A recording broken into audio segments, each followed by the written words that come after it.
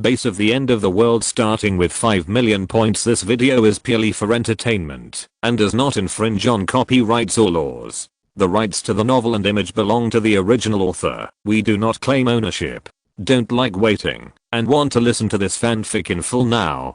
Subscribe to our Patreon, where you'll find the best fanfics. Chapter 101 Liu Liangxin. The woman's words made Luo Ren a little confused. Could it be that a force attack is not possible? The Wasteland Kingdom plans to use negotiation to make me give up Hu City. This is obviously impossible, so I'd better ask first before making a decision. However, why is it not Xiao Zhengha nor Xiao Zhengqing or someone from Sanctuary City number 3, but Sanctuary City number 1? Is it to show me that the Wasteland Kingdom attaches great importance to Hu City's affairs? Luo Ren looked up and down at Liu Liangxin, who claimed to be the deputy city lord of Sanctuary City number 1, and then asked, what does Hu City mean? Liu Liangxin said, we don't want the population and materials in Hu City, we only need the city of Hu City. Of course, we don't want it for free, but in exchange. As for the terms of exchange, what we gave was 5 cannons and 50 rounds of artillery shells, 300 automatic rifles, plus 500 kilograms of grain. I wonder what Commander Luo Ren wants. Such conditions are indeed very tempting, but they are for ordinary forces. For Luo Ren, the most indispensable thing is weapons, ammunition, and food. Therefore, he was not satisfied with this condition and shook his head. Seeing this, Liu Liangxin thought that Luo Ren felt that there was a shortage of things, so she said, of course, the conditions can be negotiated. We can add 500 kilograms of grain and 200 automatic rifles, and, before he finished speaking, Luo Ren was still shaking his head. Although Liu Liangxin fell in love at first sight, she now represents the Wasteland Kingdom and should fight for its own interests. She cannot blindly increase conditions. Not to mention that she cannot make this decision yet. Even if he had taken the initiative, he would not do it like this. He couldn't help but deliberately emphasized his tone and said, Sir Luo Ren, what we want is just an empty city, and its value is only so much. Luo Ren smiled and said, I don't need cannons, shells, guns, or food. As long as you give me 20,000 people, Hu City will be yours. Liu Liangxin was confused. She didn't want weapons or food, but she needed a population of 20,000. Hu City alone had a population of nearly 90,000. If there were another 20,000, that would be more than 100,000 points. Such a huge population requires a huge amount of food. If Luo Ren wants these people just to squeeze them, then Luo Ren's heart is a bit too big. There are more than 100,000 people. That's not 1 or 2,000 people. Once a riot breaks out, it will be very scary, and from what we learned about Luo Ren, we can know that he is not the kind of person who treats other people as slaves. I really don't know why he would put forward such a condition. However, after all, this has nothing to do with the Wasteland Kingdom. All Liu Liangxin wants to do is to maximize the interests of the kingdom. She calmed down and said, 20,000 people are too many. The maximum population is 10,000. Deputy City Master Liu, you are too cruel. Just chop it in half. The solid wood seat under his butt was too hard, which made Luo Ren very uncomfortable. He immediately stood up and said, 10,000. Liu Liangxin shook her head firmly and said, 10,000. Luo Ren said, 17,000. But Liu Liangxin still shook her head. 15,000. Liu Liangxin still shook her head. Luo Ren said, I won't say any more. The price is 13,000. Liu Liangxin's attitude was always very firm, saying, 10,000. Seeing that her expression remained unchanged, Luo Ren thought to himself, as expected, you can't bargain with a woman. 10,000 is just 10,000. Anyway, I didn't intend to get this Hu City. The population of 10,000 is considered an unexpected acquisition.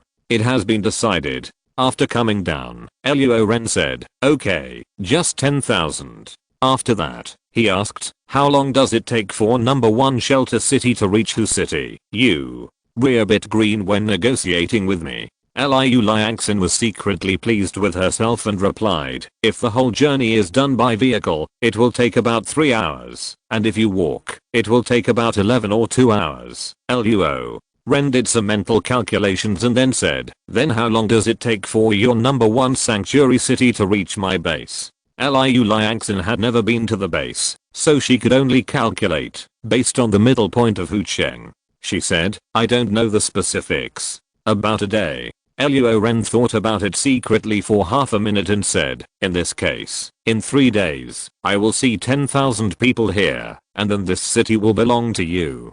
Liu Liangxin said, no problem. After the matter was discussed, we still had to set up a banquet according to etiquette, to receive Vice City Lord Liu from the Wasteland Kingdom. Sir Luo Ren is so polite. In these last days when supplies are scarce, I'm really flattered to have such a table of delicious food. Liu Liangxin said at the banquet point. Luo Ren said with a smile, Deputy City Master Liu is a guest no matter what. It is expected to treat him with good food. Besides, it is not like this every day. Halfway through the banquet and 3 rounds of drinking, Liu Lian's heart was not at all defensive as a woman. She was so drunk that her eyes were blurred and she was on the verge of collapse. If it were anyone else, she would naturally not touch any alcohol, but Luo Ren was different. She fell in love with him at first sight. Therefore, she was not afraid of Luo Ren doing something while she was drunk, but she hoped that Luo Ren would do something while she was drunk. Suddenly, Liu Liangxin seemed to have lost her will due to alcohol. Her vision went dark, and she fell sideways with quick eyes and quick hands. Luo Ren hugged him, and the orchid that he spat out blew onto his face. The aroma mixed with the smell of wine turned out to be unusually good. When Luo Shen, Luo He and others saw this scene at the banquet, they only glanced at it and immediately looked away, thinking their own business drinking and eating. However, Suan Tong's pretty face darkened, and she snorted coldly, expressing her displeasure. Luo Ren was not in the mood to smell the aroma of wine, and said helplessly in his heart, it's okay for you. The whole bottle of wine has been drained. It's fine now. In 3 days, whether you can go back today or not is a matter of course. Luo Ren felt very uncomfortable. 3 days later, the last batch of Hu City civilians had been relocated. He had planned to return to the base with the 10,000 people returned at the same time. This time it was probably postponed. He looked at Suan Tong and said, Tong, please ask her to go to rest and ask someone to get her some hangover soup, so that she can up early and finish the work early. Wake. Oh, Su. And Tong said came over and helped Liu Liangxin to leave. Luo Shen asked, sir, do we want to continue eating? Luo Ren said without hesitation, eat, of course. If we don't eat such a table of good food, wouldn't it be a waste? In the backyard of the city lord's mansion, Suan Tong was supporting Liu Liangxin. This scene happened to be seen by the 3 bodyguards who came with Liu Liangxin. The 3 people were immediately shocked, thinking that something had happened to Liu Liangxin, and immediately rushed forward and sternly shouted, what did you do to Deputy City Lord Liu? Suan Tong frowned. Although they came up and questioned her harshly, which made her very unhappy, but after thinking about it, she could understand that they were worried about Liu Liangxin's safety. Therefore, the anger she had just generated was extinguished in the next second. She said, your Deputy City Master Liu is fine, he's just drunk. One person stepped forward to check carefully and saw that Liu Liangxin's cheeks were rosy and she smelled of alcohol. She was indeed drunk. With a glance from the corner of his eye, he saw Liu Liangxin's flushed neck and the bumps and grooves beneath it. Then he remembered that this was the high-ranking Deputy City Lord Liu, and his heart couldn't help but feel hot, and he couldn't help secretly swallowing his saliva. It's cool to be a ghost under the peonies. After struggling for a while, desire overcame his reason. The man had an idea and a smile spread across his face, saying, I'm really sorry, we were reckless. In this way, you leave Deputy City Master Liu to us, and we will set off back to Sanctuary City number 1 now. A few hours journey is enough to sober up, and there is no need to waste time here. Otherwise, we will not be able to bring 10,000 people to the appointment in time in 3 days. Chapter 102. Beware of your own people. After hearing this, Suan Tong thought about the truth, so she handed Liu Liangxin to the three of them. The man took Liu Liangxin and immediately felt the softness in his arms and the fragrance on his face. At this moment, his breathing became heavier involuntarily. If Suan Tong hadn't been there, he would have smelled it greedily without any scruples. Liu Liangxin's body fragrance. Suan Tong handed Liu Liangxin to the three people and left. The person who was talking to Suan Tong urged the two companions very anxiously and soon helped Liu Liangxin board the vehicle. After the man helped Liu Liangxin get into the car, the other two people followed suit. After getting in the car, the other two people finally couldn't help but be curious. They didn't know why they didn't wait for Liu Liangxin to wake up before leaving, so one person asked, leaping, Deputy City Master Liu is drunk and should stay here for a while. Time, rest a little longer. Why are you in such a hurry, Li? Ping glanced at him with a smile, but not as smiled, and said, Old Wang, Old Chen, this is the aloof Deputy City Master Liu. He usually has a cold face when facing people like us. He doesn't look at us directly. He is so arrogant. And today, as he spoke, he put his nose close to Liu Liangxin's face, took a deep breath of the wonderful body fragrance, and then turned his back to the sky, like a drug addict, with a look of intoxication and ecstasy on his face, and his whole body seemed to have reached its peak. Seeing his unbridled actions, the other two people instantly understood what he wanted to do. They broke out in cold sweat and looked horrified. The old Wang said anxiously, Are you crazy? How dare you pay attention to Deputy City Lord Liu? Fight. When she wakes up, the rest of us will be dead. Li Ping didn't care and said, It's okay to finish it before she wakes up. Seeing that the two of them were still full of fear, Li Ping said again, If it doesn't work, after we finish, give her. He made a gesture of wiping her neck and then said, After killing her, we will return to the asylum. The city just said it was Luo Ren who did it. Anyway, there is no proof, so who knows? And, look at it. Li Ping's eyes greedily swept over Liu Liangxin's body and said, Such a top-notch woman only has one chance. The two people also looked at Liu Liangxin and couldn't help but swallow their saliva. If they said they didn't want to, it would be a lie. Old Chen gritted his teeth and said, Damn it, it's cool to be a ghost under the peony flowers, let's do it, then. Lao Chen and Li Ping looked at Lao Wang at the same time. Lao Chen's Adam's apple rolled nervously. He was silent for a while and finally nodded. However, when they were talking, they didn't notice that Liu Liangxin's eyelids moved and the corners of her mouth raised slightly. Buzz the vehicle started and sped off. During the banquet, Suan Tong came back. Luo Ren looked at her and asked, Liu Liangxin is settled? Yes. Suan Tong nodded and said casually, I met her 3 bodyguards as soon as I arrived in the backyard. They asked me to hand over Liu Liangxin to them, and then they returned directly to Sanctuary City number 1. A few hours journey is enough. Liu Liangxin is sober. Puff Luo Ren spit out the drink he just drank and asked hurriedly, Did you give Liu Liangxin to them? Suan Tong said, Yes, I think what those 3 people said is very reasonable. Otherwise, waiting until Liu Liangxin sobers up before leaving will waste too much time. I might not be able to complete the 3-day appointment on time.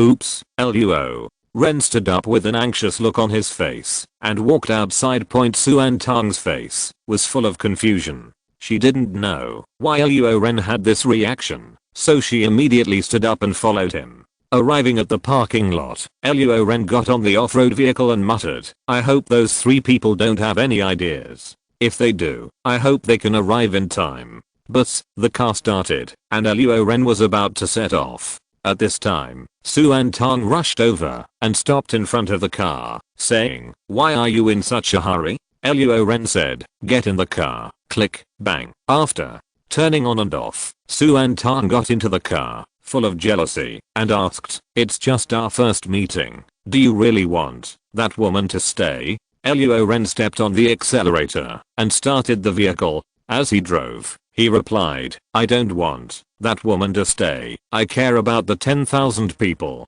Suan Tong was puzzled. What do you mean? Luo Ren said, Those 3 bodyguards are all men, right? Suan Tong nodded and said, Yes. Luo Ren continued, That's it. Although Liu Liangxin is not as beautiful as you, she is still a great beauty. A drunken beauty was taken away by 3 rough men. Isn't this a sheep falling into a tiger's mouth? Moreover, the 3 of them are just bodyguards. What right do they have to make decisions privately when the deputy city lord is drunk and they don't come to say goodbye to me when they want to leave? They leave in such a hurry. How can there be no ghosts in it? Point and Tong. I have the impression that you are quite smart. You should be able to consider this kind of thing. Sigh. Catch up as soon as they leave. It would be fine if they just vented their desires and the 10,000 people would still have a chance. But if they were afraid of being exposed after venting and killed people to silence them, the 10,000 people would be in vain. Even those 3 people would complain first and blame Liu Liangxin's death on us. Although I'm not afraid of the so-called Wasteland Kingdom. After all, it has tens of thousands of troops. Now that it is against them, it will be very detrimental to the base. After listening to Luo Ren's analysis, Suan Tong was shocked. Yes, why didn't I think of such a simple thing? Now thinking back, from the moment Brother Ren hugged Liu Liangxin at the banquet, I had only one thought in my mind. That is, let Liu Liangxin leave early. I hope she won't get into trouble. Luo Ren saw that her expression was not right and said, it's okay, they just left. It should be in time. Old Wan drove the car and glanced at the rear view mirror from time to time. In the rear view mirror, he could see Li Ping stroking Liu Liangxin's cheek with a lustful expression on his face, and his eyes were slowly moving downwards. Damn it, I can't hold it back anymore. Li Ping's evil fire was so strong in his heart that he couldn't suppress it anymore, and he immediately began to take off his clothes. Squeak. The car suddenly braked, and Li Ping, who was taking off his clothes, bumped his head against the backrest of the front seat. He rubbed his head and shouted angrily, "Old Wang, how can you drive?" Old Wang looked terrified and glanced to the side. That was where Liu Liangxin was. Li Ping looked over and was instinctively startled. He saw that Liu Liangxin had opened her eyes and was staring at him coldly. Damn it, I'm a big man. How can I be afraid of a little girl like you? However, in just a few seconds, the fear in his heart disappeared without a trace. He quickly took off his shirt, looked at Liu Liangxin with lust, and said, damn it, it's more exciting to wake up. Today I must do you. As he said that, he rushed towards Liu Liangxin. The murderous intent in Liu Liangxin's eyes emerged suddenly. Facing Li Ping, who was rushing at her like a beast, she was not panicked or afraid at all, and kicked Li Ping in the chest. Crack. Crack. The sound of the broken sternum was extremely clear in the car. Li Ping's body hit the roof heavily, and the iron roof bulged upwards. Then, Liu Liangxin quickly grabbed Li Ping's neck. With a click, Li Ping's neck was broken, and he instantly became a corpse. As soon as Li Ping died, Liu Liangxin looked at the other 2 with murderous eyes. She heard the conversation between the 3 of them clearly. If she hadn't taken the enhanced crystals, her physical fitness had been enhanced, and her alcohol metabolism rate was much faster than that of ordinary people. She would have been insulted by these 3 beasts today, so they all deserve to die. Seeing Li Ping's neck broken, Liu Wang and Liu Chen were even more scared and begged for mercy immediately. Unfortunately, when they had such thoughts, it was too late. Chapter 103 Unexpected. Luo Ren was driving an off-road vehicle and suddenly saw a car parked in front of him. The car was shaking violently, and something violent seemed to be happening inside. Luo Ren and Suan Tong were both shocked. Luo Ren said, it's over, save people first. Squeak. The off-road vehicle stopped a little behind the car. Luo Ren and Suan Tong quickly got out of the car. At this moment, with a bang, the door of the car was suddenly knocked out, and another person flew out with it. Luo Ren took a closer look, and saw that it was one of the 3 bodyguards. His chest collapsed, and his 2 big eyes seemed to be about to pop out. He looked very scary. Spare my life. Immediately afterwards, another ear-piercing scream came from the car, but it stopped abruptly in an instant. Luo Ren looked inside the car and suddenly a head fell out. He raised his eyebrows and saw that it was one of the 3 bodyguards. He thought it was a zombie and almost took action. Click. The door on the other side opened, and Liu Lian walked out of the car unhurriedly. She turned her back to Luo Ren and Suan Tong, and took a deep breath. Then she straightened her clothes and hair, and then turned around with a smile. Her face was still slightly flushed, but her eyes were very clear and there was no trace of drunkenness. After being drunk, he regained consciousness so quickly and killed 3 strong adult men with his bare hands. This Luo Ren must be an evolver. It seems that my worries are unnecessary. Luo Ren was secretly shocked. He didn't expect Luo Ren to be an evolver. After hearing Xiao Zhenking say, isn't it true that only the city lord knows about the evolution crystal? But how to explain it now? Xiao Zhenking is Xiao Zhenghang's biological brother. It can be understood. Is it because Luo Ren has a close relationship with the Lord of Asylum City number 1 that she is qualified to become an evolver? Thinking about it this way, there are probably far more than 5 evolvers in the Wasteland Kingdom. Luo Ren fell in love with Luo Ren at first sight, and when she saw Luo Ren rushing over, her heart warmed up. She stepped forward and said with a smile, "Thank you, Sir Luo Ren, for thinking about me." She must be tough during negotiations, stick to the bottom line, and safeguard the interests of the Wasteland Kingdom. She will usually be very indifferent to people she doesn't like, but she will be very gentle to people she loves. Luo Ren smiled and said, "You're welcome, Deputy City Master. Liu is fine. I didn't expect you to be an evolver as well." Haha. Luo Ren laughed and said, "I didn't tell Commander Luo Ren about this. I heard that Commander Luo Ren is also a powerful evolver, but I want to see Commander Luo Ren's strength. Call out." As soon as she finished speaking, Luo Ren's right hand turned into a palm and suddenly stabbed Luo Ren's face. This palm was extremely fast and came suddenly. An evolver who had only taken 5 or 6 evolution crystals would definitely not be able to avoid it. But Luo Ren, the difference is that he is a level 2 evolver and can easily dodge by turning slightly sideways. Seeing Luo Ren suddenly attack Luo Ren, Suan Tang's eyes suddenly turned cold, and she clenched her right hand into a fist and aimed at Luo Ren's face. Luo Ren was horrified. The speed of this punch was much faster than the speed of her own palm. I was afraid that she couldn't dodge it. The fist in her pupils enlarged rapidly. Luo Ren was already waiting for a punch. Who would have expected it? He actually stopped less than 2 centimeters away from the door in front of her. Luo Ren grabbed Suan Tang's wrist and said, "It's okay.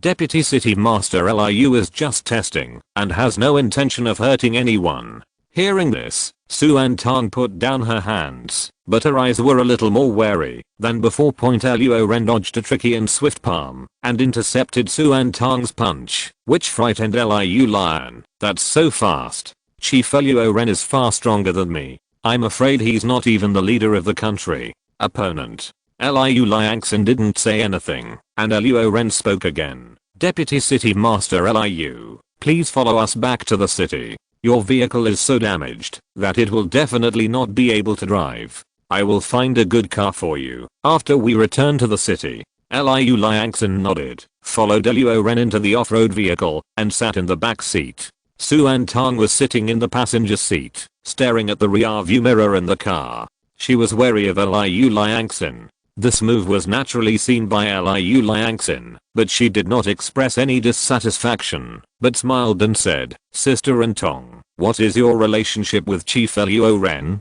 Hearing this, Suan Tang couldn't help but look away from the mirror, glanced at Luo Ren, and said hesitantly, "Our relationship isn't this clear." At this time, Luo Ren spoke. Suan Tang was very surprised when she heard this. Under her gaze, Luo Ren said, "We are the best comrades in arms." The surprise in Suan Tang's eyes disappeared immediately, and a touch of disappointment flashed through her. In a voice that only she could hear, she murmured, "Is it just a comrade?" There was silence in the car for a while, and Luo Ren spoke again. "Deputy City Master Liu, I have some questions that I need you to answer for me." Luo Ren said, "Just say it. As long as it is what I can say and what I know, I will definitely answer it." "Okay." Luo Ren nodded and said, "The ones who came here before were the City Lord Xiao Zhenghang and the Deputy City Lord Xiao Zhenking of Sanctuary City number 3 of your Wasteland Kingdom.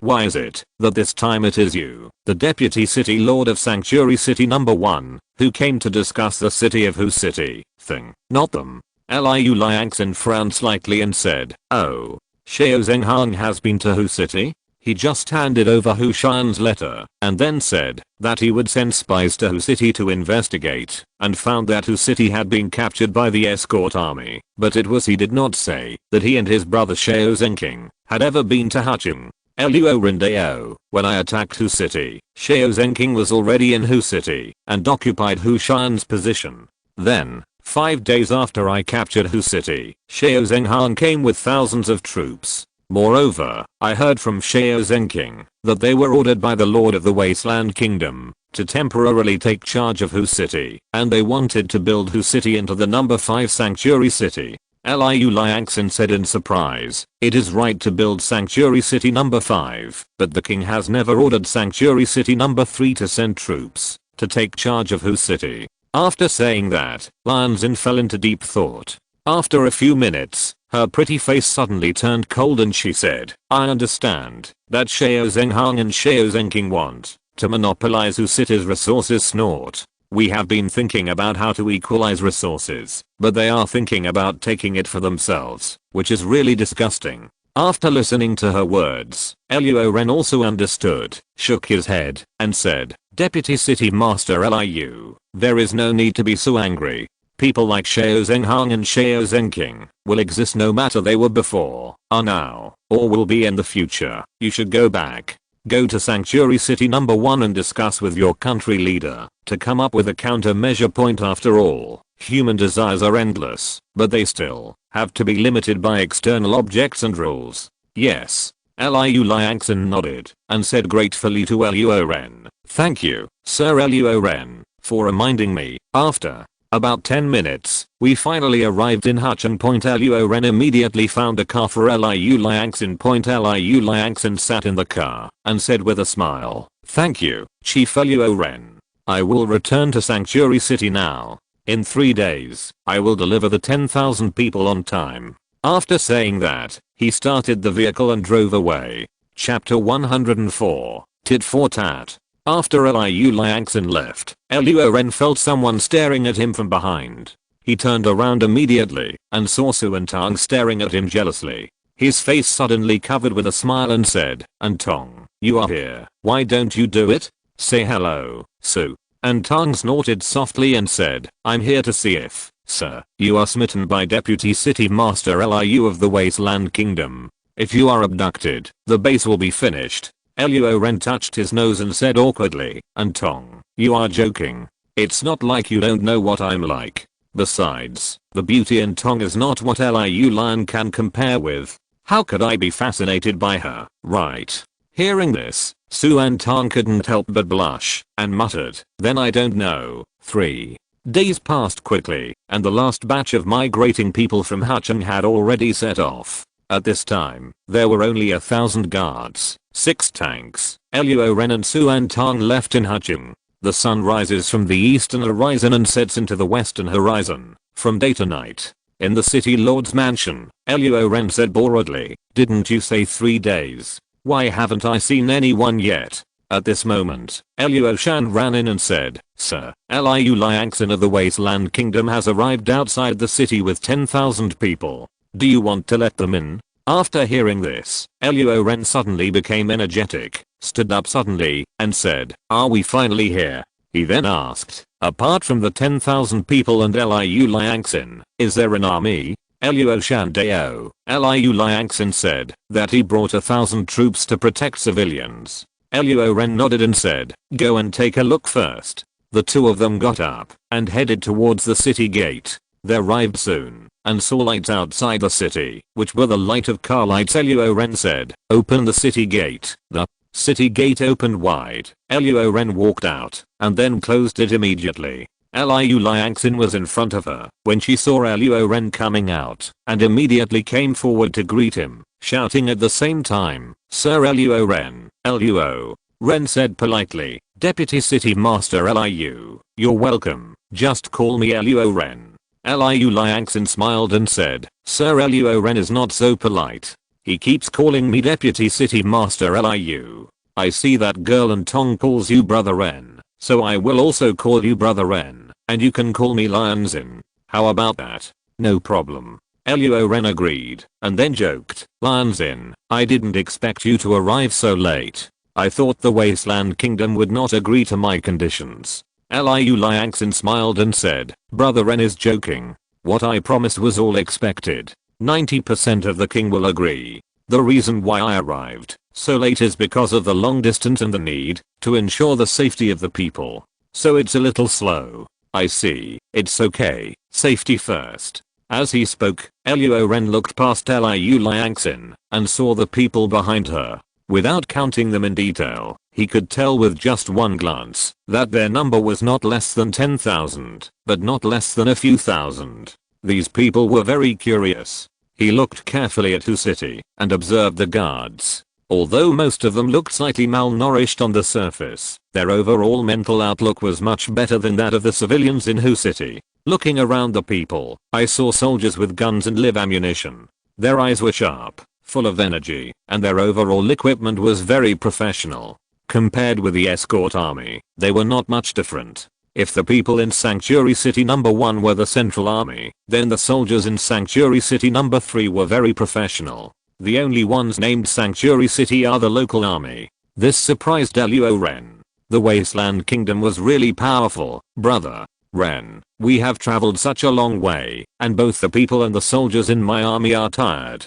Do you think it's time to? Liu Liangxin said suddenly. Luo Ren frowned slightly and said, "Of course the people can go in, but you, thousands of kingdom's troops." It's not that Luo Ren is being cautious, but 1,000 soldiers with guns and live ammunition have entered the city. Although he is confident that they will not be the opponent of the escort, there is still a greater risk, which makes him have to treat it with caution. Liu Liangxin looked back, pondered for a moment, and immediately ordered, "Everyone, put the safety on your guns and carry them behind your back." Hua hua. The soldiers of the Royal Army did not hesitate at all. They unloaded the bullets in unison and then slung their guns behind their backs. Liu Liangxin said, "Brother Ren, I understand your concerns, but this is all I can do. After all, the gun is another life of the soldier, and it must not be given to others, especially people from other forces. If Brother Ren is still worried, then we just need to let the people enter the city. I and these 1,000 soldiers will stay outside the city. After you withdraw, we will enter the city." Luo Ren was slightly moved. After thinking for a while, he made a decision and said, "The people will arrive first, and the army will enter the city later. Remember not to run around. If there are any urgent matters that need to be reported, I will arrange for an escort.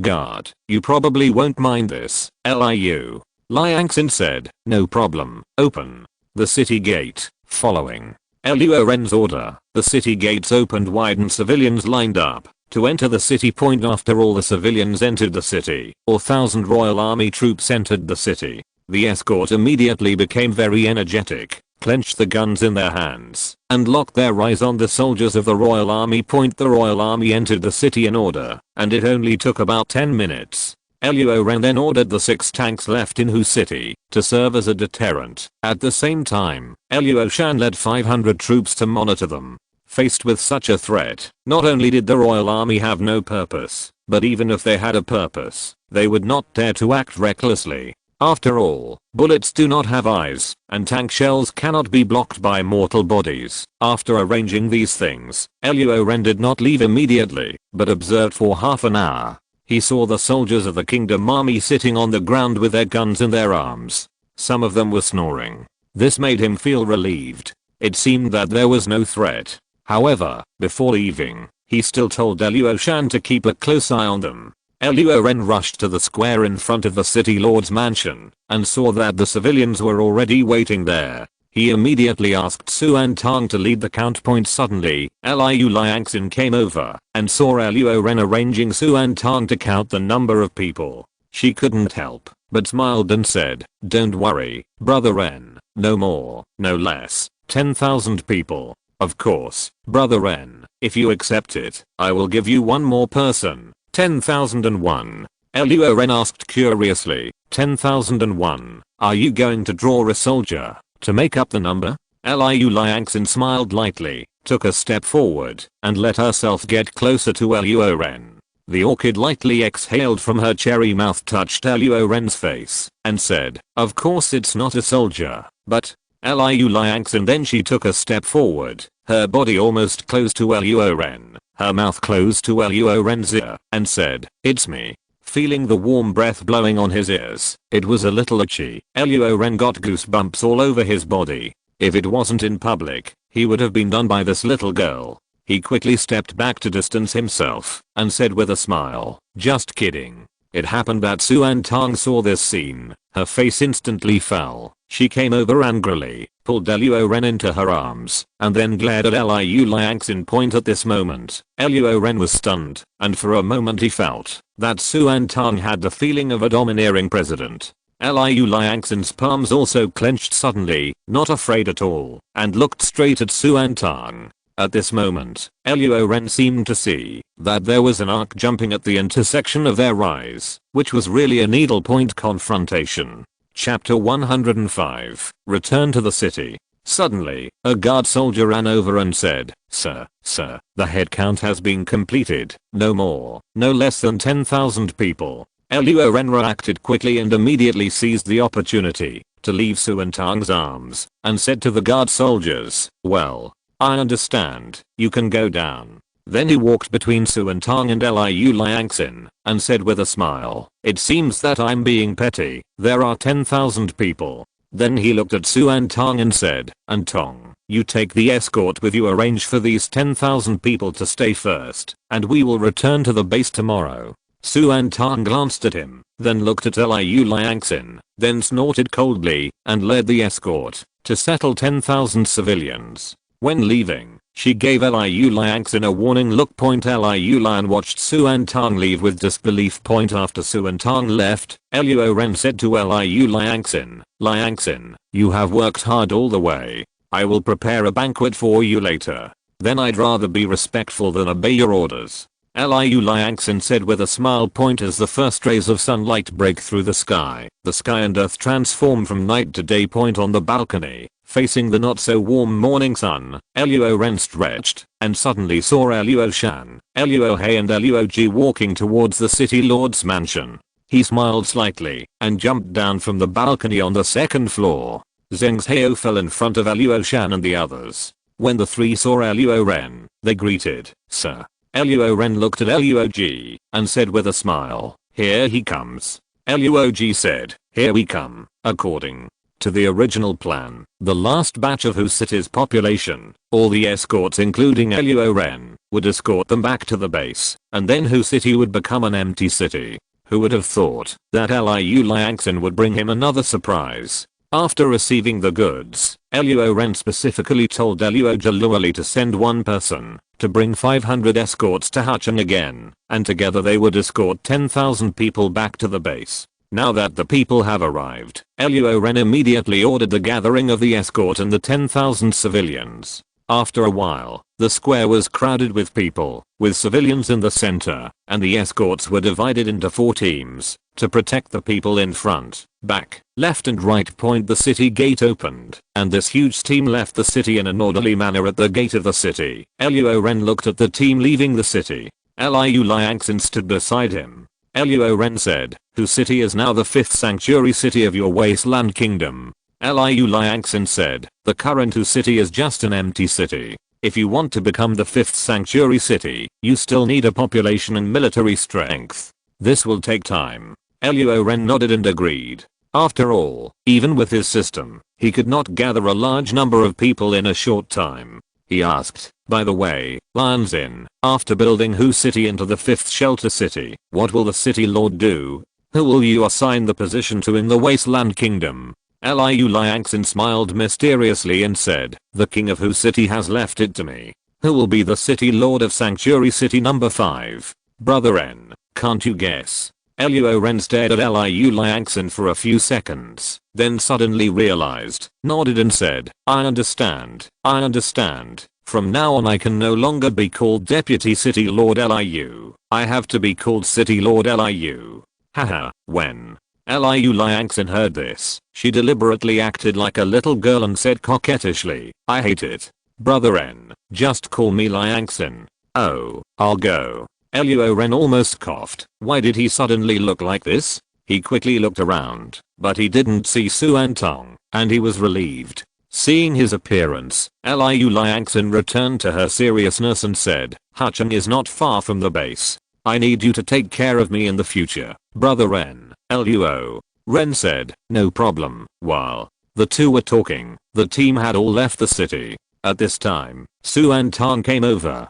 Seeing Luo Ren and Liu Liangxin were so close, she felt unhappy. She came to Luo Ren and gritted her teeth and said, my sir, the team has all left the city. Can we go? Upon hearing this, Luo Ren immediately said to Liu Liangxin, then I'll take my leave. Well, Liu Liangxin nodded reluctantly. Suan Tong felt uncomfortable seeing such a scene of farewell, so she immediately grabbed Luo Ren's arm and walked towards the city gate. Liu Liangxin looked at Luo Ren's back and was surprised. The mighty team set off to the target base. Since there were not enough vehicles, we could only walk on foot.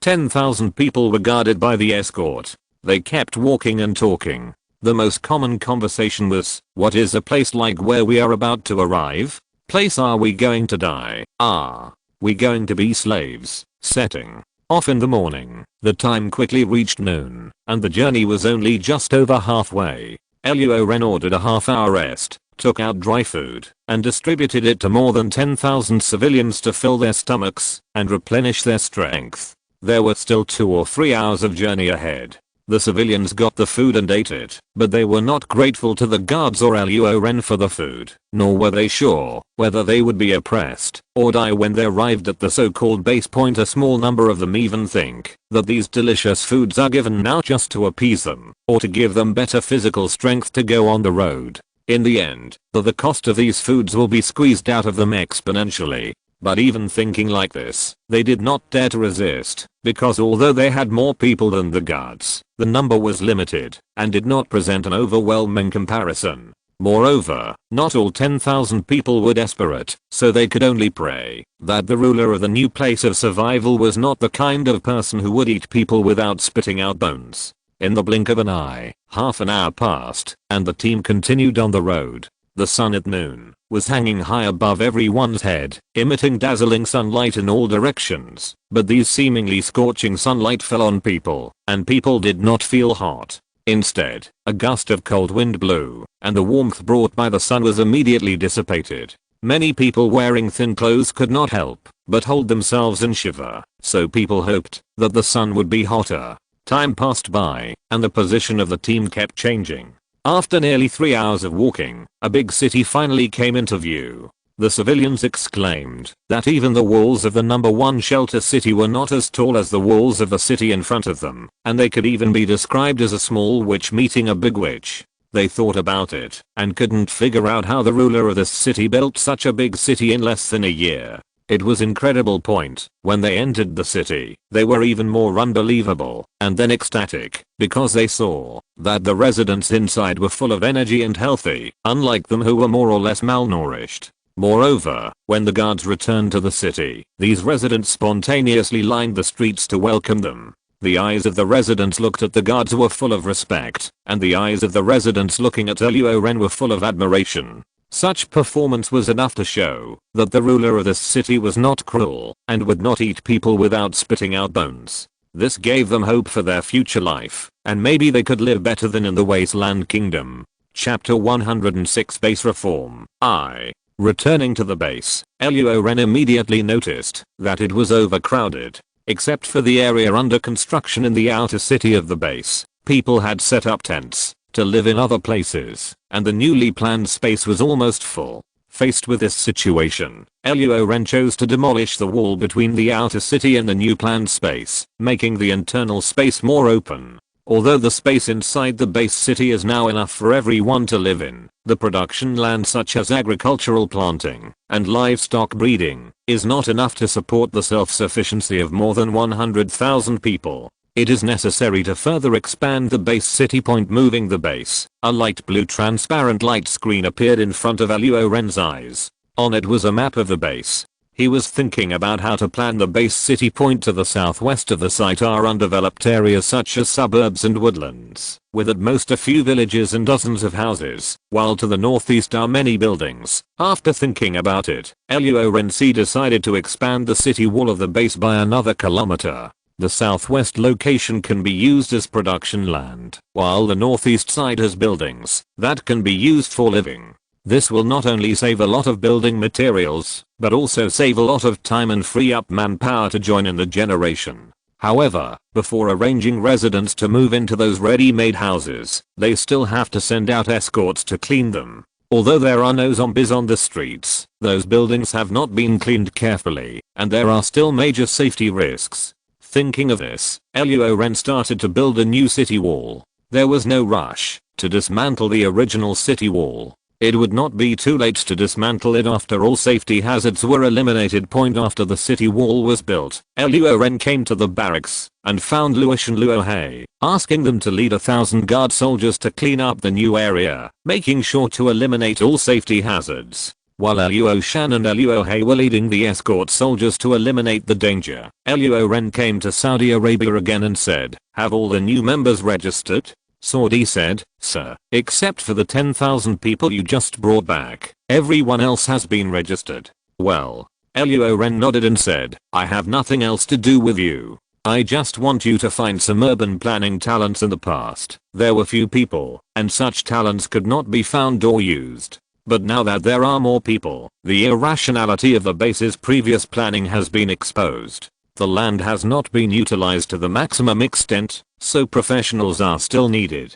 Plan again. I believe there should be talents in this field among the nearly 100,000 newly added people." No problem. During the population registration, the previous occupations and skills of those people were recorded. I will go back and look it up. Saudi agreed. Luo Ren said, "Okay, let's go." After Saudi left, Luo Ren got up and left the mobile base and walked towards the school. After so many days, he didn't know how the school was being built. When he arrived at the school, he was slightly surprised by the sight in front of him. He saw an empty and abandoned parking lot. At this time, a teaching building had been erected, but it had not been put into use and was being renovated. When the workers inside saw him, they greeted him one after another and worked harder according to this speed. Normal teaching can be carried out in only 10 or 20 days at most. Luo Ren left the school and walked towards the outer city to inspect the aquaculture land, agricultural planting land and livestock breeding land. After inspecting them, he saw that everything was developing in an orderly manner, and he couldn't help but feel comfortable. As night fell, the base fell into silence. Everyone fell asleep, including Luo Ren.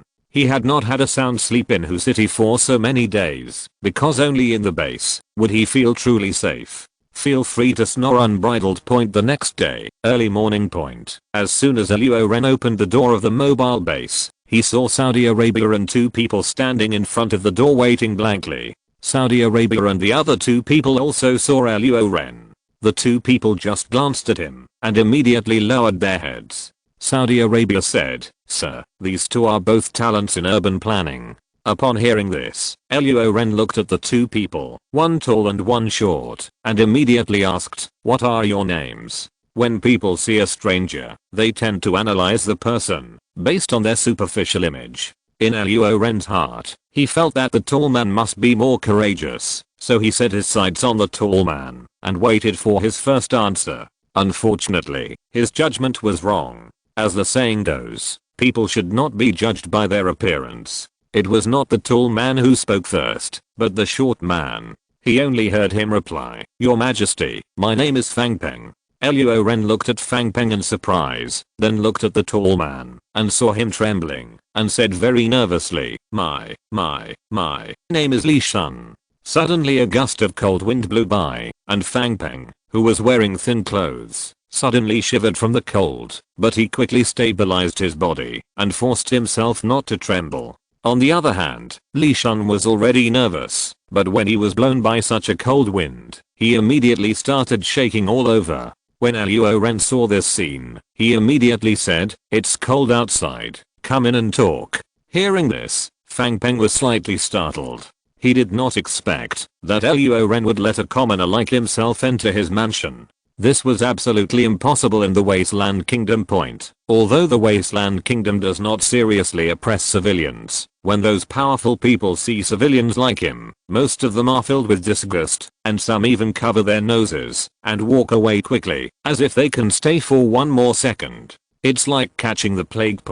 After hesitating for a while, under Suda's urging, he stepped into the mobile base. He did not look at the surrounding environment, but just stood there with his head lowered, waiting for Luo Ren to speak. From the fact that Li Shun's trembling frequency has been reduced a lot, it can be seen that the inside of the mobile base is obviously much warmer than outside. Luo Ren sat on the chair, looked at Saudi, and raised his chin towards him.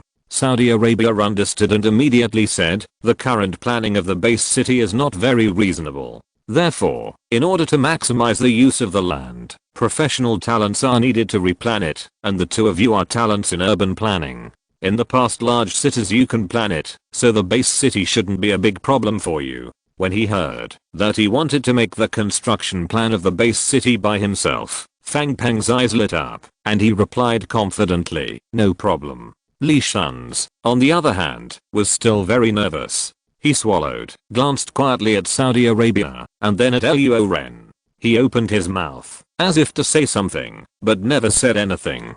Seeing this, Luo Ren said, you just need to tell the truth. It doesn't matter, even if it doesn't work. Hearing this, Li Shun plucked up the courage and stammered, I just graduated for more than a year, and all my previous jobs were working for others. I have no practical experience in planning and designing on my own. I have no actual combat experience. Luo Ren touched his chin and looked at Fang Peng. Seeing that he was very confident in himself, he couldn't help but ask, he has no experience. What about you? Fang Peng said, I once led the construction planning work of Wutang district in H City, and I'm relatively experienced in this aspect. Oh. Luo Ren was surprised. As expected, people cannot be judged by appearance, and seawater cannot be measured. This Fang Peng looks ordinary. He did not expect to lead such a large project. It seems that he has found a treasure.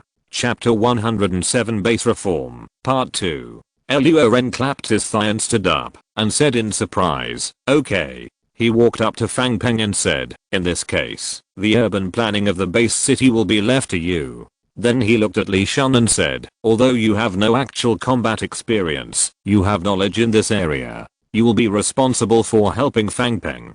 Touching his chin and thinking for a while, he continued, are the two of you enough for the planning of the base city?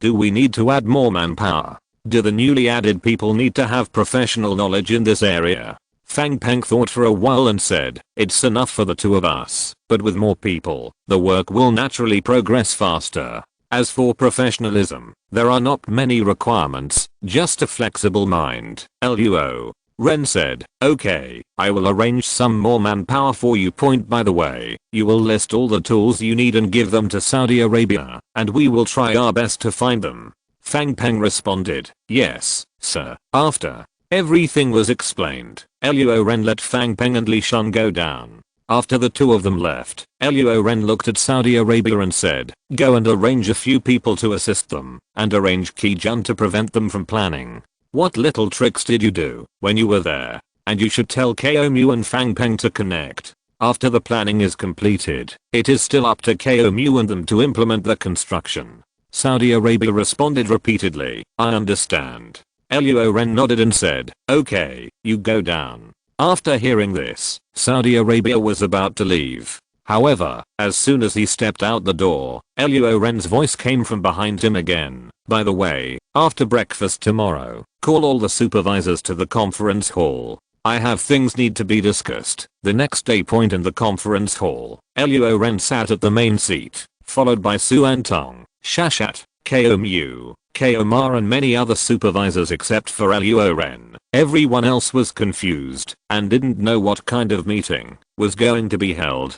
Seeing everyone gathered, Luo Ren said, the current population of the base has exceeded 150,000. With such a large number of people, the previous management method is definitely not feasible. For example, unified food distribution is okay when there are few people, but when there are fewer people not only is it time consuming, but it also takes up manpower. Another example is the unified organization of production. In this case, some people are lazy and others work hard, but in the end they all get the same food.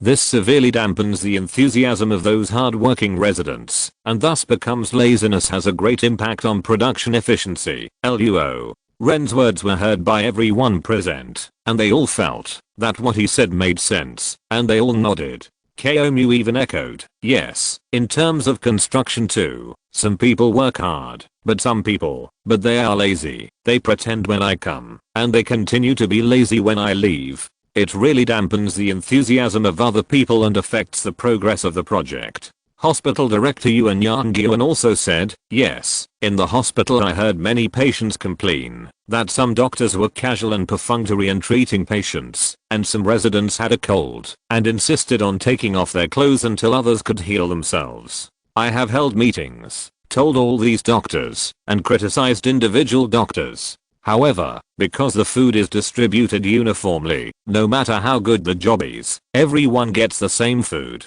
If your ears are open, no matter what you say or criticize, it will be useless. After saying this, the director of the hospital, Yuan Yangyuan, sighed and shook his head, his face full of helplessness. The head nurse Meng Xinran followed up and said, "That goes the same for nurses. They don't think about how to take good care of the patients. They just wait to receive the 3 meals a day, each." Supervisor talked about the phenomena around him one by one. After hearing this, Luo Ren was secretly shocked. He thought he had thought enough, but he didn't expect that there were so many problems that he didn't know about. It seemed that reform was imperative, otherwise serious problems would arise if this continued over time. Taking a deep breath, Luo Ren looked at the supervisors and said, "Now that the problem is known, the most important thing next is to solve it. Tell us what good ideas you have, and let's analyze it together." As soon as these words came out, the supervisors fell into deep thought. After about 2 or 3 minutes, Saudi Arabia raised his hand. Luo Ren saw it and said, "If you have any good ideas, just tell me." Saudi Arabia cleared his throat and said, "Sir, according to my analysis, there is only one main reason for everyone's lack of enthusiasm, and that is the mismatch between labor and income." Other managers sat upright and looked at Saudi Arabia, listening to his suggestions and analysis. Luo Ren also watched him to see if he had any good ideas. Saudi Arabia paused for a while and then continued, "The base now implements unified distribution. Regardless of the intensity of the work, the food received is 3 meals a day. No one has more or less. Therefore, everyone has no pressure, and the consequence of no pressure is that there is no motivation. Just imagine, the rewards for being lazy and working hard are the same. So what will you choose between working hard or being lazy? I believe most people will choose be lazy." As he said this, Saudi Arabia looked at the supervisors and saw them nodding in agreement. After taking a sip of water, he continued, "The base is not the Garden of Eden. It's okay to have a small number of people, but now there are more than 100,000 people. It's impossible to completely living on military rations from the commander. Self-sufficiency will enable the base to develop in the long term. Therefore, if you want to change the current problems, the base must change its operating model." Luo Ren nodded secretly. What Saudi Arabia said makes sense. The base is not the Garden of Eden. These issues must be changed, but what kind of operating model should be changed is another question. He said to Saudi Arabia, "You are right, the current operating model should be changed, but how to change it?" Looking around at the others on the field, he said, "Do you have any good suggestions?" In fact, he had an idea in his mind, which was to give up the unified method of distributing food, and then set reasonable labor remuneration for each job. If there is no currency at the moment, it can only be measured in food point. At the same time, a reward mechanism should be set up to give extra rewards to those who work hard and conscientiously. Point, of course, with rewards comes punishment. The most direct punishment for those who do not take their work seriously is the reduction of labor remuneration. Point, time passed minute by minute. About half an hour passed, and still no one spoke. Luo Ren thought about it. It was strange that he had just raised the problem. How could he find a solution so quickly? He immediately said, reform is definitely needed, but the reform plan cannot be figured out in a short time. Let's do this. After you go back, you can think about it separately and discuss it together. Within 7 days, you can come up with a reform plan for me. Then you can bring it to Saudi Arabia. Show me. If it works, implement it. If it doesn't, revise it until it works. Everyone nodded in agreement. The matter was settled. Luo Ren stopped talking nonsense and said, let's adjourn the meeting. The supervisors exited the conference hall one by one. In the end, only Luo Ren and Suan Tang were left in the conference hall. Luo Ren looked at Suan Tang. She said nothing during the meeting, but she was still thinking hard at this time. Luo Ren couldn't help but smile. Some things can't be rushed. Suan Tang looked over when he heard this, nodded slightly, then relaxed his brows and said, actually, I think that instead of coming up with solutions out of thin air, it is better to directly apply the management policies of various countries and companies before the virus outbreak, or we just need to pick out the policies that apply to the base. Luo Ren's eyes lit up. Suan Tang was right. Why bother to create the rules yourself? You only need to extract the policies of previous countries and optimize them to suit the base. Isn't this simpler? He immediately said, and Tang, go and tell the Swordists your ideas and let them use this method to formulate policies suitable for the current base. Suan Tang responded, okay. After saying that, he left the conference hall and went to chase Saudi Arabia and the others. Chapter 108 Base Reform, Part 3. 5 days later in the mobile base, Luo Ren was leaning on a chair and reading a book. Suddenly, footsteps were heard outside the door, and then the guard's voice was heard. Report to the commander. Saudi Arabia wants to see you. Luo Ren didn't take his eyes away from the book and said calmly, let him come in. Saudi Arabia walked in, holding a piece of information in his hand. He came to Luo Ren and said respectfully, sir, we have sorted out the new policy on base reform. Please take a look. With that said, he handed over the information in his hand. Luo Ren took the information and saw 4 big words reform plan written on the cover. The first page he opened was an introduction, which said nothing more than for the rapid development of the base new management policies have been designated, etc. words. Turning to the second page was the table of contents. Luo Ren just glanced at it, then turned to the third page and finally reached the main text. Article 1 of the base's new policy, cancel the unified Jun for food system, and implement a commission system for more work, more awards. Note, all materials are still handed over to the base for unified management, but different salaries are set according to the work intensity of each position. Article 2 of the base's new policy, implement a responsibility system. Note, the working model is no longer that everyone acts together, but is subdivided into groups, squads, squadrons, brigades. The groups are composed of 8 to 12 people. 1 squad is equal to 10 groups. 1 squadron is equal to 10 squads. 1 large squadron is equal to 10 squadrons. And each unit has set up positions of chief and deputy. These positions are contested every 6 months to ensure that they are all capable people. If you work with responsible people, the salary for these same positions will increase reasonably. Article 3 of the base's new policy, establish a supervisory department. Note, the supervision department is responsible for monitoring the work efficiency and work enthusiasm of each unit. If the work efficiency of a certain unit decreases due to its own factors, it will be recorded. Units that work proactively and have significantly improved work efficiency will also be recorded. Article 4 of the base's new policy, reward and punishment mechanism. Note, this article needs to be implemented in conjunction with the third policy. For all recorded units, rewards will be given to those who are active in the work, and penalties will be implemented to those who are not active in the work, such as reducing salary, etc. Luo Ren looked at the plan and nodded from time to time. Many of the policies were very consistent with the current base. After more than 10 minutes, he finally finished reading all the plans and policies. He looked up at Saudi Arabia and said, it's good.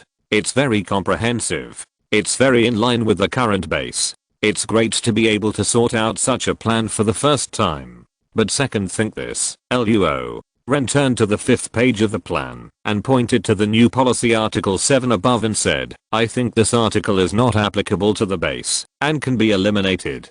Saudi Arabia leaned over and read Article 7 of the new policy, pet management. Watching him read, Luo Ren said, in this era, all that can run is meat. If you take a pig out for a wander, I will probably only have the rope when you get home. One person has two policies. Only Omar can think of this policy.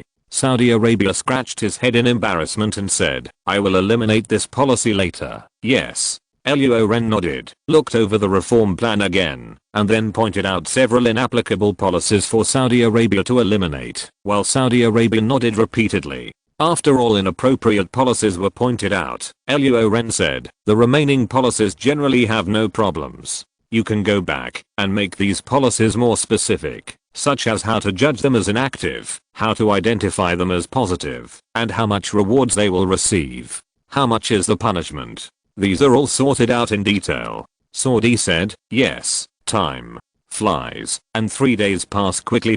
Saudi Arabia brought a rectified plan and submitted it. After careful review, Luo Ren was very satisfied.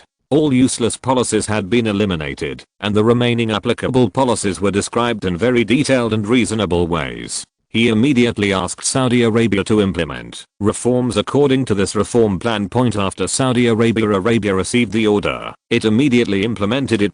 Starting today, the wind of reform has spread throughout the base, and large pieces of paper have been pasted on the walls of every residential building, with the new policies written on them. At the same time, the grouping and team plan was launched, and ambitious residents submitted their applications to run for team leaders and captains. Luo Ren is very satisfied with this. This is what he wants. The base must always maintain vitality so that it can develop in the long term. Walking on the road, suddenly, there was a buzzing sound in the sky. Luo Ren looked up and saw a drone hovering at high altitude. This surprised Luo Ren. He immediately looked around and saw that Fang Peng was controlling the drone. When Fang Peng saw Luo Ren, he immediately lowered the drone and ran over to say hello, sir. Luo Ren looked at the drone in his hand curiously and said, where did you get the drone? Fang Peng said, I applied for this from the Saudi supervisor. The main purpose is to overlook the entire base city and draw a panoramic view of the base for better planning and design. That's it, come on. After learning the purpose, Luo Ren stopped delving into it and asked, are you from the Wasteland Kingdom? Yes, I came from Sanctuary City number 1 of the Wasteland Kingdom. Fang Peng said, no one Sanctuary City. Liu Liangson is the deputy city lord. Is the city lord the lord of the Wasteland Kingdom? Luo Ren asked curiously. The Wasteland Kingdom is huge and has tens of thousands of troops. 10,000 people can be given to them on demand, including 10,000 people. I'm afraid it's no less than 150,000, which is a lot of fat. However, firstly, we don't know the details of the Wasteland Kingdom. Secondly, we have no reason to deal with the Wasteland Kingdom. If we attack rashly, it is hard to say who will win or lose, and it will also cause resistance from nearby forces. When the nearby forces unite to deal with the base may not be able to resist. Therefore, if we want to deal with the Wasteland Kingdom, we must find out the details of the other party and then find a legitimate reason. Fang Peng shook his head and said, no, the king is the king, the city lord is the city lord, and the city lord of number 1 Sanctuary City is called Yangzi. Luo Ren was a little surprised after hearing this. He didn't expect that the division of labor in this Wasteland Kingdom was very clear. He immediately asked, is the king just a false title, and the real person in charge is Yangzi, the city lord of number 1 Sanctuary City? Fang Peng said, it's not a false title. There are rumors in Sanctuary City that the king was the commander of the H-City military division before. The Ace army under his command is composed of professional soldiers before. The strength is enough to crush any city, and there are people who have been planted in the army of each Sanctuary City, and all the weapons and ammunition of the Sanctuary City are provided by the king. Hearing that the king of the Wasteland Kingdom also has an ace army composed of professional soldiers, Luo Ren was shocked. The strength of this Wasteland Kingdom is indeed strong. There are tens of thousands of troops in just 4 Sanctuary cities. If this ace army base is added, the guard army alone may not be a match. Although there is no enmity with the Wasteland Kingdom at the moment, Luo Ren's heart is still filled with a sense of crisis. After much thought, He feels that it is necessary to recruit soldiers from the residents. He does not require them to go out to attack a certain force, but only to guard the base city. If you're listening to this novel on a channel other than Fanfic World, it means they downloaded and uploaded it without effort. We cordially invite you to visit our channel, Mundo Fanfic Novelos. There you'll find the original version of this story and you can explore many other novels of various genres. We're waiting for you to immerse yourself in a world of incredible novels. Chapter 109 Heavenly March. After a conversation, Luo Ren got the information he wanted to know. As a civilian, Fang Peng didn't know other more important information, so he asked Fang Peng to continue his work while he found Suan Tang. At this time Suan Tang is training with 50 militiamen outside the city. The militiamen came forward in groups of 10, first shooting from a standing position, then from a crouching position, and finally from a horizontal position. The movements were smooth. They pulled the trigger, and the bullets fired and hit the target 200 meters away. Although the hit rate was not 100%, it still reached about 70%. This shows that after more than a month of training, the militiamen their military qualities have improved a lot. Luo Ren did not disturb their training, but watched from behind. It was not until half an hour later that Suan Tang announced a 10-minute break that he walked up with applause. When the militiamen saw that the chief was coming, they all stood at attention and saluted. Their posture was quite standard. Suan Tang turned around and saw Luo Ren smiling from the bottom of his heart. He went up to meet him and said, "Brother Ren, why are you here?" Luo Ren smiled and said, "Of course I came to see you."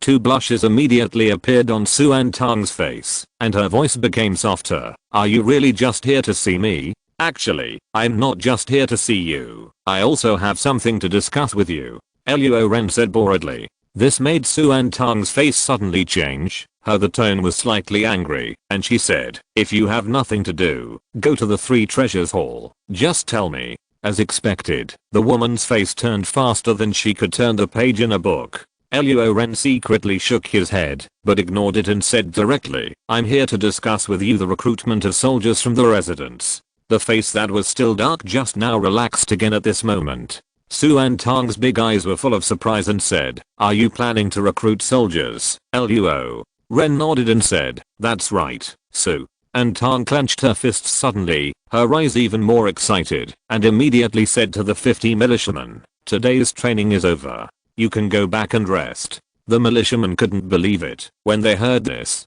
Chief Suan Tang was famous for being very strict in his training. He always made full use of his time.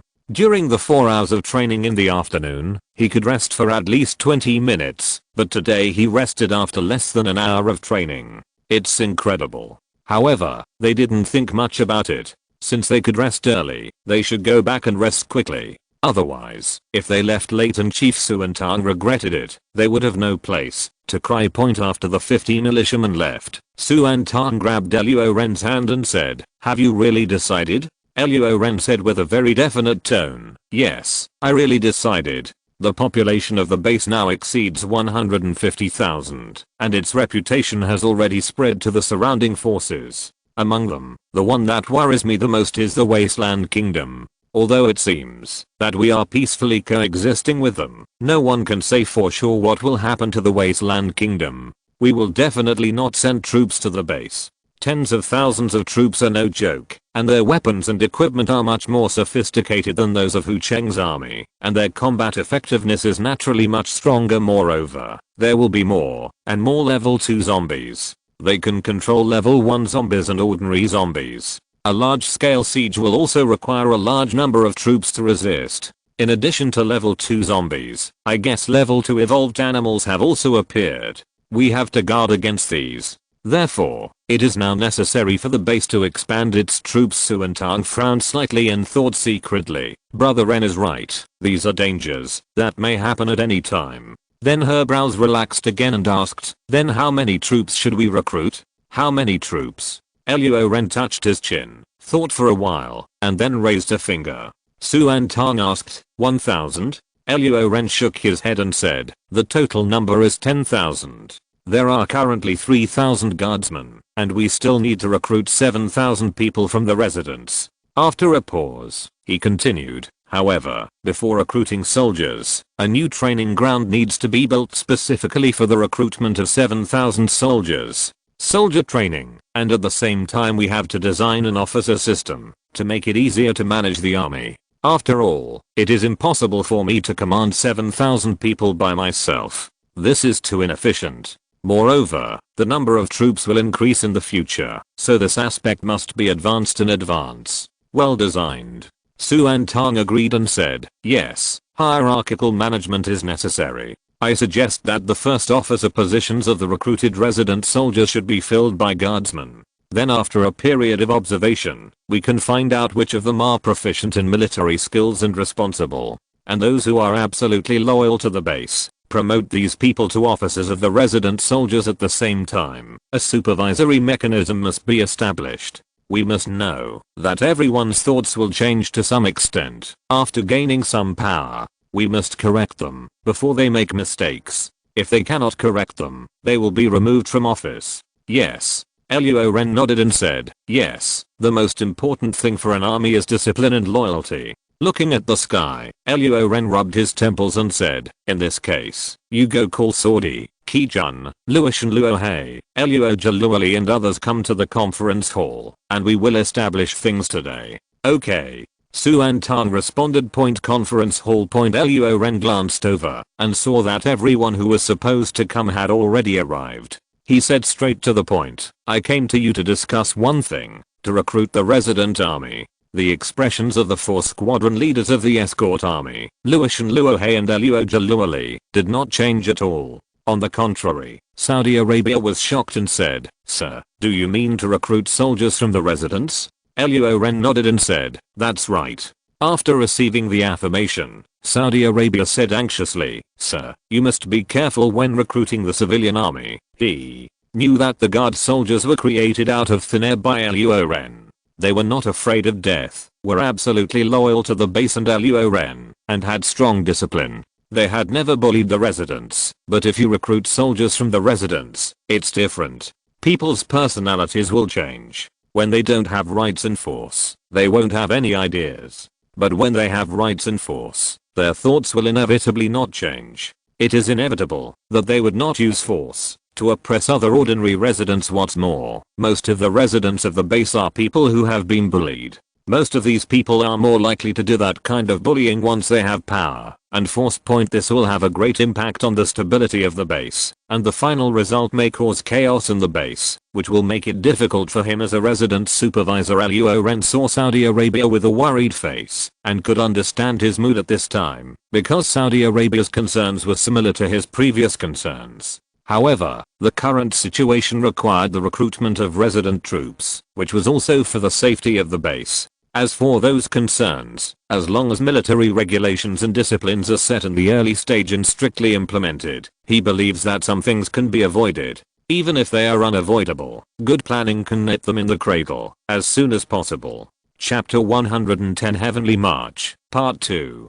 Luo Ren pressed his palm, signaling Saudi not to worry, and then said, the zombies have evolved into level 2 zombies, and there are powerful forces like the Wasteland Kingdom. For the safety of the base, we must recruit resident soldiers to expand the force in case of emergency. But sir, it is difficult to control the residents if they have armed forces. Saudi said. You are right, this is indeed a problem. Luo Ren first affirmed Saudi's words, and then said, that's why I called you to discuss and develop a set of methods to manage resident soldiers. Luo Ren is the highest commander of the base. Seeing that he has made up his mind, Saudi no longer persuades or stops him. The most important thing is that he can't stop him, so he can only frown and think about management methods. The meeting hall was silent for a while. Luo Ren looked at everyone and said, since no one is speaking, I will talk about my thoughts first. As soon as this was said, other people looked at him.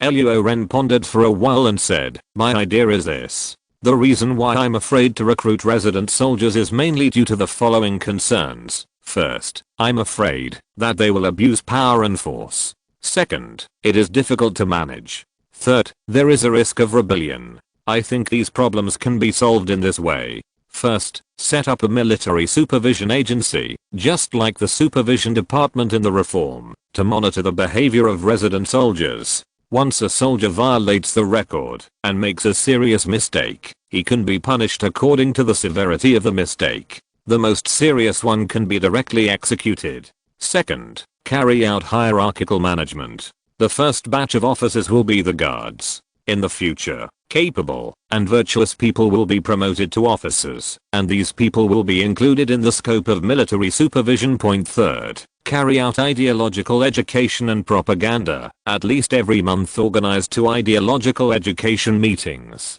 The content of the meetings is very simple. Just be loyal to the base. After saying this, Luo Ren looked at the others and said, "What do you do? Think. Does anyone need to add anything?" Everyone shook their heads when they heard this. Among them, Suan Tong said, "I think the three methods are applicable enough after detailed planning." Seeing that no one added anything, Luo Ren stopped talking nonsense and immediately ordered, "Sordi, you contact Komu and Fangpeng and ask them to plan a training ground first. The space must be enough to accommodate 10,000 people. Kichun, Suan Tong, you two will design the officer system of the resident army. Luo Shan, Luo Hei, Luo Ji, Luo Li, Yu, Wen." It came to these four people. Luo Ren didn't know what to assign them to do. The four of them were absolutely top-notch in military skills, but they couldn't design anything. He rubbed his temples, thought for a while, and said, "You four will be responsible for selecting people from the guard army after the officer system comes out."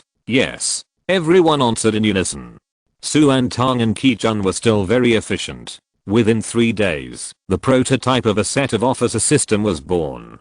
Suan Tong handed the paper to Luo Ren and explained, "This is an officer system designed based on the current number of troops combined with the captain system of the guard army, including squadron leaders, platoon leaders, and battalion leaders. The squadron leader manages 50 ordinary soldiers, the platoon leader manages 10 squadron leaders, and the battalion leader manages 10 squadron leaders. In this way, the guard army needs 156 people. In fact, I think that not all squadron leaders must be guard soldiers. It is enough for the squadron leader and battalion leader to be guard soldiers." Luo Ren stroked his chin and felt that what Suan Tong said made sense. To manage 7,000 resident soldiers, it would take 140 guards, which are all combat power, and the ordinary soldiers of the guard army cannot manage so many people. Only squad leaders can do it. In addition, to manage 50 people, a second level squad leader is required. 142nd level squad leaders cannot be obtained, even if Luo Ren is killed. If only squadron leaders and battalion leaders are needed, then only 16 are enough, and as long as they are first level squad leaders, they will be enough, because what they do is very simple, organizing training and teaching military regulations. After some thought, Luo Ren decided to adopt Suan Tong's opinion and said, "That's right, then only 16 guards will be arranged to serve as squadron leaders and battalion leaders. As for the squad leaders, they will be rotated and can recommend themselves for a period of 3 months. After 3 months, they will review their military capabilities, whether they have supervision records, and whether the progress of their soldiers has met the standards. If there are no problems with these, they will continue to be re-elected. If there are problems, they will be re-elected and different punishments will be imposed according to the severity of the problem. Okay, that's it. You go to Luo Shan and Luo Hei and ask them to find 16 guards." "Okay." Suan Tong responded. After seeing Suan Tong off, Luo Ren left the mobile base and got on his car and drove towards the outer city. Because he had to build a training ground, the space was obviously insufficient at the moment. At Saudi Arabia's suggestion, Luo Ren expanded the outer city again, and the radius of the city wall reached 5 kilometers at this time. With such space, an area of 100 acres was planned for the new training ground. Compared to 7,000 people, the area of 100 acres seems a bit small, but it is not 7,000 people training at the same time, so it is completely sufficient. The car stopped, and Luo Ren got off. In front of him was a yellow mud vacant land. Workers were clearing debris on it. Muck trucks were transporting materials back and forth, or transporting unused slag away. There were also excavators, bulldozers, and road rollers working. These engineering vehicles are not by the base itself. The base does not have such capabilities at present. They are all picked up from outside. After all, manufactured, there is no need to worry about fuel now, and these vehicles can be perfectly used, which will double the progress of various projects. Luo was in charge of the construction of the training ground project. When he saw Luo Ren, he quickly stopped the excavator and ran towards Luo Ren, saying respectfully, "Sir." Luo Ren asked in surprise, "Are you a graduate of Langxiang and can drive an excavator?" Mu smiled and said, "Sir, you are joking. I learned from my friends who drive excavators when I was doing engineering. I didn't get a certificate. I can only be considered to be able to drive. I just thought that one more excavator would increase the speed, so I, a half-baked person, started to drive an excavator. You said I graduated from Langxiang, which really respects me." Luo Ren understood. Yes, just now I saw that Mu's excavator driving skills lacked the style of Langxiang graduates, and there was still a lot of room for improvement. I hope that the base will have more talents from Langxiang, which will definitely be of great use to the construction point. Without considering this, he continued to ask, "How long will it take to complete the construction of this training ground?" Mu looked back at the training ground covering an area of 100 acres, thought for a while, and came up with a reasonable time limit in his mind, saying, 2 months at most. "Yeah." Luo Ren hummed and said, "I know, you go and get busy." Mu left, but Luo Ren still stood there. For such an area, 2 months is not too much time. He can accept it, and at the same time he thought to himself, while the training ground is still under construction, we can recruit soldiers. Resident army and resident soldiers don't sound good, so we have to change the name. Chapter 111 Heavenly March, Part 3. Luo Ren returned to the mobile base, and immediately found Shashat and Suantang. He looked at the two people in front of him and said, "The training ground is expected to be completed in 2 months. We will take advantage of this time to recruit soldiers and divide the overall structure of the team. You can train directly after the construction of the training ground is completed, so as not to waste time." He looked at Saudi Arabia and said, "Saudi Arabia, you are responsible for recruiting soldiers and meeting Yuan Yangyuan for soldiers' physical examination." Then, he looked at Suantong and said, "Antong, you are responsible for dividing the recruit teams and organizing the recruit teams to select team leaders." "Yes, the two agreed. "We still have to think of a name for this army." Luo Ren looked at the ceiling and thought for a while, and murmured to himself, "In the face of such a catastrophic disaster, any gods or gods are nonsense. The only one who can save mankind is mankind himself. Heaven is moving vigorously, and a gentleman should strive for self-improvement. It is better to let's call it the self-strengthening army." Cough. Cough cough. And Tang coughed when she heard Luo Ren's muttering, "Where are these things? What is the self-improvement army?" Saudi Arabia was confused, but for a while he couldn't find anything wrong with it. It was true to strive for self-improvement, but it always felt weird. Luo Ren said to them excitedly, "I gave the army of resident soldiers a name, the self-strengthening army. What do you think?" Saudi sighed, "I think that is good. Very good." He really couldn't find any adjectives, so he could only say hello a few times. Okay. Suantang cheered repeatedly, which made Luo Ren think that the name self-strengthening army won Suantang's heart, but Suantang suddenly changed the subject and said, "What a fart. What the hell? Self-strengthening army, why you not just call it Qian Xingjian, a gentleman who strives for self-improvement?" As he spoke, he gave Luo Ren a roll of his eyes. "Just change it, if you don't like it. Why are you still angry?" Luo Ren muttered a few words in a low voice, and then thought about the name of the new army. The self-improvement army cannot be used, but heaven is moving vigorously, and a gentleman keeps improving himself. This sentence it is very suitable for the resident soldiers. After thinking for a while, Luo Ren slapped his thigh and said, "Then take the word Xiangxing, and call it Xiangxing army. How about it?" He looked at Suantang expectantly, and saw Suantang chanting, "Heavenly Marching Army," adding new troops. This name really has a meaning, but it sounds much better than the self-strengthening army.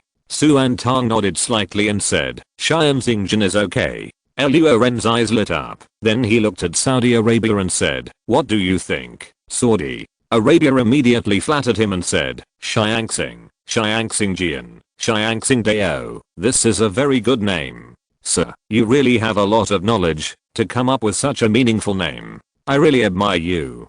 Suan Tong frowned slightly, feeling a little disgusted when she saw Saudi Arabia like this, and when she saw Luo Ren looking very helpful, she couldn't help rolling her eyes again. After a long time, Luo Ren was elated by being photographed and said, okay, I'm well known for my knowledge. Needless to say, I have to keep a low profile. Only then did Saudi Arabia put away his flattery. Luo Ren felt comfortable being photographed, and he felt very comfortable as the person taking the picture. His current principle is that he will be happy if the chief is happy, and he will not be happy if the chief is not happy. So when he sees Luo Ren was elated because of his flattery, he couldn't help but feel happy from the bottom of his heart. Suan Tong, who was already helpless, heard Luo Ren's narcissistic words. Although she liked Luo Ren, she complained uncontrollably from the depths of her soul. He is full of knowledge. I think he is full of convulsions. Although the voice was small, Luo Ren's ears were very good, and Suan Tong's words of complaint were word for word, and he could hear them clearly. Although Saudi Arabia's hearing was somewhat impaired, he was close enough to hear clearly. A sense of embarrassment immediately filled the mobile base. Ahem. Luo Ren coughed twice, breaking the embarrassment, and said, okay, let's not talk too much anymore. You can go and start work. Yes, I'm going to design the recruitment propaganda GG. After Saudi said this, he said goodbye to Luo Ren and left. Suan Tong also left the mobile base. After chatting with Luo Ren for a few words, the north wind was bleak. The temperature dropped sharply. Pure white snowflakes fell from the sky, and the earth was covered with a layer of white overnight.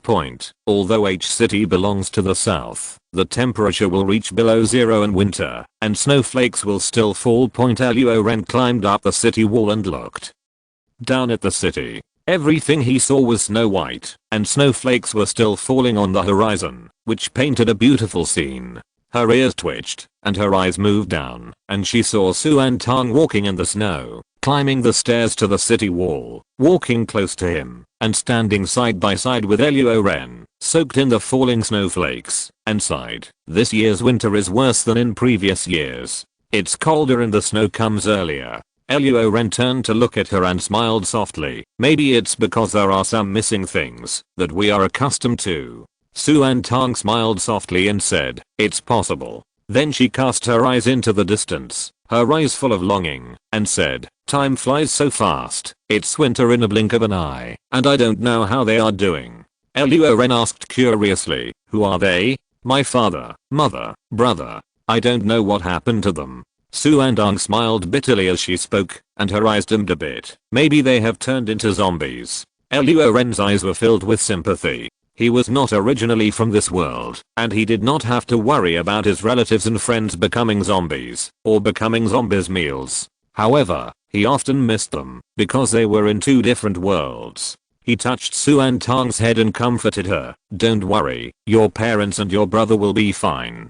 Suan Tong sniffed and rubbed her eyes to prevent the tears in her eyes from falling. She looked at Luo Ren, and a smile reappeared on her face. She said, let's not talk about these sad things. Let's talk about business. The training ground has been completed, and the selection and division of soldiers were completed 2 days ago. We can start training immediately. Due to various factors, the training ground that was originally supposed to be completed in 2 months was delayed for 3 months. In order to keep up with the speed of the training ground, the recruitment of soldiers and the physical examination of soldiers were slowed down accordingly, so it was not completed until winter. Luo Ren was pleasantly surprised and said, what are you waiting for? Let's start training quickly. The sooner we can form combat effectiveness, the sooner we can help the guards guard the base.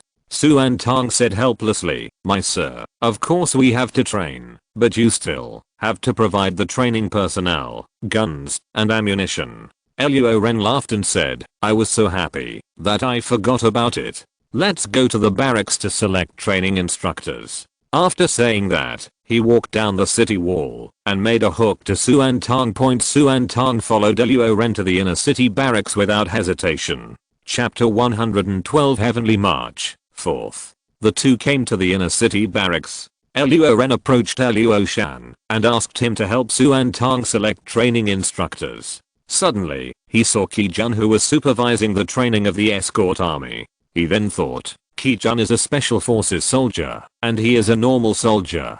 Human beings are more capable of formulating training programs that suit ordinary people, so why not let him be the chief instructor? Ki-jun noticed Luo Ren's gaze and looked over. He smiled softly and walked over. Brother. Zhao Luo. Ki-jun smiled. Luo Ren smiled and said, I was looking for you. Oh. Why are you looking for me? Ki-jun asked curiously. Luo Ren said, the Xianxing army training ground has been built, and training can begin. I think you were the captain of the special forces before, and you should be very experienced in training soldiers. The position of chief instructor is entrusted to you. Ki-jun was worthy of being a soldier, and never shied away from anything. He stood upright with his head held high and said, I promise to complete the mission. Luo Ren turned to look at Su and Tong, and saw that her expression had changed a little. It was obviously because the position of chief instructor fell to Ki-jun, not because she was unhappy.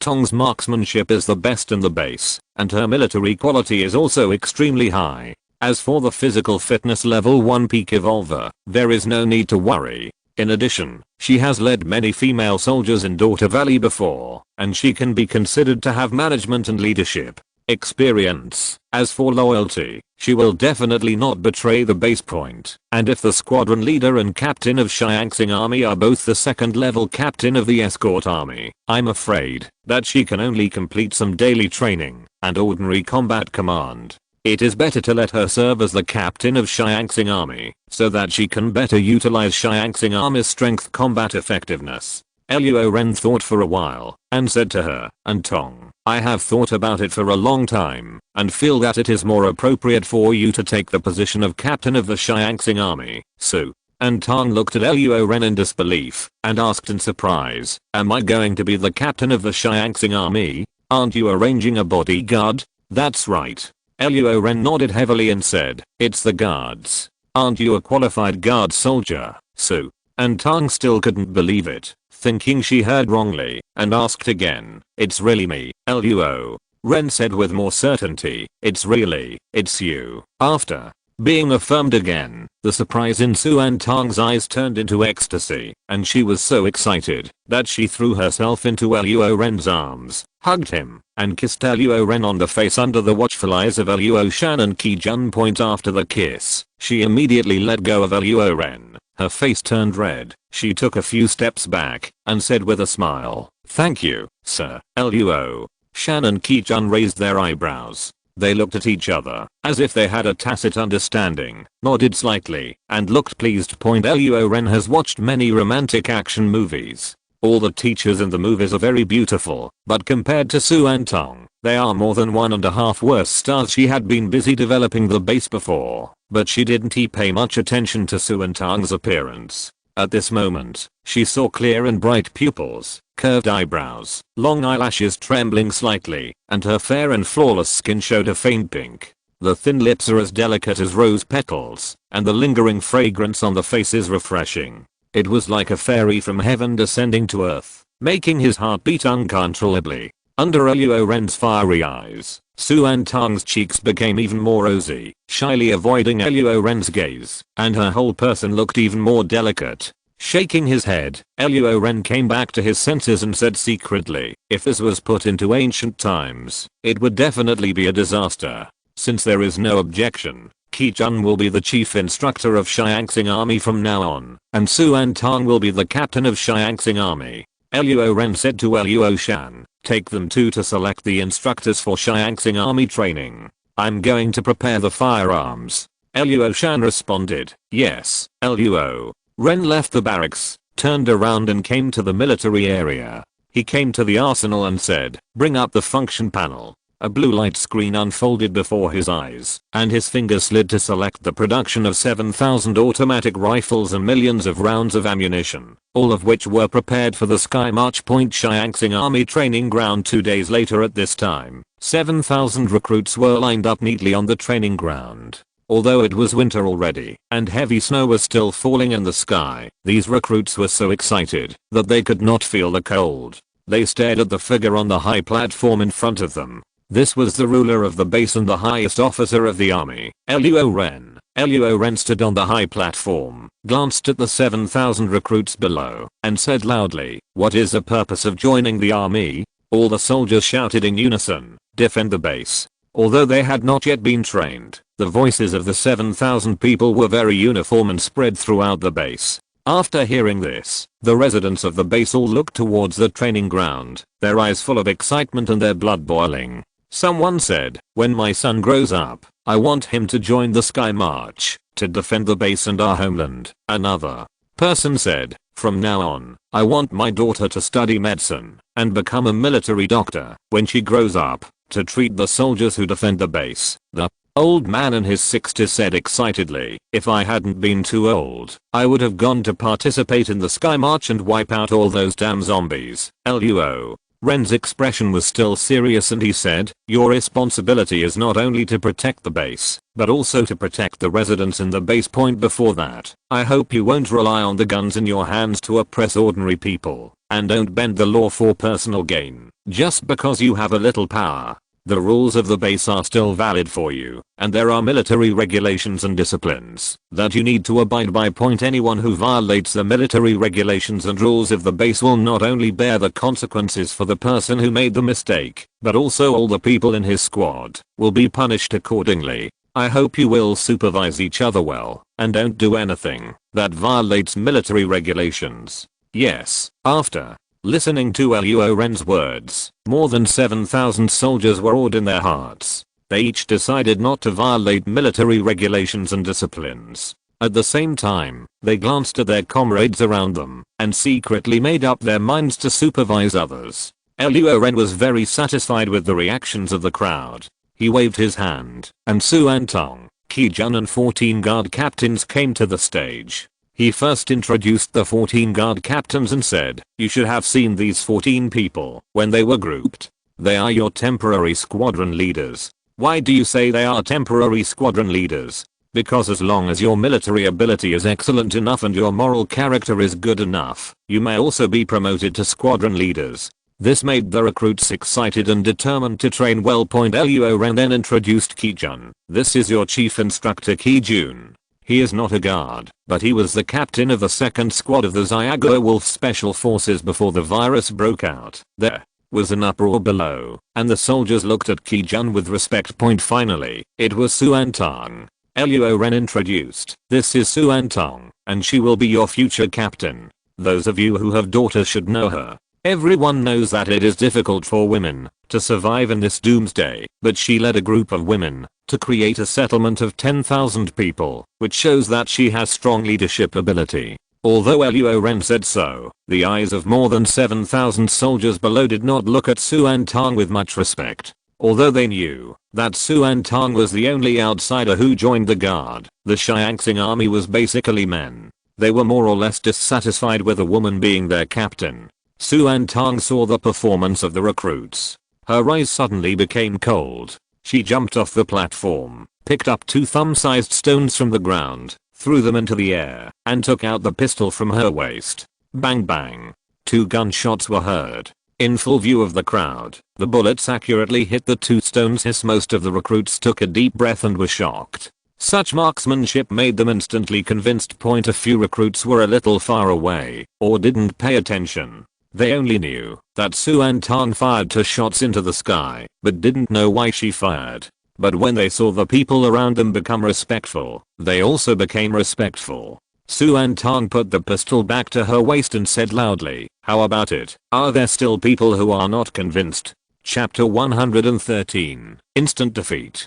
As soon as these words came out, the training ground fell silent. After waiting quietly for a minute, when no one spoke, Suan Tong was about to return to the high platform. Suddenly, a harsh and sarcastic voice sounded, "It's just that my marksmanship is a little better, but after all, she is a woman, and her physical strength and speed are not as good as those of a man. This may not be appropriate if she is the top officer of the march that day." Suan Tong's steps froze, and she turned around to look at Zion March. She saw that, because of these words, the recruits began to talk about it. Yeah, being a soldier is more than just competing on marksmanship. You are really following what others say. You think you are from ancient times, fighting with cold weapons. Even if you don't fight with cold weapons, you still have to have good physical strength. I think Captain Su has very good physical strength. He can jump down from a height of more than 1 meter safely. You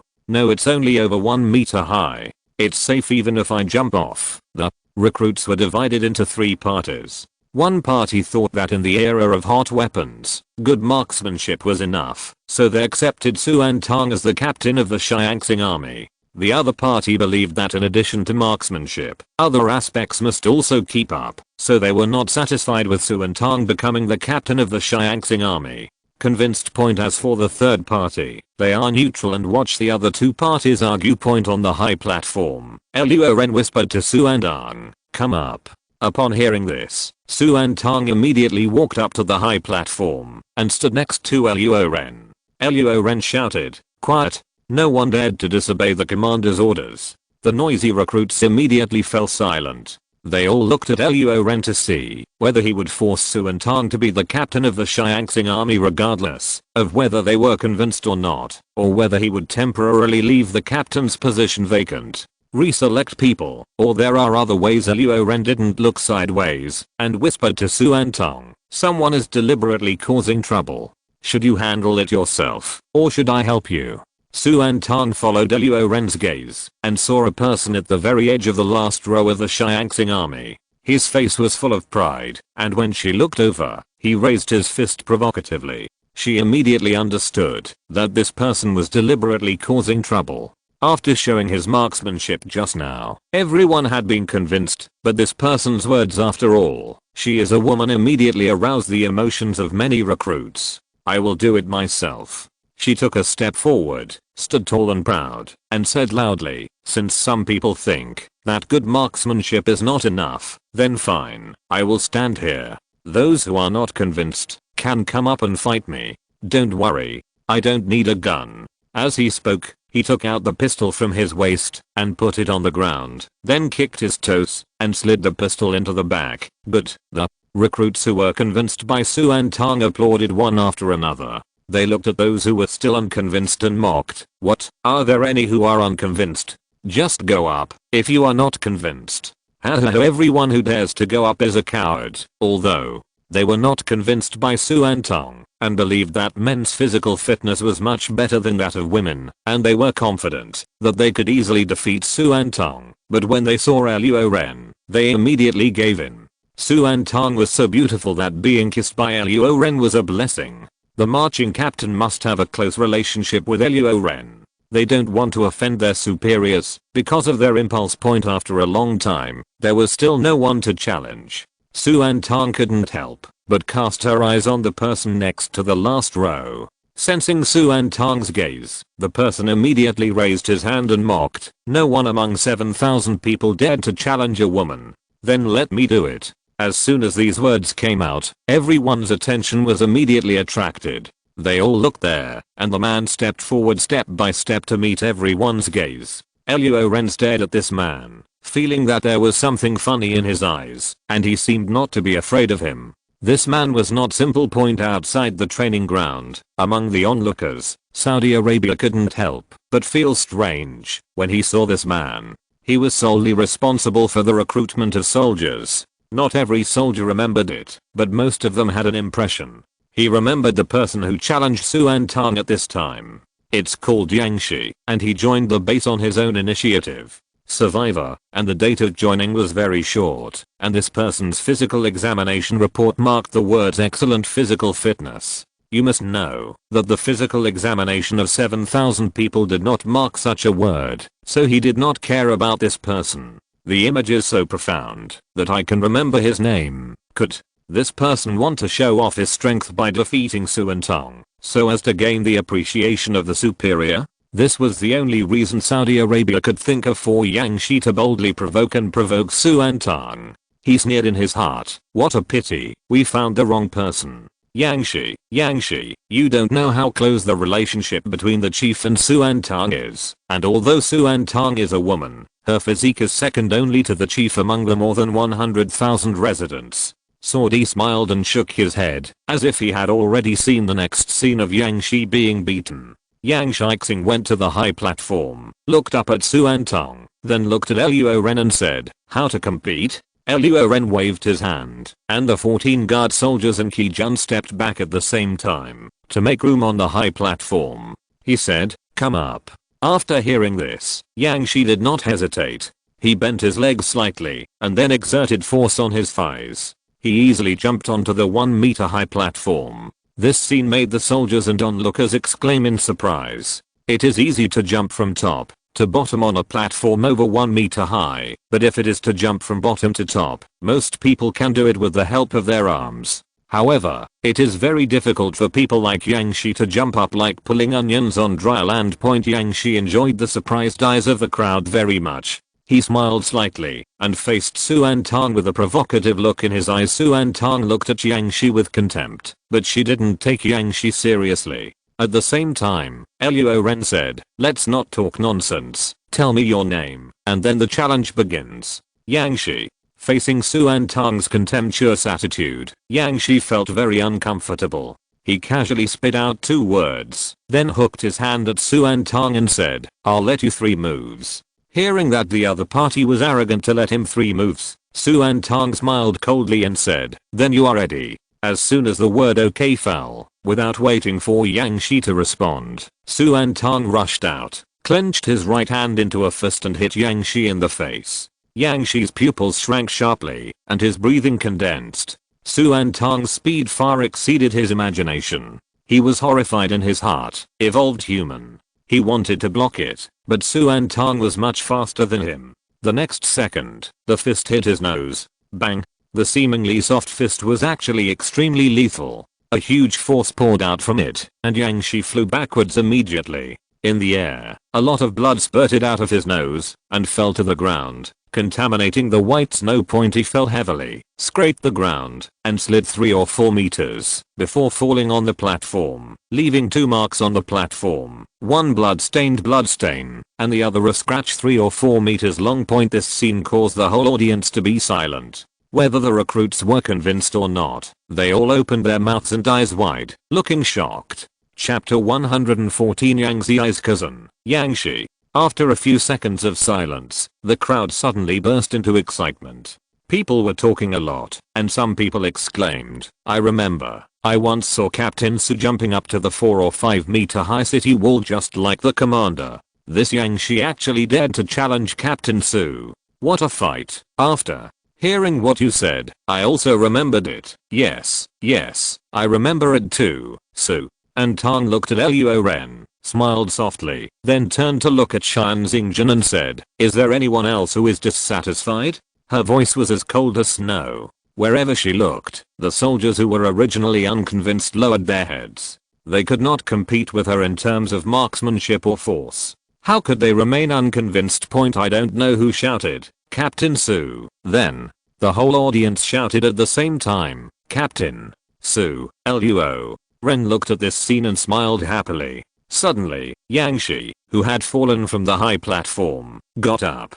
His nose was still dripping with blood. When he saw Suan Tong, his face suddenly became ferocious and terrifying, and he yelled, "Smelly bitch guys, I'll kill you." He suddenly opened the corner of his clothes, revealing a pistol. He drew the pistol with one hand and pointed it at Suan Tong. At this time, a figure flashed in front of him, but it was Luo Ren who reacted quickly and grabbed his pistol, then kicked him away. When other people on the high platform saw this, they immediately rushed over and pushed Yang Shi to the ground. Yang Shi was very strong, but he was kicked by Luo Ren and held down by so many strong men. No matter how much he struggled, he can't break free. Seeing Yang Shi being subdued, among the crowd of onlookers, a man with a rough face flashed his eyes and quietly moved away from the crowd. At this time, everyone's attention was attracted by Yang Shi, and no one noticed this man's strange behavior. Luo Ren carefully inspected the pistol that he took from Yang Shi.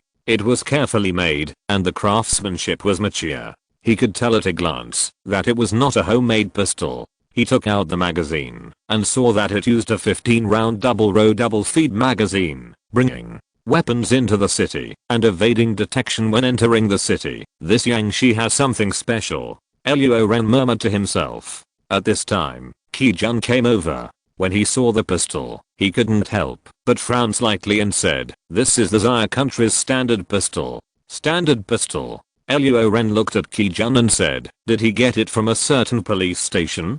Ki-jun shook his head and said, "This is a military standard pistol, only found in the army." These words surprised Luo Ren. It was actually a military standard pistol. Did this guy break into the military zone? Luo Ren thought to himself, and suddenly he saw Cheyenne March and the crowd staring here, and immediately announced, "The opening ceremony of Cheyenne March is over. Let's disperse." Then he ordered, "You guys imprison him in the dungeon, go." Luo Ren raised the gun in his hand towards Ki-jun and said, "Are you sure this is a military standard pistol?"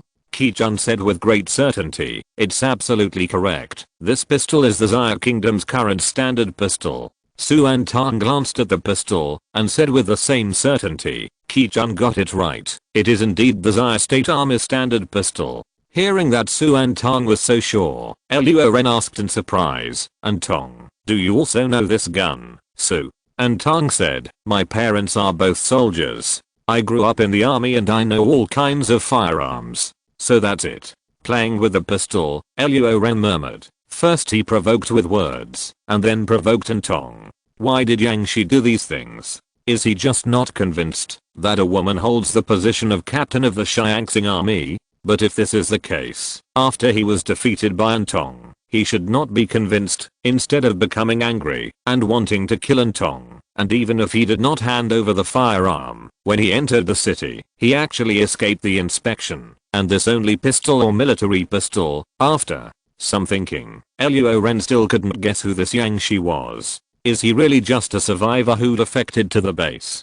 But this was obviously wrong. After rubbing his temples, Luo Ren shook his head and said secretly, "I don't want to think about it anymore. Just ask Yang Shi. He knows everything." Bang, bang bang. Let me out. Let me out. As soon as Luo Ren arrived at the door of the dungeon, he heard the crash and Yang Shi shout. When he walked into the dungeon, the crash still kept coming, and every time it rang, the whole dungeon shook slightly, which showed Yang Shi's strength. Luo Ren was surprised again. Such huge strength was not something ordinary people could possess. This Yang Shi was most likely an evolver arriving at the door of the cell where Yang Shi was imprisoned. Luo Ren looked at him indifferently. When Yang Shi saw Luo Ren arriving, he also stopped hitting him. He was not afraid of Luo Ren at all. He looked directly into Luo Ren's eyes and roared, "Let me out." Luo Ren smiled slightly and said, "Why should I let you out?" Yang Shi roared, "Do you know who I am?"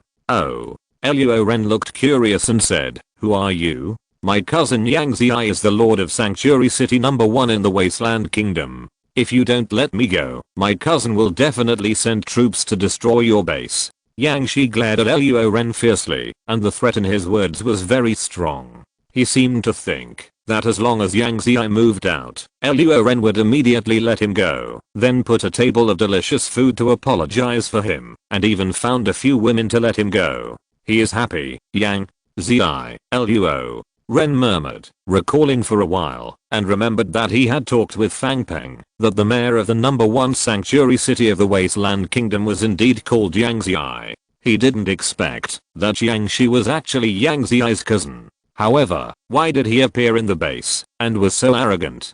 Luo Ren looked at him and said, "Did Yang Zi send you to the base?" Yang Shi said, "So what if it was? So what if it wasn't?" Luo Ren said, "What did Yang Zi ask you to do?" Yang Shi looked arrogant and said, "I came here by myself. I heard that there are many women in the base, so I came here to play." Luo Ren frowned, suppressed his anger, and said, "I'll ask you again. Why did Yang Zi ask you to come to the base?" Yang Shi seemed to have not realized the seriousness of the problem, and said, "I'll say it again. I came here by myself, just to play." Bang. Before he could finish, Luo Ren reached out and grabbed Yang Shi's collar, and then pulled. Yang Shi's whole body hit the iron railing. Luo Ren's eyes were cold, and he said word by word, "This is the third time. Why did Yang Zi ask you to come to the base?" Yang She was suddenly shocked. Luo Ren, who looked easygoing and easy to get along with, was as terrifying as a beast from ancient times. Yang Shi felt murderous intent in his eyes. He understood that the name of Yang Zi's cousin, the lord of the #1 sanctuary city in the Wasteland Kingdom, could not scare Luo Ren, and even Yang Zi's personal visit would not scare Luo Ren and let him go. If he was still careless and answered questions irrelevantly, then he believed that his end would definitely be miserable. After thinking about this, fear instantly filled his heart, and his Adam's apple rolled, and he swallowed nervously, saying, "My cousin asked me to investigate the situation at the base." Chapter 115. First cry, then make a scene, then hang oneself. I have never met Yang Zi, and I have never wronged him in any way. He asked you to investigate the base's intelligence. Why? Luo Ren let go of Yang Shi's collar and tried to remember. The people he knew from the Wasteland Kingdom flashed in his mind. Liu Liangxin, Xiao Zhengqing, and Xiao Zhenghang. He only knew these 3 people. As for Yang Zi, he had never met them. Yang Shi took a few steps back to distance himself from Luo Ren. When he heard Luo Ren's question, he did not dare to tell lies out of fear and said, "My cousin just asked me to investigate the base's intelligence. As for why, he didn't tell me either." When Yang Shi was talking, Luo Ren kept observing his facial expressions and changes in his eyes. It didn't look like he was lying, and then asked, "Besides you, is there anyone else who came to inquire about information?" Yang Shi immediately said, "Yes, there is another woman named Shan Shan, who is my cousin's confidant." Luo Ren asked hurriedly, "What does she look like?" Yang Shi closed his eyes and recalled, describing a Chinese character face, thick eyebrows, a big mouth, but his voice is very thin, soft, and pleasant to listen to. If it weren't for the voice, I would have thought she was a man. Luo Ren frowned, wondering whether the appearance was that of a woman or a man, but he didn't dare to lie looking at Yang Shi's innocent look point. Now that he knew there was an undercover agent lurking in the base city, Luo Ren left the dungeon and immediately headed to the barracks. After Luo Ren left, Yang Shi walked slowly to the corner of the cell and squatted down, with a sad look on his face, and murmured to himself, "Cousin, you have done me a terrible job. You are not saying that you can be casual when you come to this base. Is it okay, even if I find out? But this Luo Ren and his woman are so powerful, and he is not afraid of you at all when he hears your name." The look in his eyes just now. Thinking of this, Yang Shi felt scared for a while, and then thought, "Fortunately, I have a quick mind, and can bend and stretch. Otherwise, according to the hard steel you mentioned, cousin, I am afraid I would have died 10 times. Luo Ren came to the barracks, called Luo Jaluoli, and said, "The whole city is searching for an undercover agent with a Chinese character face, thick eyebrows, and a big mouth. Remember, she is a woman, and she has a nice voice." Yes. Rajirali took action immediately after receiving the order, and thousands of escorts began a carpet-like search. At the same time, Luo Ren came to Saudi Arabia's office and saw the chief arriving in person.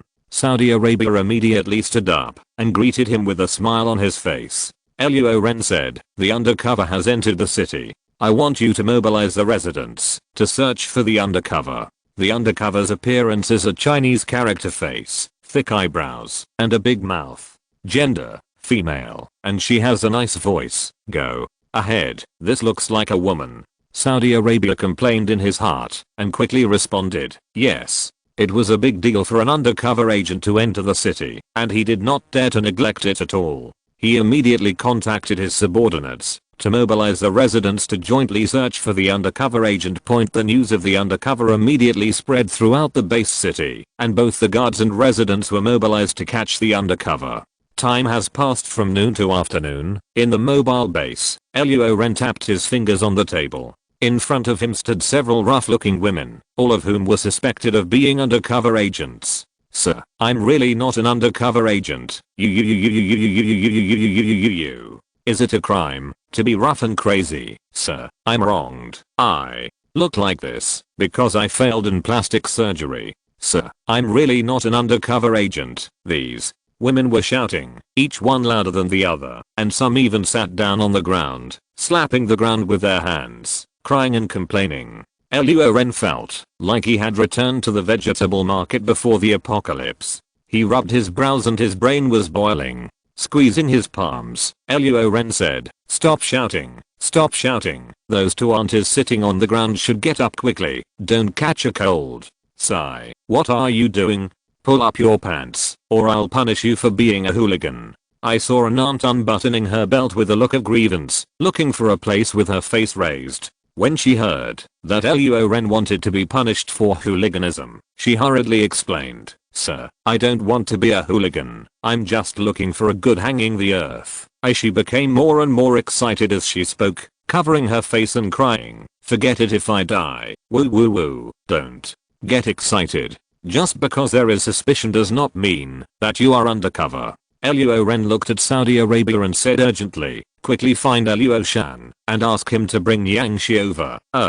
Oh, Saudi Arabia, who was shocked by the scene in front of him, came to his senses after hearing Luo Ren's words and ran away on the spot. Not long after, Saudi Arabia came back, and behind him Luo Shan rushed over with Yang Shi in charge. Come on, come on." Luo Ren waved his hands repeatedly and said, "Look, is your companion among these people?" Yang Shi was stunned when he saw this scene of crying, making trouble, and hanging himself. "Why are you standing there stunned?" Luo Ren pushed Yang Shi and said anxiously, "Hurry up and see if there are any of your accomplices." Yang Shi came back to his senses, glanced at it, shook his head, and said, "No, no." Luo Ren frowned and said, "The most rude women in the city are all here. If you say no, are you lying to me? Ouch. Oh my god. I can't live anymore. Sir, you have wronged me." As soon as Luo Ren said this, the women made more noise and cried more fiercely.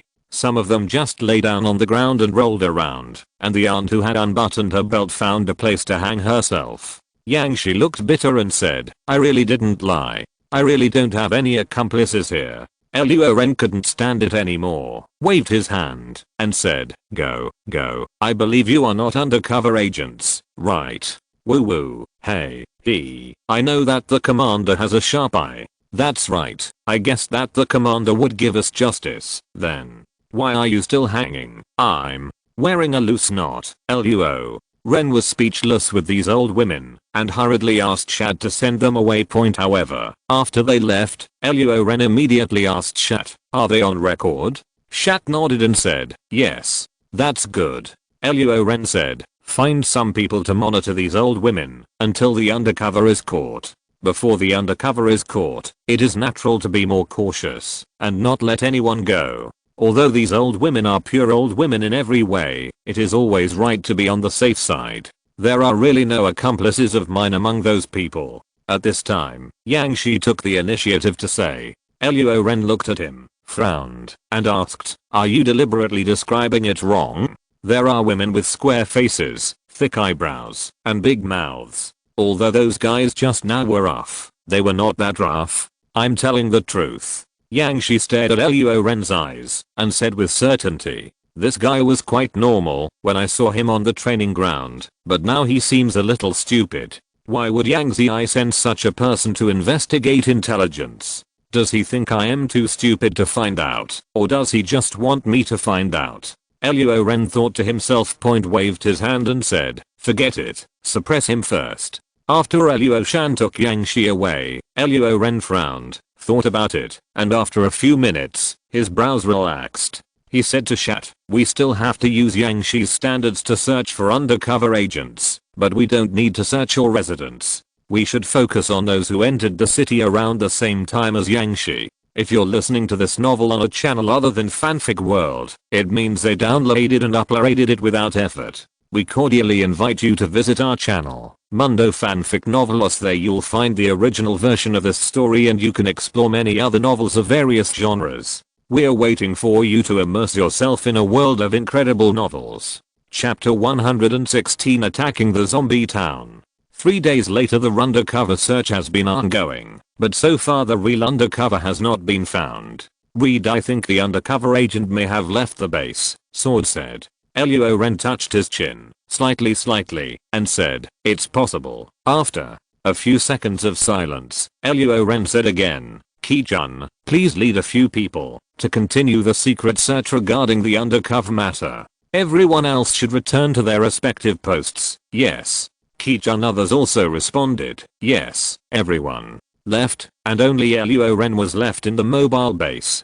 He tapped his fingers on the table and made a click sound. His brows were furrowed, and he was still thinking about why Yang Ziyi wanted to explore the base's intelligence. Was it to attack the base? Making plans? After walking out of the house, all he could see was white. Luo Ren's brows widened and he thought, isn't Liu Liangxin already stationed in Hu City? Why don't we go find her and find out? Liu Liangxin has never shown any malice towards me, and she always showed kindness to me when I was in Hucheng. If I go to Hucheng alone, the danger should not be great. Luo Ren decided to go to Hu City alone instead of letting Luo Shan, Luo He and Luo Luo Li go. It stands to reason that they are level 1 peak evolvers and their strength is completely sufficient. However, they are soldiers of the gods and speak in the same way as ordinary humans. Different. It is not easy to ask for useful information. Sometimes even when a sentence is said in their tone, the original meaning may change.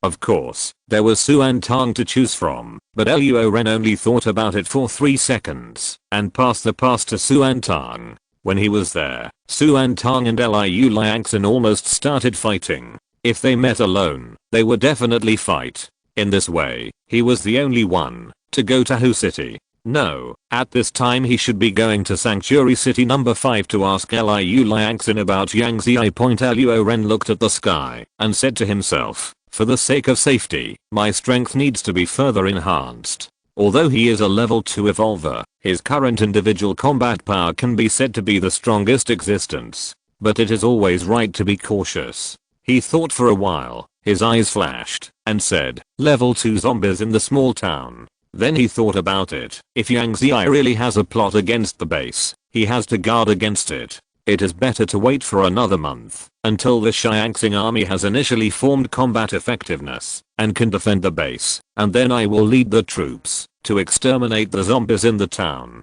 This will also prevent Yang Ziyi from sneaking into the base while I send troops to the town and the base is empty. Time flies, and more than 20 days have passed in the blink of an eye. At the military training ground in the outer city, Luo Ren was very pleased to see the Sky March soldiers who were completely transformed. After more than 20 days, their physical fitness had improved a lot, and they had also learned some military skills. At least they had nothing to do with shooting and reloading question, and the accuracy is quite good.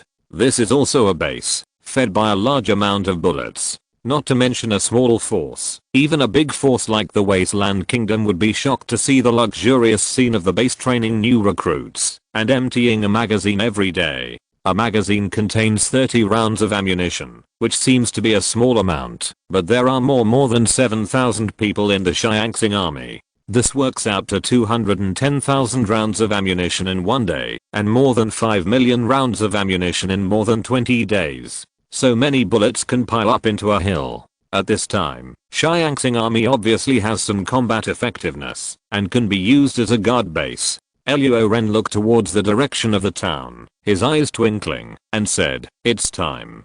He came to the inner city barracks and found the 4 guardians, namely Luo Shan, Luo He and Luo Luo Li. Luo Ren said, Luo Luo Li, please bring 1,000 people to stay at the base. If the enemy attacks the city, you can call on the Xiangxing army to defend together. Luo Shan, Luo He, you take 2,000 people with me to conquer the zombie town. The name Zombie Town was given by Luo Ren. The 4 of them said in unison, yes. Outside the base city, the team assembled, with 4 tanks in front of them clearing the way, and troop carriers and armored vehicles in the rear marching toward the town in a mighty manner.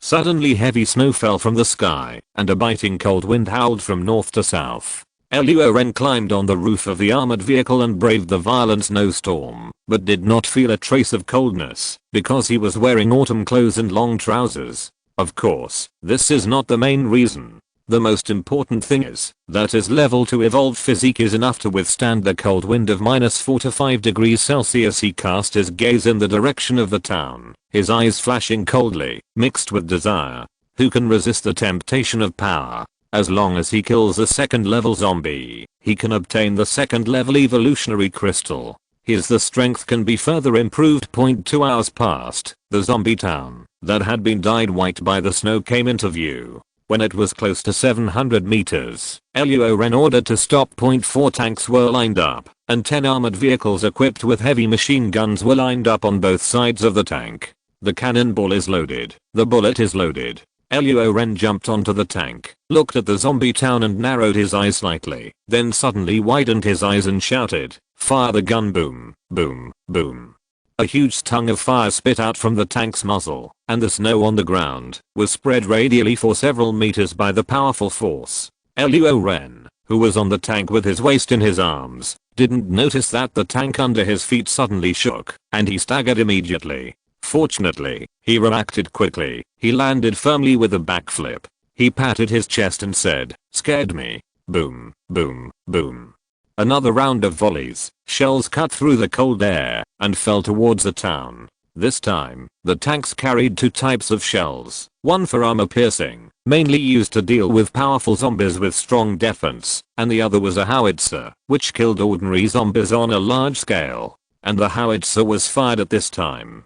Bang bang bang bang! Exclamation mark.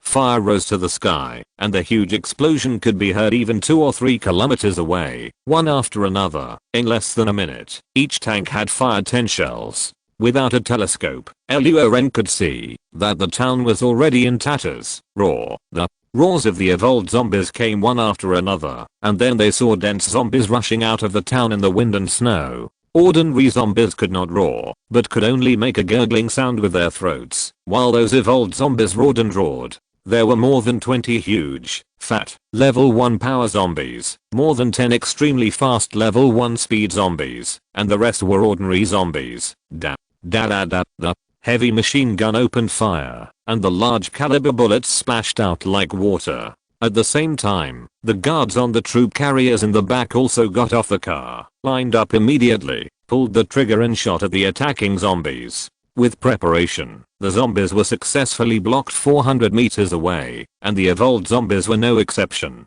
The heavy machine gun bullets swept over, and even the level 1 power zombies could not resist, and were soon shot into sieves. But Luo Ren frowned, because the zombies that attacked were only level 1 evolved zombies, and even the quasi level 2 evolved zombies disappeared. Suddenly, a black shadow enveloped the area. Luo Ren looked up and saw a huge rock falling from the sky. Judging from the size of the rock, it was estimated to be about 400 to 500 kilograms. Luo Ren was shocked and immediately kicked the ground with his feet. He grabbed the guards on both sides and retreated quickly. Bang! The ground shook when the rock fell, and the ground was sunken.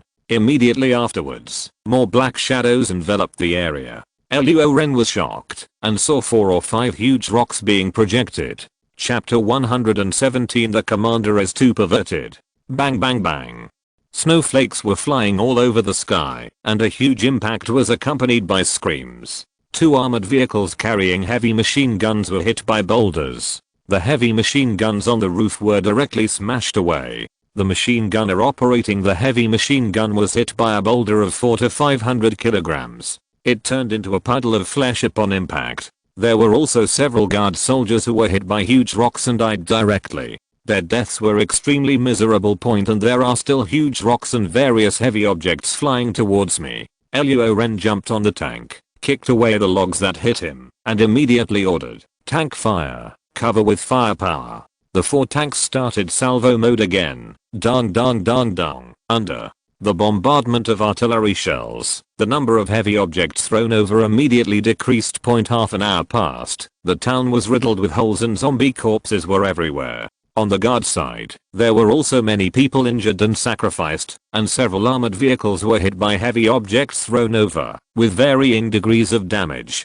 There are no zombies rushing out of the town anymore. It seems that most of them have been killed on the spot. The wind and snow became stronger and stronger, and the visual distance dropped rapidly. Standing 700 meters away, it was no longer possible to see the situation in the town. Luo Ren waved his hand and shouted, "Move forward." But the 4 tanks started and drove towards the town at the lead, and the escort soldiers who had already got out of the car followed on foot, so as to quickly enter the battle state. The tracks passed by, leaving several clear marks on the ground. More than 1,000 people pushed forward through the snow, leaving dense footprints. Ah, ta ta ta. The cry of pain spread throughout the entire team. Luo Ren looked for the sound and saw a guard soldier being bitten on the calf by a zombie with only half of his body left. There is no coward in the guard soldiers, and this soldier was no exception. He immediately shot the zombie in the head. Then he saw Luo Ren coming and said with a smile, "I'm sorry, sir, I can't kill the enemy for you anymore."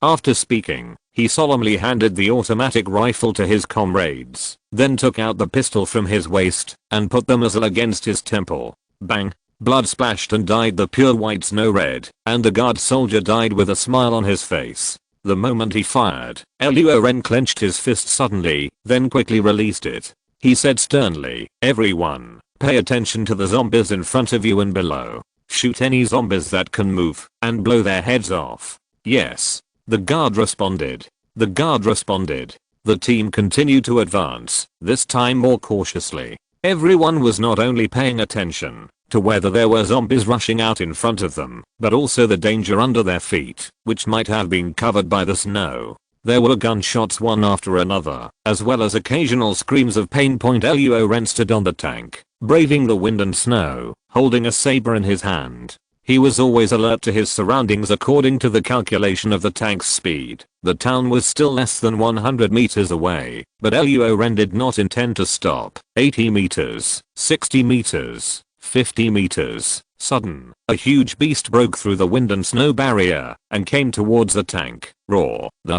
angry roar attracted Luo Ren's attention. He took a closer look and saw a quasi level 2 power zombie that was 2.5 meters tall, with reddish eyes and muscles all over his body. Boom. Bang. At the same time as the tank fired, the quasi level 2 power zombie jumped up and raised its two sandbag-sized fists high. The shell at this time had been replaced by an armor-piercing projectile. The next moment, it hit the calf of the quasi level 2 power zombie, and the calf exploded directly. However, the attack of the quasi level 2 evolution zombie was not greatly affected.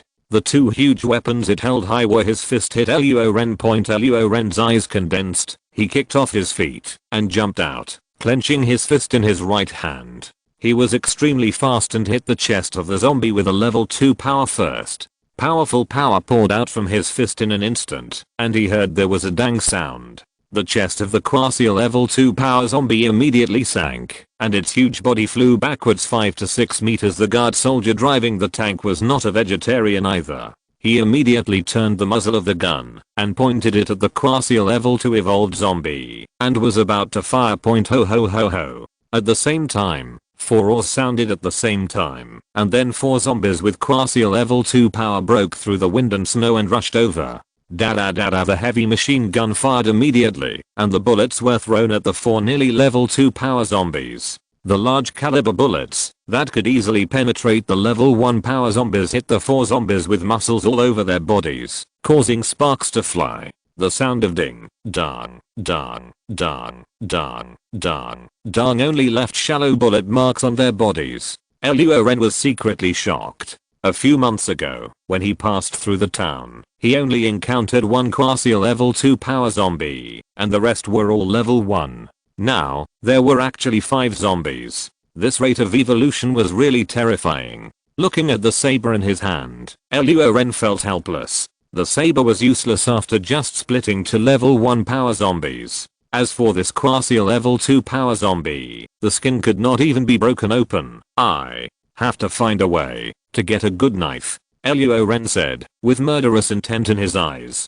He locked onto a zombie and shouted, "I'll deal with one of them. Luo Shan Luo Hey, you two cooperate with the tank bombardment and snipe with the anti-equipment sniper rifle." As soon as he finished speaking, Luo Ren flew out with a swish and rushed straight towards a zombie. His speed was not weaker than the level 2 speed zombie. He was in front of the locked zombie in just an instant, holding the saber tightly in one hand.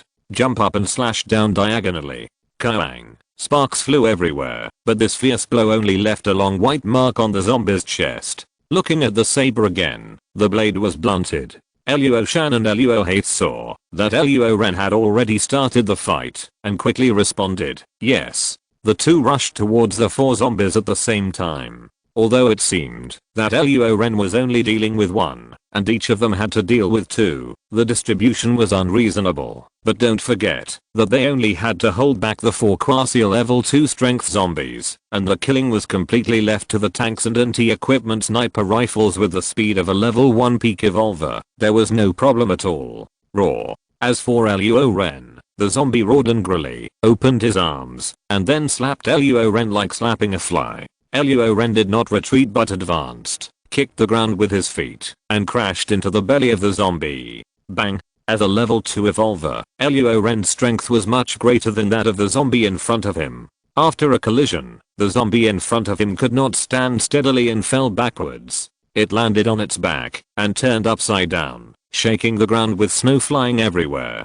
Luo Ren didn't intend to give it any chance and jumped up more than 2 meters high and then fell heavily. Bang. His feet stepped heavily on the chest of the zombie on the ground, shattering the sternum, and the chest sank directly, and even the ground under it sank with it, which showed the great power of this kick. Luo Ren then swung his fists and smashed the head of the quasi level 2 zombie frantically. 1 punch, 2 punches, 3 punches, under the sidelong glances of many guards. The hardest skull of the quasi level 2 zombie was smashed by Luo Ren's fists, and the brain was left all over the ground. The powerful quasi level 2 zombie was beaten to death by Luo Ren. Luo Ren stood up and took a few deep breaths. It took him some energy to kill a quasi level 2 zombie with his bare hands. He looked at his fists. There was obvious redness on his knuckles. Fortunately, the skin was not broken. Otherwise, he would be infected with the zombie virus. It seems that he should not be so reckless in the future.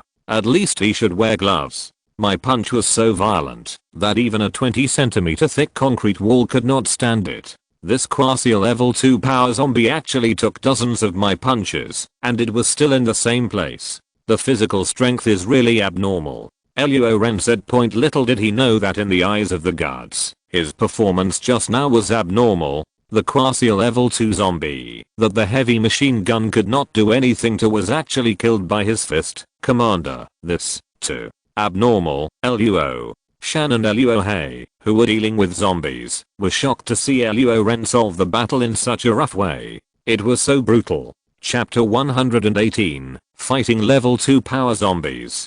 Luo Ren stepped on the corpse of the quasi level 2 power zombie and turned his head to look at Luo Shan and Luo Hei. They were relatively relaxed. Under the bombardment of the tank and the sniping of the anti-material sniper rifle, the 4 zombies were injured, especially the zombie whose calf had been shattered. At this time, the lower body had been shattered by the shells and could only lie on the ground and roar helplessly. Seeing this, Luo Ren smiled slightly and did not intend to help. Suddenly, his smile froze.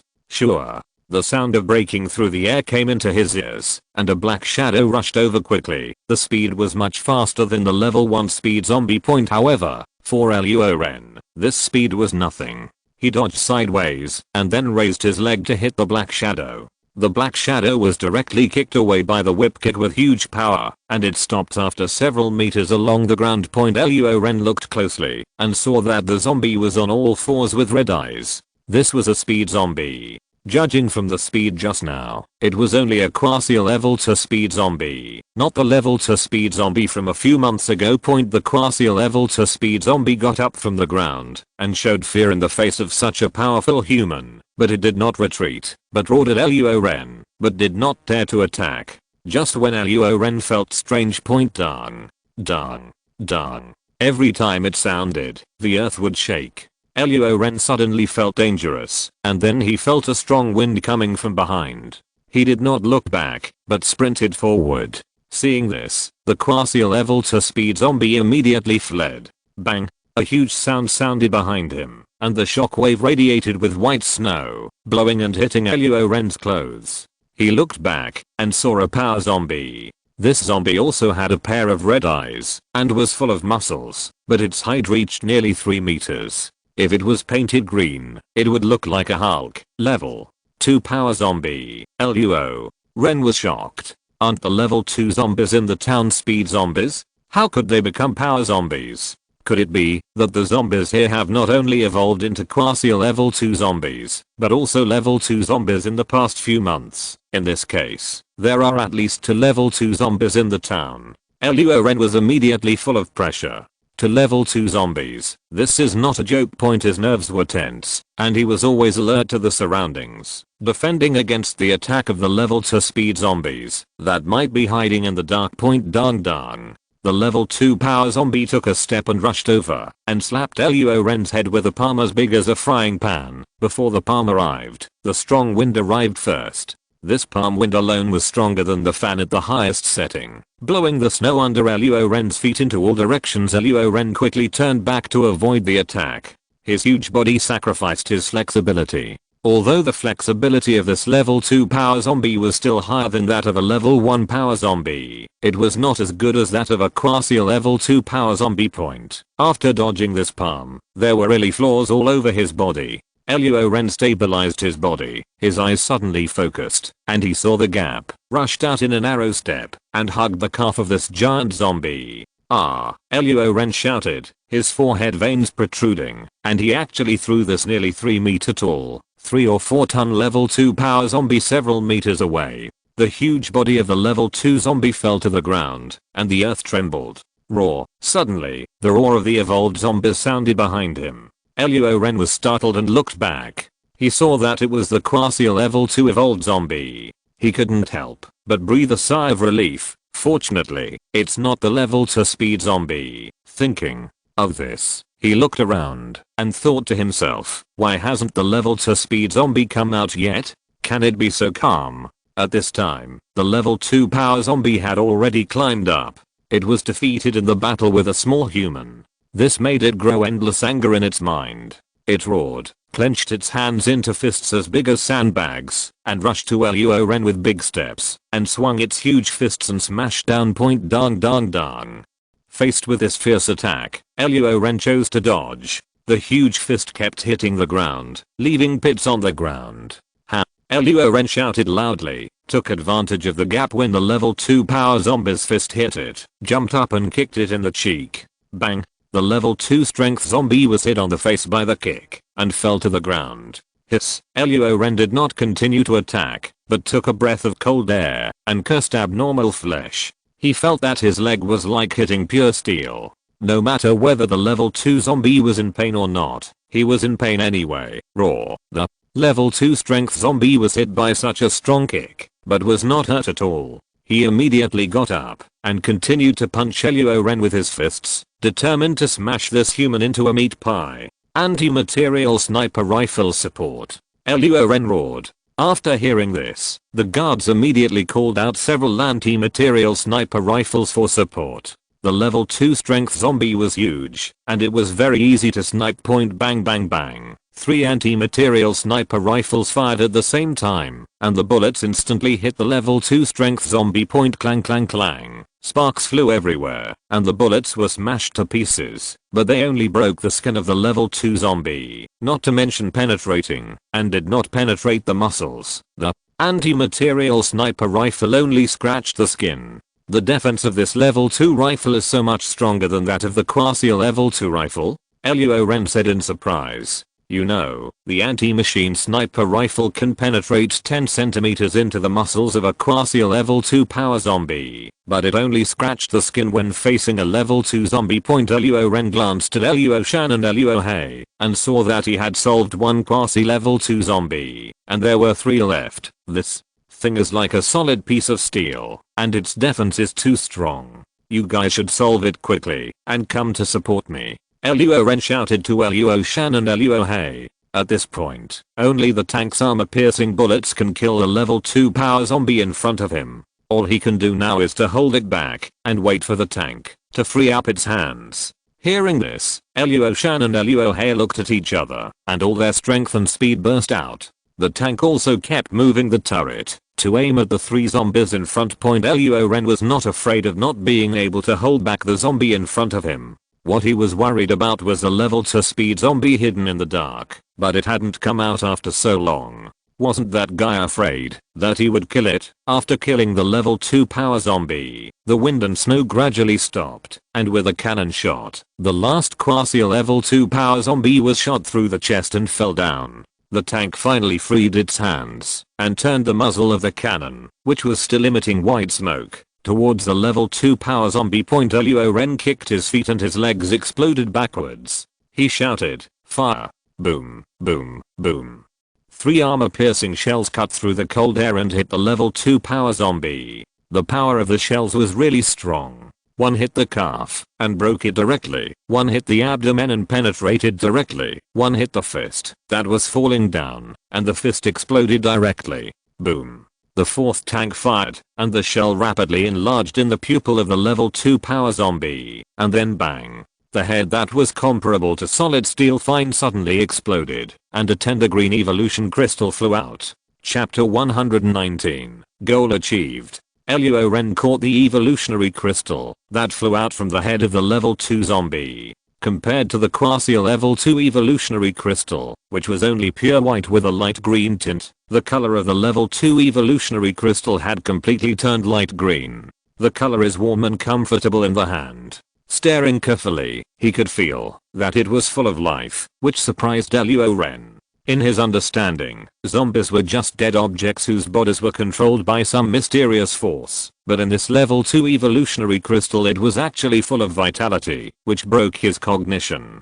Could it be that zombies are not dead creatures, but a new race that is evolving? Such a ridiculous idea suddenly came to Luo Ren's mind, so he secretly asked, "System, what kind of existence are zombies?" "Ordinary. Zombies are dead as the host thinks, but they eat people and animals. These fresh flesh and blood contain life energy, which will accumulate in their bodies and nourish their bodies. Why is it evolution rather than mutation? That's because these life energies will allow them to be reborn and eventually become another intelligent race. By then, they may not be as good as humans in terms of intelligence, but they are far superior in terms of physical strength than ordinary humans." "What?" Luo Ren was shocked and asked urgently, "So, even if these zombies evolve to a higher level and have wisdom comparable to humans, they will not coexist peacefully with humans? Or is this new race born out of human flesh and the original humans destined to be mortal enemies?" "Yes, natural selection, survival of the fittest. Didn't the ancestors of humans evolve their intelligent brains by devouring the flesh, blood, and bone marrow of various animals? Now a new race is being born, and they also need such resources to evolve rapidly, and they prefer human flesh and blood to animals, because the seemingly thin human flesh and blood contains unparalleled life energy. Of course, after they fully evolve, if humans still exist, they may keep humans in captivity, and humans will not become extinct. Besides, aren't humans also hunting zombies? Just like the evolutionary crystal in your hand, it can allow humans with originally weak bodies to evolve. No normal human being can resist such a temptation. Therefore, the relationship between humans and zombies is not a simple hunting relationship, but a battle between an evolving intelligent race and an established intelligent race. Under normal circumstances, veteran intelligent races often have a 90% winning rate, but zombies are different because they are born out of humans, and they arrive suddenly, disrupting human deployment. In addition, those animals are also evolving, and they may also become intelligent races, so the winning rate of humans is less than 60%. Moreover, humans like to fight among themselves, and the winning rate will be lowered. Therefore, in general, the winning rate of humans and zombies is evenly matched. The remaining 20% are those that evolved into animals. After hearing this, Luo Ren was completely shocked. He couldn't help but hold the evolutionary crystal tightly, and the pressure in his heart suddenly increased. Looking around at the many escort soldiers, he took a deep breath, and the shock in his eyes turned into perseverance. Both have a 40% chance. It's not certain who will win and who will lose. Besides, I have a base system. When I unify all humans, I will unlock high-tech weapons such as fighter jets, bombers, missiles, rockets, atomic bombs and hydrogen bombs. Even if you're no matter how strong your body is, I will drop a nuclear bomb on you to see if you can survive it. Besides, humans can also evolve, but they only need evolution crystals, so how be afraid of how? The wind and snow had stopped, and everyone's vision became clear. At this time, the town had turned into ruins, and the ruins were filled with broken arms and limbs of zombies. Luo Ren came back to his senses, and looked at the ruins of the town, frowning slightly. The level 2 speed zombie he had been thinking about had not appeared yet. Could it be that he had run away? Call out. A black shadow flew past. Luo Ren took a closer look, and saw that it was the quasi level 2 speed zombie. This zombie fled into the distance point. Luo Ren immediately jumped out, as fast as a shadow. The quasi level 2 speed zombie looked back and was shocked. It had some wisdom, and knew that the human behind it was very powerful, so it immediately sped up and fled. However, as a level 2 evolver, Luo Ren was much faster than this quasi level 2 speed zombie. After running 1 kilometer, Luo Ren was already within reach of it. Roar. The quasi level 2 speed zombies roared in panic, and ran as fast as they could. However, the next second, a cold light flashed, and the sharp blade was even colder than the ice and snow. The movement of the nearly level 2 speed zombie suddenly froze, the red light in his eyes extinguished, and a gap appeared along his skull, and then slides off neatly. Luo Ren turned around, walked towards the corpse of the quasi level 2 speed zombie, and dug out a pale green evolutionary crystal from the half remaining head point. Running quickly, and returning to the army, Luo Ren immediately ordered the entire army obeys the order and sweeps the zombie town.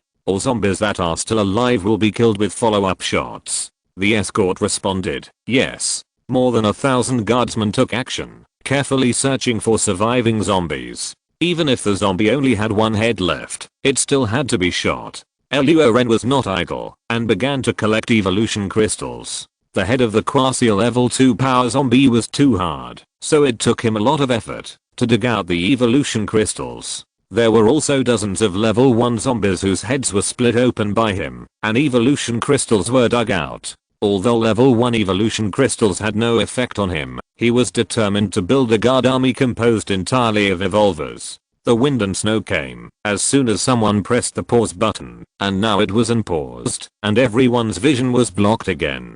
After an hour, the whole army returned to their positions, and all the zombies in the town were killed. Although they did not encounter level 2 speed zombies as expected, killing a level 2 power zombie was also considered to have achieved their goal, and there was also an unexpected harvest, which was dozens of level 1 evolution crystals and 6 quasi level 2 evolution crystals. All the guards boarded the armored vehicles, turned around, and drove towards the base. The wind and snow were getting heavier, and the bodies of the zombies and guards were soon covered by snow. This world turned white again. If it were not for the ruins of the town, I'm afraid no one would have seen that a war had just taken place here. The 5th shelter city, the city lord's mansion. Liu Liangxin sat in the city lord's position. In the first position on the right below, a man sat upright. This man had thick eyebrows and big eyes, and he was handsome, tall and strong. He was looking at Liu Liangxin in the city lord's position with a smile. The man smiled and said, "Congratulations, Liangxin, you have also become the lord of a city." Liu Liangxin smiled and said, "Thank you, brother Yang." The man suddenly stood up and said, "I haven't seen the gifts yet. Don't be in a hurry to say thank you. Come with me and see what gifts I brought you." "Oh," Liangxin said in surprise, "there are also gifts." She walked down from the high position of the city lord and came to the outside of the city lord's mansion with the man. She saw 2 medium-sized trucks parked in the square in front. The two walked to the medium-sized trucks. The man opened the door and revealed a full car of guns. Then he walked to the side of another car and opened the door. This car contained 10 boxes of bullets. The man smiled and said, 200 long guns and 100,000 bullets. Chapter 120 Undercover. Liu Liangxin was obviously very satisfied with such a gift and continued, "Thank you, brother Yang." Read that to return to the city lord's mansion, Liu Liangxin sat back in the city lord's seat, and the man also sat back in his seat. Liu Liangxin thanked her again. 100,000 rounds of ammunition is not a small amount, and I'm really short of ammunition. Thank you so much, brother Yang. The man laughed and said, "We both belong to the Wasteland Kingdom, and you were once the deputy city lord of my sanctuary city number 1, so you don't have to be so polite. Besides, these gifts are not all given by me. Among the 100,000 rounds of ammunition, 70,000 rounds were given to you by the king. I'm an obsessive compulsive person, and the number 70,000 seems uncomfortable, so I gave it to you. I added 30,000 rounds to my account. The man is none other than the lord of the number 1 sanctuary city of the Wasteland Kingdom, Yang Zi. You're welcome, but you still need to thank me. Liu Liangxin joked. By the way, brother Yang, why do you have time to come to my place? Could it be that you have taken a fancy to my shelter 5th city? Ha ha ha. Yang Zi laughed loudly and said, you're kidding. If it weren't for your help before, I couldn't manage the hundreds of thousands of people in this number 1 shelter city. Now that you're here, I still have a headache. How can I still think about it? Others, the main purpose of coming today is to see you. And by the way, I want to ask you, if there is a small town more than 20 kilometers away from Sanctuary City number 5, is there an evolved zombie in that town? Ha. Come and see me. Liu Liangxin was disdainful in her heart, but still smiled on the surface. Yes, there is a small town more than 20 kilometers west of the city gate. I sent several groups a month ago. People went to investigate, but in the end only 2 people came back safely, while the others died. I heard from the 2 people who came back that when they went there, they saw 2 zombies fighting. One was nearly 3 meters tall and full of muscles. One punch could smash a 30 centimeter thick concrete wall. The other was thin and thin. The fingernails are 10 centimeters long, extremely sharp, and very fast. Yang Zi immediately stood up excitedly and said, a zombie nearly 3 meters high. A zombie that is extremely fast. This is. He took a deep breath, trembling with excitement, and said word by word, 2 level zombie. He excitedly said to Liu Liangxin, Liangxin, let's join forces to send troops to this town, kill the 2 level 2 zombies, and seize their evolutionary crystals. When the time comes, one of us will become level 2 evolved humans together. Liu Liangxin frowned slightly, but did not agree immediately, and said, Brother Yang, do you know how terrifying level 2 zombies are? Even the king can only become a level 2 evolved human by hunting quasi-level 2 zombies to obtain evolution crystals, and just hunting one quasi-level 2 zombie caused the royal army to lose nearly 100 people. Is your city defense army comparable to the king's royal army? Not to mention the loss of nearly 100 people. Even if I lose 1,000 or 10,000 people, I will kill the level 2 zombies and get the evolution crystals. Yang Zi clenched his fists, narrowed his eyes slightly, and felt the power contained in his body. Energy, said, Lianxin, join forces with me. Think about it, what a powerful existence a level 2 evolver is. It can be heard from Yang Zi's words that he does not take the lives of his soldiers at heart. These soldiers are just tools to him, tools that can be sacrificed at any time for his own benefit. Liu Liangxin shook her head and refused. The total number of my 5 city defense armies is only 7,000.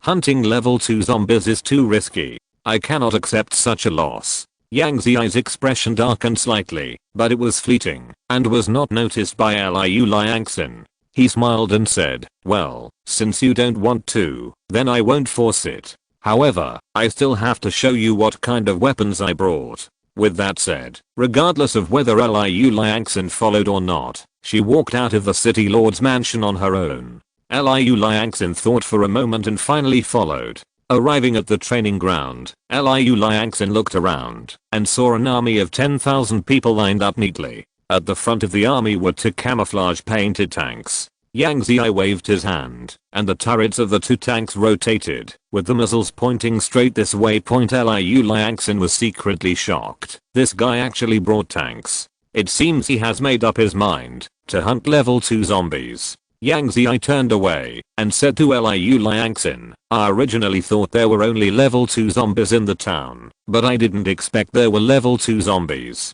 However, I'm a cautious person, and I like to kill chickens with a knife. Half of the troops in Sanctuary City number 1 are here, and I think annihilating 2 level 2 zombies should be a piece of cake. After saying that, he grinned, and then persuaded, how about it, you only have one chance. Cooperate with me to send troops to the town, and you and I will get a level 2 evolution crystal. With such a force, there is almost no problem in dealing with level 2 zombies. He wants to recruit me into his group, but he just wants my people to be used as cannon fodder for him. By that time, He had hunted down level 2 zombies and obtained to level 2 evolution crystals. With his temperament, he would probably not give even one to me, as he would really think I was a fool. Liu Liangxin shook her head and refused. I won't join in the fun, but if you want to attack the town, brother Yang, I can arrange for someone to lead you. Yang Zi's expression didn't change at all, and he said, that's such a pity. After being silent for a few seconds, he turned around, faced Liu Liangxin, and said, in this case, please arrange a few people to lead the way for me. I will send out troops tomorrow. Yang Zi naturally knew the way to the town, so why did he ask Liu Liangxin to arrange someone to lead the way? It was just a courtesy. Also, no matter how small a mosquito is, it is still meat. As many people as possible. As many people as possible. Liu Liangxin nodded and said, okay, I'll arrange it immediately. Due to the heavy wind and snow, the 2-hour journey took more than 3 hours. At this time, we finally saw the tall city wall of the base point. The guards on the city wall saw the returning troops and immediately opened the city gate point. Although it was snowing heavily, the residents in the city still lined up to welcome the return of the guards, as if it had become a tradition. Luo Ren stood on the tank and felt the enthusiasm of the residents. Facing such severe cold, he felt warm all over. Suddenly, Luo Ren said how he saw a person with a square face, thick eyebrows and a big mouth in the crowd. Isn't this exactly the appearance of the undercover described by Yang Shi? He jumped into the crowd. Many residents looked at Luo Ren, not knowing what was going on. They saw Luo Ren walking towards the man who looked like an undercover agent. When the man saw Luo Ren coming, his breathing slowed down. He avoided Luo Ren's gaze and took 2 steps back. Luo Ren saw this man and thought he looked more and more like an undercover agent. He put his hand on his shoulder, and the huge force made him sweat in pain. It hurts. It hurts. As soon as this man spoke, Luo Ren was stunned. This man's voice was as rough as his appearance. Normal people could tell that he was a man, but the undercover agent Yang Shi was talking about was a woman. Luo Ren let go of this man's shoulder and asked in a daze, are you not a woman? As soon as this was said, the residents around him immediately cast strange looks, as if to say, what's wrong with the chief? Did he stand against the wind and get dizzy? This guy looks like a pure old man. Chapter 121 Taking level 2 evolution crystal. Bearing the strange looks from all sides, Luo Ren was extremely embarrassed and really wanted to find a crack in the ground to crawl and read. He quickly ran into the armored vehicle and hid himself. Tanks and armored vehicles quickly drove towards the military parking lot. The man in the crowd breathed a of relief after Luo Ren left. Looking at the departing armored side troops, a gleam flashed in his eyes. He looked towards the city gate and murmured in his mouth, if Luo Ren is still there, listen carefully and you can hear, it's time to withdraw. Armored vehicles and tanks entered the military parking lot and were parked neatly. Luo Ren got off the armored vehicle and faced the blizzard. He stretched out his hand and pulled off the cloth bag from his waist. He weighed it a few times and found it was heavy. A satisfied smile appeared on his face. There are dozens of evolutionary crystals in this bag, and one of them is a level 2 evolutionary crystal, and the other 6 are quasi level 2 evolutionary crystals. This is definitely a good harvest. Luo Ren murmured to himself. Luotian Luo Hei, Luo Jaluoli, and Antong are all level 1 peak evolvers, and a quasi level 2 evolution crystal can allow them to reach the level of quasi level 2 evolvers. But these 6 quasi level 2 evolutionary crystals also have an effect on me. Should I give them to improve their overall strength, or should I take them alone to improve my personal abilities? Luo Ren rubbed his temples, having difficulty making a decision on the allocation of the 6 quasi level 2 crystals. In this way, while thinking about it and walking, he unknowingly arrived at the mobile base, entered the house, and picked out 6 quasi level 2 evolution crystals, and 1 level 2 evolution crystal from the cloth bag. Luo Ren wiped his face and finally decided, take it yourself. At present, the individual strength of level 1 peak evolvers can be regarded as the first echelon of combat power. There are probably only a few quasi level 2 evolvers. As for level 2 evolvers, they are even rarer. Therefore, the strength of Luo Ren, Luo He and others, it's enough for now. Don't rush to upgrade point. On the other hand, he was about to leave for Sanctuary City number 5 immediately to ask Liu Liangxin about Yang Ziyi sending people to explore the base intelligence. Although Liu Liangxin seemed to be very friendly to him, people were far apart from each other. He couldn't read minds, so he couldn't guess. Knowing Liu Liangxin's true thoughts, he couldn't be 100% sure that Liu Liangxin would not attack him. After cleaning the 7 evolutionary crystals, Luo Ren picked up the bright green level 2 evolutionary crystal with his index finger and thumb, took a deep breath, and then put it into his mouth without hesitation. The entrance to the evolution crystal turns into heat and pours into the stomach along the throat. The evolution of the level 2 evolver will not be painful, but will feel inexplicably comfortable. The majestic life energy spreads out in Luo Ren's body. These life energies are integrated into every cell of his body, strengthening his physical body. From the outside, his eyes were closed, and his breathing were smooth, as if he was asleep, without anything unusual. 3 minutes passed. All the life energy contained in the level 2 evolutionary crystal was absorbed by Luo Ren. He slowly opened his eyes and walked to the mirror. He saw that he in the mirror had not changed much, but he could feel that his power had more than doubled. Stroking his arm, if the rough touch felt like wood before, now it is closer to stone, like polished granite. With such an obvious increase in power, Luo Ren couldn't help but cast his fiery gaze on the 6 quasi level 2 evolutionary crystals quietly placed on the table. He immediately picked up 2 and put them into his mouth, and the evolution began immediately. 3 minutes later, after the life energy of these 2 quasi level 2 evolutionary crystals was consumed, Luo Ren didn't stop for a moment and immediately added 2 more crystals. This time it's 2.5 minutes, putting the last 2 evolutionary crystals into his mouth. Luo Ren closed his eyes slightly and enjoyed the pleasure of evolution wholeheartedly. 2 minutes passed, and the life energy of the last 2 evolutionary crystals was absorbed by Luo Ren's body. He opened his eyes suddenly, and the light blue light in them flickered for 10 seconds before going out. Call. Luo Ren felt stronger than ever before, drew out his saber, and cut his arm without blinking. Clang. The blade scratched the skin, and sparks shot out, as if scratching on hard granite. Luo Ren took a closer look, and saw that such a sharp blade only left an extremely fine white mark on his flesh and blood, which was gone with a gentle wipe with his hand. According to speculation, his physical strength may not be comparable to level 2 power zombies, but he can still compete with quasi level 2 power zombies, and his strength has also been greatly improved. If his faces level 2 power zombies, he was sure to kill them with his bare hands, just like smashing the zombie with a level 2 power with his bare hands. After coming back to his senses, Luo Ren poured out all the evolution crystals in the bag and counted them again. 37, 38, 42, 43, 44, a total of 44 level 1 evolutionary crystals.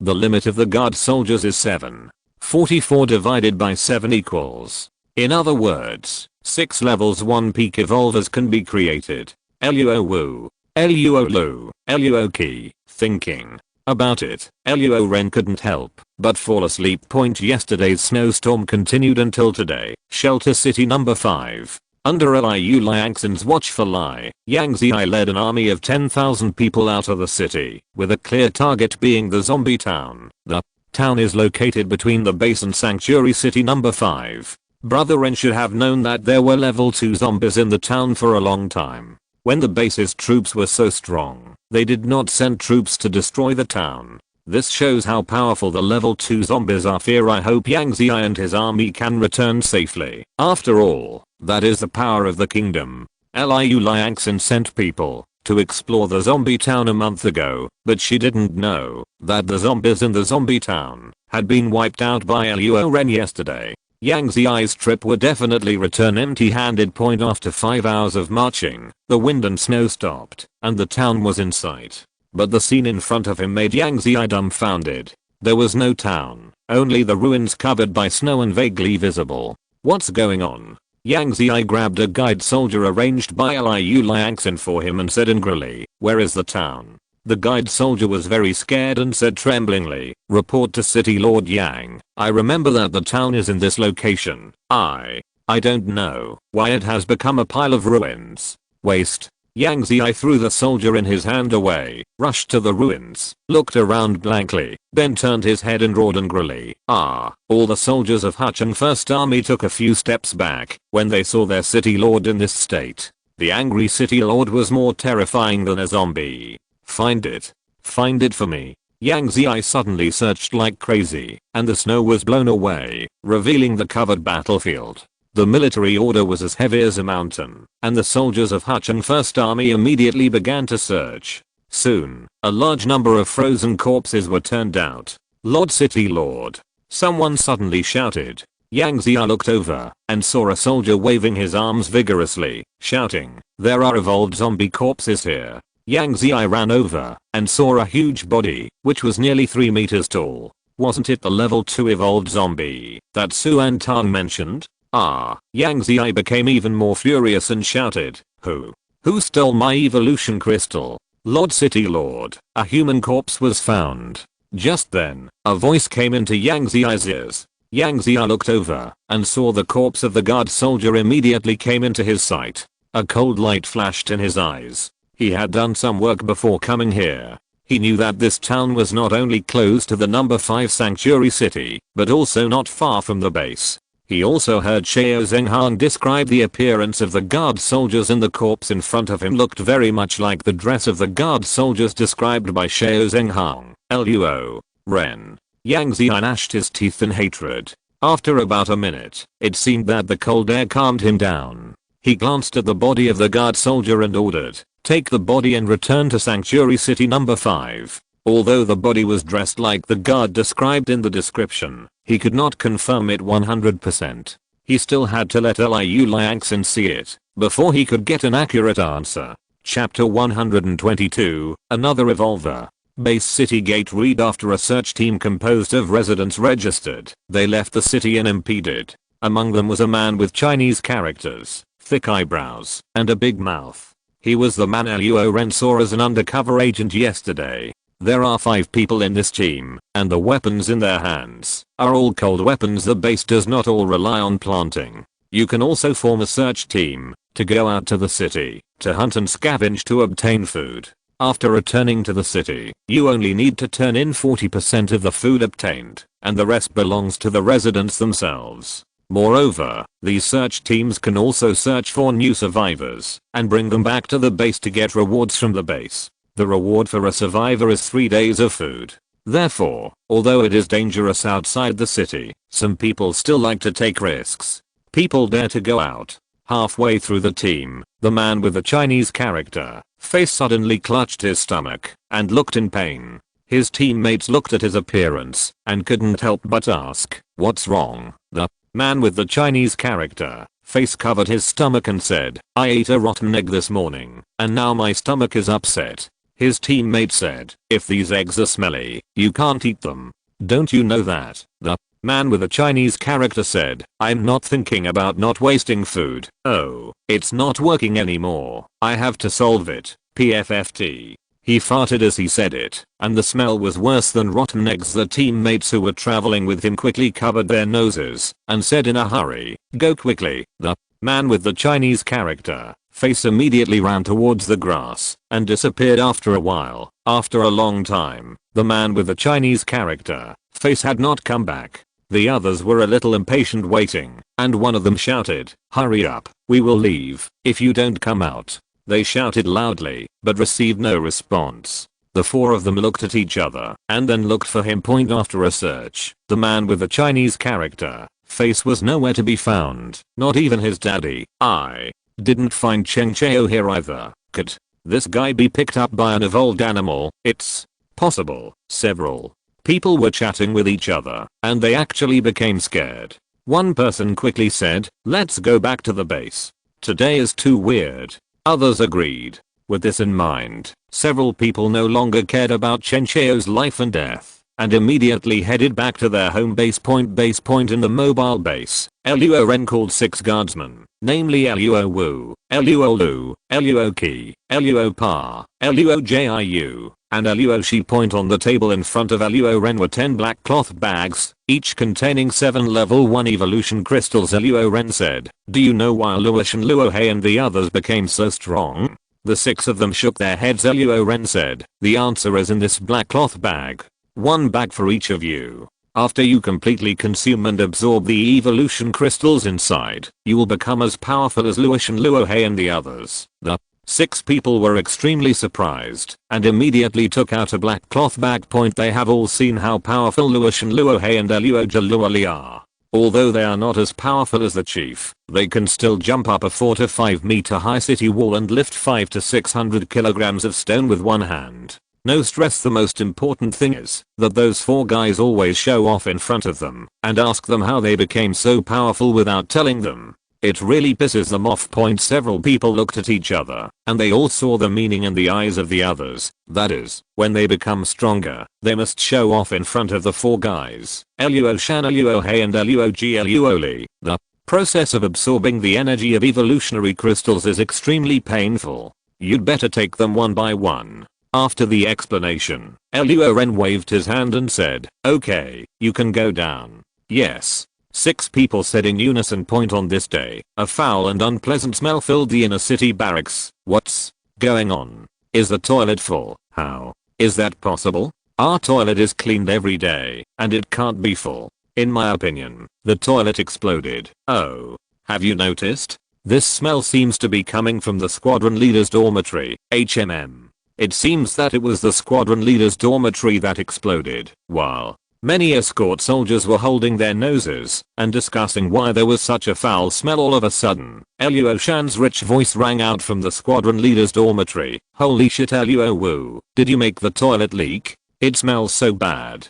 Then Luo He also said, "You didn't throw the grenade into the pit, right? You are so old, and you are still playing such a small game. You think it is firecrackers. Shut up, you guys." As soon as he finished speaking, 6 figures were seen jumping off the 3rd floor of the dormitory building one after another, and then headed towards the outer city without looking back. "Oh, what does it smell like? It's in your pants pocket." "Oh, I'll go. Can you be a little more ethical and go to the toilet for a while? I'm cooking now." As Luo Wu and the 6 walked across the street, they had no time to care about the residents' comments. They were covering their noses because they really couldn't stand the smell. Inside the mobile base, Luo Ren was also attracted by the excitement. When he walked out of the mobile base and saw the 6 Luo Wu walking through the streets, he couldn't help laughing. At this time, Suan Tong, who was frowning, came over and said, "Did you give them evolution crystals?" Luo Ren smiled and nodded. "Didn't you tell them that, after taking evolutionary crystals, the human body will eliminate foul-smelling impurities?" Suan Tong asked. "What are you talking about? I just forgot." Luo Ren couldn't stop laughing. "It's too much. We've screwed our own people." Suan Tong looked at the 6 people and murmured, "They seem to be heading towards the aquaculture site." Luo Ren's laughter stopped abruptly. He looked at Suan Tong, then looked in the direction where Luo Wu and the other 6 disappeared, and shouted, "Not good." He hurriedly chased after them. He had seen the toxicity of these impurities. He must not let Luo Wu and the others jump to the aquaculture base for cleaning, otherwise it would be ruined. Luo Ren quickly caught up with Luo Wu and the other 6. At this time, there was still some distance from the water plant breeding base. Luo Ren breathed a sigh of relief and shouted, "Hurry up and head downstream of the stream." Hearing this, the 6 people of Luo Wu immediately turned around and ran downstream of the stream. Point, splash. The 6 people jumped into the stream at the same time, splashing water several feet high. Point, fortunately, this is a flowing water source. It is difficult to freeze, and its self-purification ability is quite strong. Point, it was a rare sunny day, and the snow clouds above the sky dispersed, revealing the long-lost stars and bright moon. Point, outside the number 5 shelter city, a man walked on the snow and walked towards the darkness. This man did not hide himself and seemed not afraid of being discovered by the soldiers guarding the city at night. Who is it? This man was discovered very quickly because he was so blatant. 4 or 5 soldiers held guns and flashlights. Their eyes were very alert, and the bullets in their guns were loaded, and the safety was opened. As long as the man in front of them made any movement, they would shoot and kill him without hesitation. The man immediately stopped, and the light of the flashlight shone on his face, revealing his face. He had a square face, thick eyebrows, and a big mouth.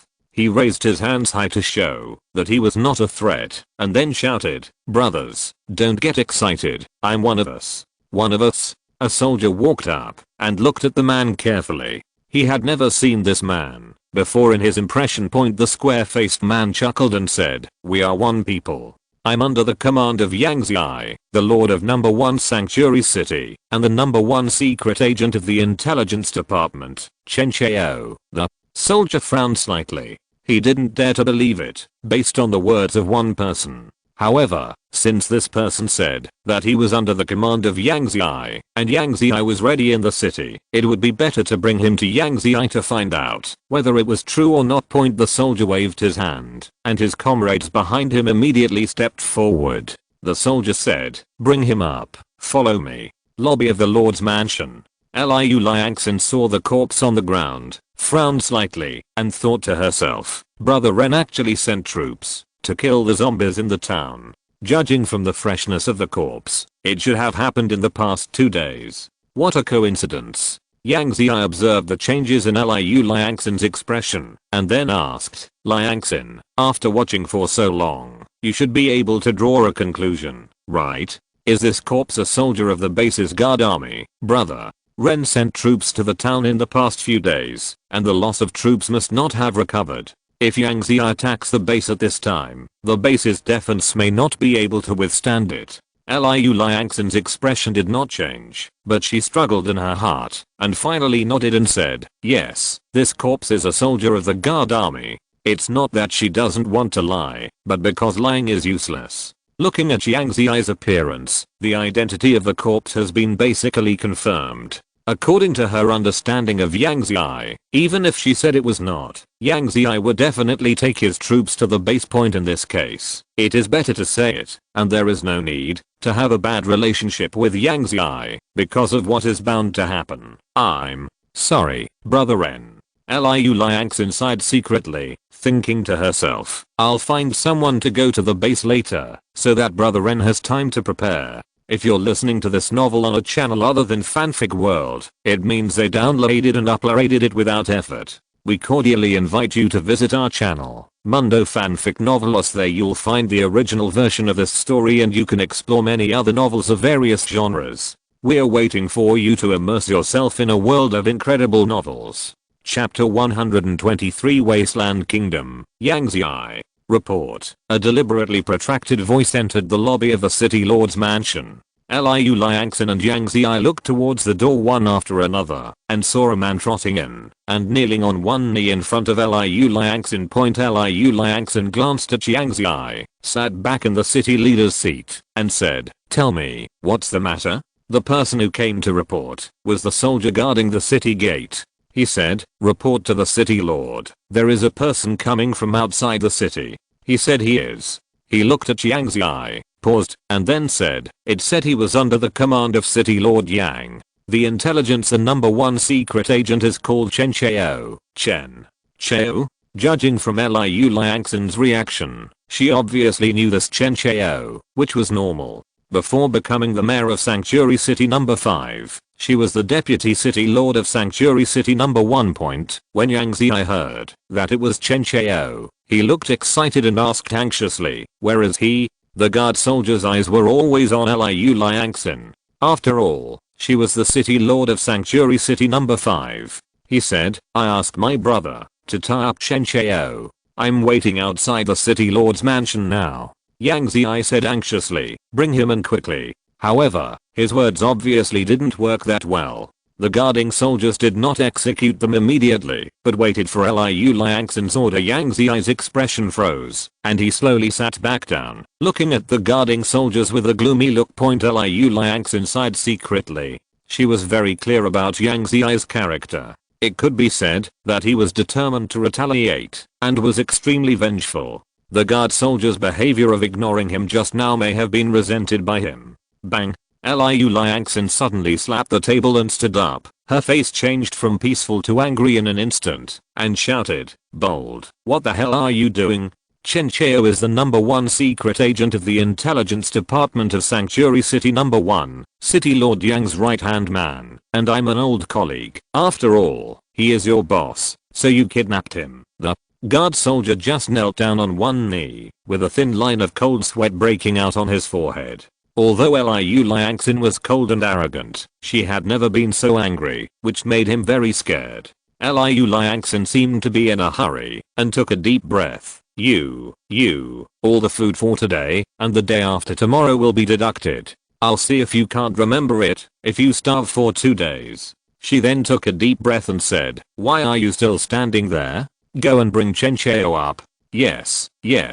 The guard soldier responded tremblingly, then turned around and left the city lord's mansion. Yang Ziai, who was watching from the side, watched the guard soldiers walk out of the lobby of the city lord's mansion, snorted coldly, and the gloom in his eyes obviously dissipated. Soon, Chen Chao walked in swaggeringly. When he stepped into the door of the city lord's mansion, he turned around and said in a long voice, "Be careful next time." Immediately, he saw Liu Liangxin and Yang Ziai, and he naturally knew that Liu Liangxin was the city lord in Sanctuary City #5, but he chose to ignore Liu Liangxin, trotted all the way to Yang Ziai, and said with a flattering look, "City lord." A cold light flashed in Liu Liangxin's eyes, but she didn't speak, waiting to see what the two of them could say. Seeing Chen Chao, Yang Ziai hurriedly asked, "How was the investigation?" Chen Chao was about to speak with a flattering face, but then he thought of Liu Liangxin next to him.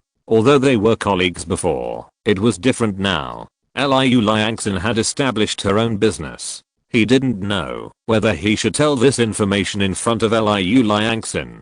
Therefore, he swallowed the words that were already on his lips and looked at his direct leader Yang Ziai for instructions. Yang Ziai understood, waved his hand, and said, "It's okay. Although Lianzi no longer works under me, we all serve the Wasteland Kingdom and are loyal to the king. You can say whatever you want." "Ahem, I'll say it then." Chen Chao repeatedly and said, "I have been lurking in Luo Ren base for nearly 3 months, and I have been able to get some information. There are 3,000 base guards, but their combat effectiveness is extremely powerful because their weapons are so sophisticated, including tanks, armored vehicles, heavy machine guns, sniper rifles, weapons with powerful firepower. And just in the past month, Luo Ren also formed an army called Xiangxing Army, with a strength of 7,000 people. And Chen Chao suddenly hesitated, not knowing whether to say something or not. Yang Ziai said, "You say what you want." Chen Chao then said, "Also, Lord City Lord, your cousin Yang Shi was captured by Luo Ren, and he also told Luo Ren of my existence." After hearing this, Yang Ziai looked calm and did not show the slightest surprise. He only heard him say "oh," which was the biggest reaction to this matter. Judging from his appearance, he didn't care about Yang Shi's life or death, and he seemed to have already known that Yang Shi would be caught. But the more he reacted indifferently, the more Chen Chao felt scared. He said nervously, "Lord City Lord, it's not me. I hurt Yang Shi." Yang Ziai smiled calmly and said, "I know. I didn't say it was you who harmed Yang Shi. I arranged for him to go there just to cover for you. By the way, how did this idiot get discovered?" Chen Chao breathed a sigh of relief and said, "He provoked the Xiangxing army captain arranged by Luo Ren at the opening ceremony of the Xiangxing army." Seeing that she was a woman, he thought he was easy to bully. Unexpectedly, he was punched away, and his nose started to bleed, and finally became so angry that he wanted to kill the captain of the Xiangxing army, but he was captured by Luo Ren, and he confessed my existence that day. What a fool. Yang Ziai cursed, and then asked curiously, "Since he has confessed you, how did you escape the search and escape from the base city?" Chen Chao chuckled and said, "Don't you know, Lord City Lord, that I have exposed the man's voice in front of you, and Deputy City Lord Liu. Normally He cleared his throat and said, "Like this His voice when he said this sentence was not as rough as a man's voice at all, but a sweet woman's voice. he said, just like that. When Yang Shi confessed me, he told Luo Ren that I was a woman, but he didn't know that I can be attacked or taken. Can be a woman or a man. Yang Zi laughed, picked up the wine on the table on his right and drank it in one gulp, and said with a smile, okay. That Luo Ren is also an idiot. He can't even adapt. Okay. Without mentioning this, do you have any other useful information? Chen Chao said, yes. Just yesterday, Luo Ren took 2,000 guards out of the city. They left the city in the morning and returned to the city in the afternoon. They lost more than 100 troops and lost more than 100 soldiers. However, they did not bring back any trophies such as people, food, weapons, etc. However, but their morale was as high as if they had won a battle. Click. The cup in Yang Zi's hand was crushed instantly, and his originally smiling face suddenly turned gloomy. Chen Chao didn't see Luo Ren bringing back the loot, but he knew that population, food, and weapons were not worth mentioning at all. What Luo Ren gained from yesterday's expedition was enough to make everyone crazy, including him. Yang Zi, sure. Enough. It's Luo Ren. Yang Zi gritted his teeth, eyes filled with hatred and rage. He had subconsciously regarded the town's level 2 zombies as his personal belongings, and Luo Ren's action was to steal his things. And it was something extremely important, which made he hate Luo Ren, and the guards. Liu Liangxin's expression didn't change at all, but she was making calculations in her heart. I know everything. You can go down. Yang Zi said to Chen Chao, have a good rest tonight, and follow me to the base tomorrow. When Chen Chao heard that he was going to set off to the base tomorrow, he was immediately startled and said anxiously, Lord City Lord, the base guard army is strong and its combat effectiveness is not weaker than our Hutchin First Army. It isn't appropriate to send troops so hastily. HMPH. Yang Zi snorted coldly. Luo Ren just went through a battle yesterday. Although he didn't lose many troops, the ammunition must have been severely consumed, so we must do it as soon as possible. Otherwise he will have no chance when he recovers. But, the city lord, it goes without saying, it's decided. Chen Chao still wanted to persuade, but Yang Zi interrupted him directly. Seeing that Yang Zi had made up his mind, Chen Chao, who knew his temper, immediately chose to shut up and stop persuading. He said yes and then said, the subordinate will take his leave first. Yang Zi waved his hand point out of politeness. Chen Chao cupped his hands towards Liu Liangxin and said, City Master Liu takes his leave. After Chen Chao left, Liu Liangxin looked at Yang Zi, who had a gloomy look on his face. After hesitating for a while, he finally persuaded him, Brother Yang, sending troops to the base is not child's play. You have to think about it. I have seen the guards. Although they are smaller in number, they are as well equipped as the King's Royal Army. Their military quality is also extremely high and their combat effectiveness is very powerful. Moreover, Chen Chao just said that the base has recruited a new Xiangxing army of 7,000 people, including the escort. The number is 10,000. And Brother Yang, you only brought 10,000 people this time. In such a comparison, the first city guard army does not have an advantage in terms of numbers or weapons and equipment, so it is better to think about it. How could Yang Zi not be able to analyze these things? But if he had gone too late, the 2 level 2 evolution crystals would have been eaten by Luo Ren long ago, and maybe they would have been eaten by Luo Ren by now. Therefore, sending troops tomorrow is just a last-ditch effort. Moreover, when sending troops to the base, you don't necessarily have to take action. Everything is negotiable. As long as you can come up with conditions that are attractive enough to Luo Ren, it is still possible to exchange for a level 2 evolutionary crystal. As long as he gets a level 2 evolution crystal, he can evolve to a level 2 evolver. Yang Zi shook his head and said, Lianzin, please stop trying to persuade me. If you are willing to help me, lending me your soldiers is the best help to me. Handing over her soldiers to Yang Zi is tantamount to asking the more than 7,000 soldiers in Sanctuary City number 5 to die. Liu Liangxin will never do such a thing. She shook her head and said, since Brother Yang, I have already made up my mind, so I will stop trying to persuade you. With that said, she stood up, walked to the side door leading to the backyard, and said, it's getting late. Brother Yang will go to the base tomorrow, so go to bed early. After saying that, She walked into the side door and disappeared from Yang Zi's sight. Yang Zi stared in the direction of the side door, clenching his fists involuntarily, making a click sound from his knuckles, and whispered in his mouth, "If you didn't have a special relationship with the old guy, I would have done this to you." Late at night, in the backyard of the city lord's mansion, Liu Liangxin's room, Liu Liangxin, who was lying on the bed, suddenly opened her eyes. She got up and got out of bed, walked to the window and looked outside. She saw nothing but darkness. She listened carefully and was completely silent. It could be seen that everyone was already asleep. She slowly opened the door without making a sound, then turned into a black shadow and left the city lord's mansion. Soon they arrived at the city gate, and the soldiers who captured Chen Chao were still standing guard. Aha! The black shadow flashed, and Liu Liangxin appeared in front of the soldiers, who were about to shout, "Stop talking."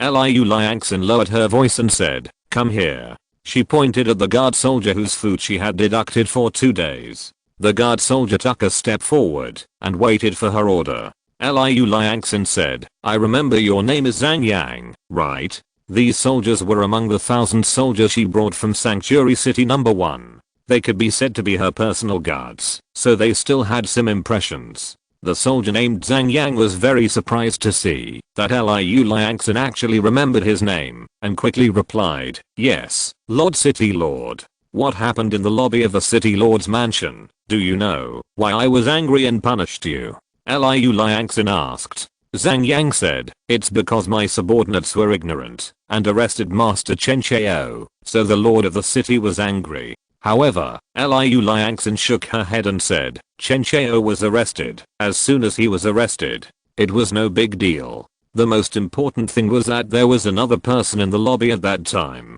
You. No, it was our former city lord Yang Zi. You have little contact with him, so you don't know his temperament, but I know that when he asked you to bring Chen Chao to the lobby, you ignored him, and he immediately hated you. Therefore, I can only pretend to lose my temper and deduct your food for 2 days to make the hatred in his heart disappear. Otherwise you will have to bear his revenge later." Although he didn't know Yang Zi's temperament, he knew his cruel methods. Therefore, the soldier Zhang Yang was frightened for a while after hearing this, and thanked him. "Thank you, Lord City Lord, for saving your life." Liu Liangxin waved her hand and said, "It doesn't matter, you are my soldier, so I have to protect you." After a pause, Liu Liangxin continued, "I have a task here for you to complete, but you need to leave overnight. However, as long as you can successfully complete the mission, I will promote you to platoon leader." Zhang Yang already respects the city lord, and now he respects him even more. Even if there is no mission reward, he will agree, and immediately nodded and said, "I will definitely complete the mission." "Okay." Liu Liangxin took out a letter from her pocket and said, "You take this letter and rush to the base overnight. You must hand this letter to Commander Luo Ren at the base." After receiving the letter, Zhang Yang saluted with a military salute and said with determination, "Promise to complete the mission." After that, Liu Liangxin asked several other soldiers guarding the city to give Zhang Yang some of their ammunition, and Zhang Yang took advantage of the night to hit the road. Liu Liangxin quietly returned to her room, put on her pajamas, and got into bed, as if nothing had happened just now. She silently recited in her heart, "I hope Zhang Yang will send the letter to Brother Ren." In fact, she knew that 90% of Yang Zi's 10,000 strong army could not break through the base's defense. But in the past, if Luo Ren was able to know about it first, he would be able to respond in time, which would increase the winning rate by several points. Chapter 124, Judge a Gentleman by His Own Meanness. Base read: It's a rare good day today. The snow has stopped, the wind is not strong, and we can see the long lost sun. Luo Ren got up early, walked out of the mobile base, stretched out in the not so warm sunshine, and couldn't help singing, "Today is a good day, sir." Search. TWKAN on Google. Suddenly, Saudi Arabia's voice came from afar. Luo Ren looked over and saw Saudi Arabia trotting towards him. Luo Ren said, "If you don't make breakfast so early in the morning, you won't get anything to eat if you come here." This is the truth. Luo Ren's snack inventory had been wiped out 2 months ago. Even his favorite Fat House Happy Water only had 2 bottles left. He regarded it as a treasure and kept it in the refrigerator just to look at it. Hold on, reluctant to drink. After all, one bottle is one less bottle. Saudi said, "Sir, you are joking. I have something important to report." "What's the matter?" Luo Ren asked immediately, as there must be something urgent coming so early. This morning, the city guard brothers found a man fainted at the gate of the base.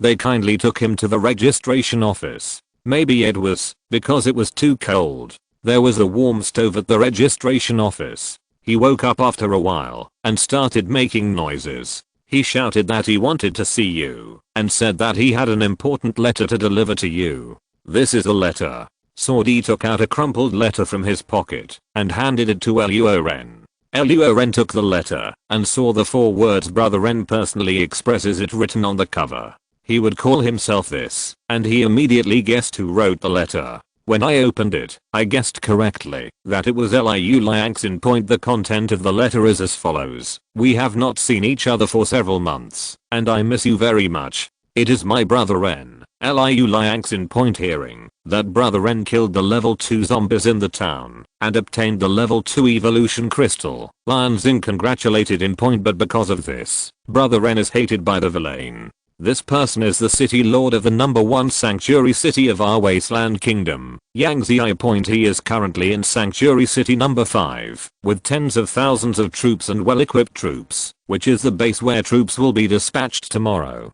If he wants to snatch the level 2 evolution crystal, brother Ren needs to be prepared for the battle." The content of the letter ends here. Signed Liu Liangxin. This letter should have been sent last night, so the tomorrow above is today. What a good Yangzi. I haven't settled the matter with you for sending an undercover agent to explore the base. Now it is indeed because of me hunting level 2 zombies that I have sent troops to the base.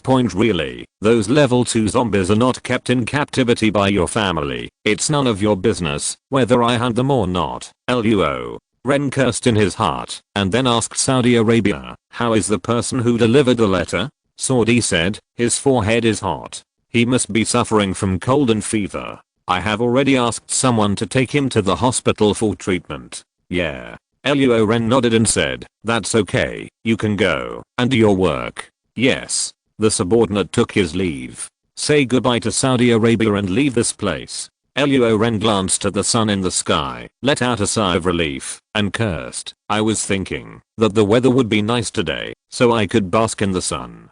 Damn it, Yangzi has nothing to do to send troops to the base." Luo Ren thought quietly as he walked towards the barracks. Soon they arrived at the barracks and immediately gathered the entire army. Although Suan Tong is now the captain of the Xiangxing army, she is still a guard soldier. After hearing the assembly order, she rushed over immediately. She asked, "What happened?" The whole army suddenly gathered. In her memory, this kind of thing happened only 3 times in the base, and that was when Hu Cheng's army was attacking the city. Therefore, a sudden gathering of the entire army must mean that something big happened, and maybe someone was attacking the city. But now Hu City has been destroyed, Hu Fei is dead, and Hu Shan doesn't know whether he is dead or imprisoned by the number 3 sanctuary city of the Wasteland Kingdom, and the strength of the base has also been greatly improved. I don't know who will want it. Attack the base. Of course, zombies are not excluded. Luo Ren explained. "We have received news that Yangzi, the number 1 sanctuary city of the Wasteland Kingdom, has raised his troops to attack the base. He is now on the way. Before he arrives, we will prepare for the battle." Wasteland Kingdom? Yangzi? Suan Tong was surprised. This Yangzi is the city lord of sanctuary city number 1. Luo Ren said he arrived at sanctuary city number 5 yesterday. When he said sanctuary city number 5, he saw Suan Tong and others looking confused, so he explained said, "Shelter city number 5 is the former Hu city." Only then did everyone suddenly realize that the city of Hu City had been exchanged for the Wasteland Kingdom. Luo Ren continued. "The news about Yangzi's attack on the base today was sent by Liu Liangxin. I have to thank her properly next time we meet." Hearing this, Suan Tong was unhappy. She snorted and muttered, "Liu Lion has a long-lasting love. It's been a few months, and she still misses you so much." Hearing this, Luo Ren touched his nose awkwardly, then straightened his face and said, "Don't talk nonsense. Take action quickly. The tank crew will drive all the tanks to the city gate and stand by. All others supported the defense of the city. He looked at Suan Tong again and said, this is a good opportunity for actual combat. Although the Xiangxing army has only been training for less than a month, it already has some combat effectiveness. Let them join the battle to defend the city and improve their strength. Practical combat experience can also strengthen their courage. Suan Tong could clearly distinguish the importance of such a major matter. Liu Lian would worry about it later and immediately responded, yes. After that, she drove to the Xiangxing army barracks in the outer city. Luo Shen Luo He and Luo Luo were both veterans, and they quickly organized the escort to prepare for battle. It's noon, and the pure white snow reflects the sun and shines brightly. The escort was fully prepared for battle. Heavy machine guns and rocket launchers had all been mounted on the city wall, waiting for Yang Zi's arrival. Although the Sky March soldiers, who were composed of residents, were very nervous, no one showed fear. On the contrary, many people had a little expectation in their eyes. Luo Ren stood proudly on the city wall, looking ahead. He did not want to antagonize the Wasteland Kingdom, but he would not agree to others bullying. Under everyone's gaze, under the rays of the tepid sunlight, a huge army came into viewpoint. When Yang Zi arrived, Luo Ren noticed the front of this huge army at first sight. There were 2 tanks there. There was a man standing on the tank. The cold wind blew the corners of his clothes and his hair, which was about a palm long. Luo Ren guessed that this person was Yang Zi. If he didn't come to attack the base, he still looked a bit heroic. The Huchin First Army stopped 1 kilometer away from the base. Yang Zi jumped off the tank and ran towards the base. His speed was extremely fast, and it was obvious that he had reached the sub-level of a level 1 peak evolver. He rushed over alone. What did he want to do? Luo Ren was curious and jumped off the city wall. At the same time, Yang Zi also came to him. At this time, the distance between the two was less than 3 meters. Yang Zi looked at Luo Ren curiously and was secretly shocked. This person has an extraordinary temperament. He must be Luo Ren. Luo Ren also looked Yang Zi up and down and said to himself, a little short, you. As soon as Luo Ren opened his mouth, Yang Zi rushed to ask, are you Luo Ren, the ruler of the base? How fucking rude. Luo Ren swallowed the words on his lips. After a moment of silence, he said, I'm Luo Ren. Luo Ren is me, and you should be Yang Zi, the city lord of Sanctuary City number 1, right? Yang Zi didn't answer. He glanced at the city wall, where there were soldiers aiming guns at him. Then he looked around, seeing that it was covered with snow and unable to hide people. Then he looked at Luo Ren, and an idea grew in his heart. The city walls are tall and the troops are extraordinary. If you choose to attack the city, the winning rate is very low, which is tantamount to losing your life. However, now that Luo Ren is alone and close at hand, it is better to capture the thief first. Seeing that Yang Zi didn't answer for a long time, Luo Ren frowned and said to himself, what bad idea does this guy have, and he doesn't reply? Yang Zi's eyes became more sinister, but when he thought about it, he quickly gave up the idea of capturing Luo Ren. After all, he could talk to him face to face calmly. This Luo Ren must be extraordinary, so he should try his strength first. He smiled and said, yes, this is Yang Zi. I have long heard that Chief Luo Ren has an extraordinary bearing, and when I saw him today, he certainly lived up to his reputation. As he spoke, he stretched out his hand to shake Luo Ren's hand. Luo Ren was not afraid, stretched out his right hand to hold it together, and said, thank you for the compliment. The moment the two hands were held together, Yang Zi secretly exerted force, and the grip on his palms was strong enough to crush the teacup. But he saw Luo Ren's face relaxed. Moreover, he felt that Luo Ren's skin was not like normal human skin, and felt like polished granite. At this time, he had already exerted a lot of strength, but Luo Ren was still fine, just looking at him with a smile. HMPH. Test my strength, then I will show you. Thinking in his mind, Luo Ren suddenly exerted his strength. Snort. Yang Zi groaned, and his face turned red instantly. Within a few seconds, a thin line of cold sweat broke out on his forehead. He quickly pulled out his hand and exclaimed in surprise, what a strong force. At the same time, His heart skipped a beat. Luo Ren was so powerful that he had probably taken level 2 evolutionary crystals. This made him anxious. He secretly prayed that Luo Ren had only taken one and would still have one left. He smiled and praised, "Sir, Luo Ren is really powerful. You're not bad. You're comparable to those squadron leaders of mine." There was no irony in Luo Ren's words. He was telling the truth. He could feel that Yang Zi's strength was similar to that of Luo Wu and others. He should be a level 1 peak evolver. This was already pretty good. After all, there are only a few level 2 evolvers. Yang Zi's facial muscles twitched slightly. If it were anyone else, he would have been furious. However, facing Luo Ren, who suppressed him in both overall military strength and individual strength, he suppressed his anger forcefully. Still smiling, he said, "Thank you." Luo Ren stopped talking nonsense. His face turned cold, and he said sternly, "By the way, why did you bring so many troops to my base? Are you going to attack the city?" Although he knew that Yang Zi's original intention was to attack the city, Luo Ren did not make it clear.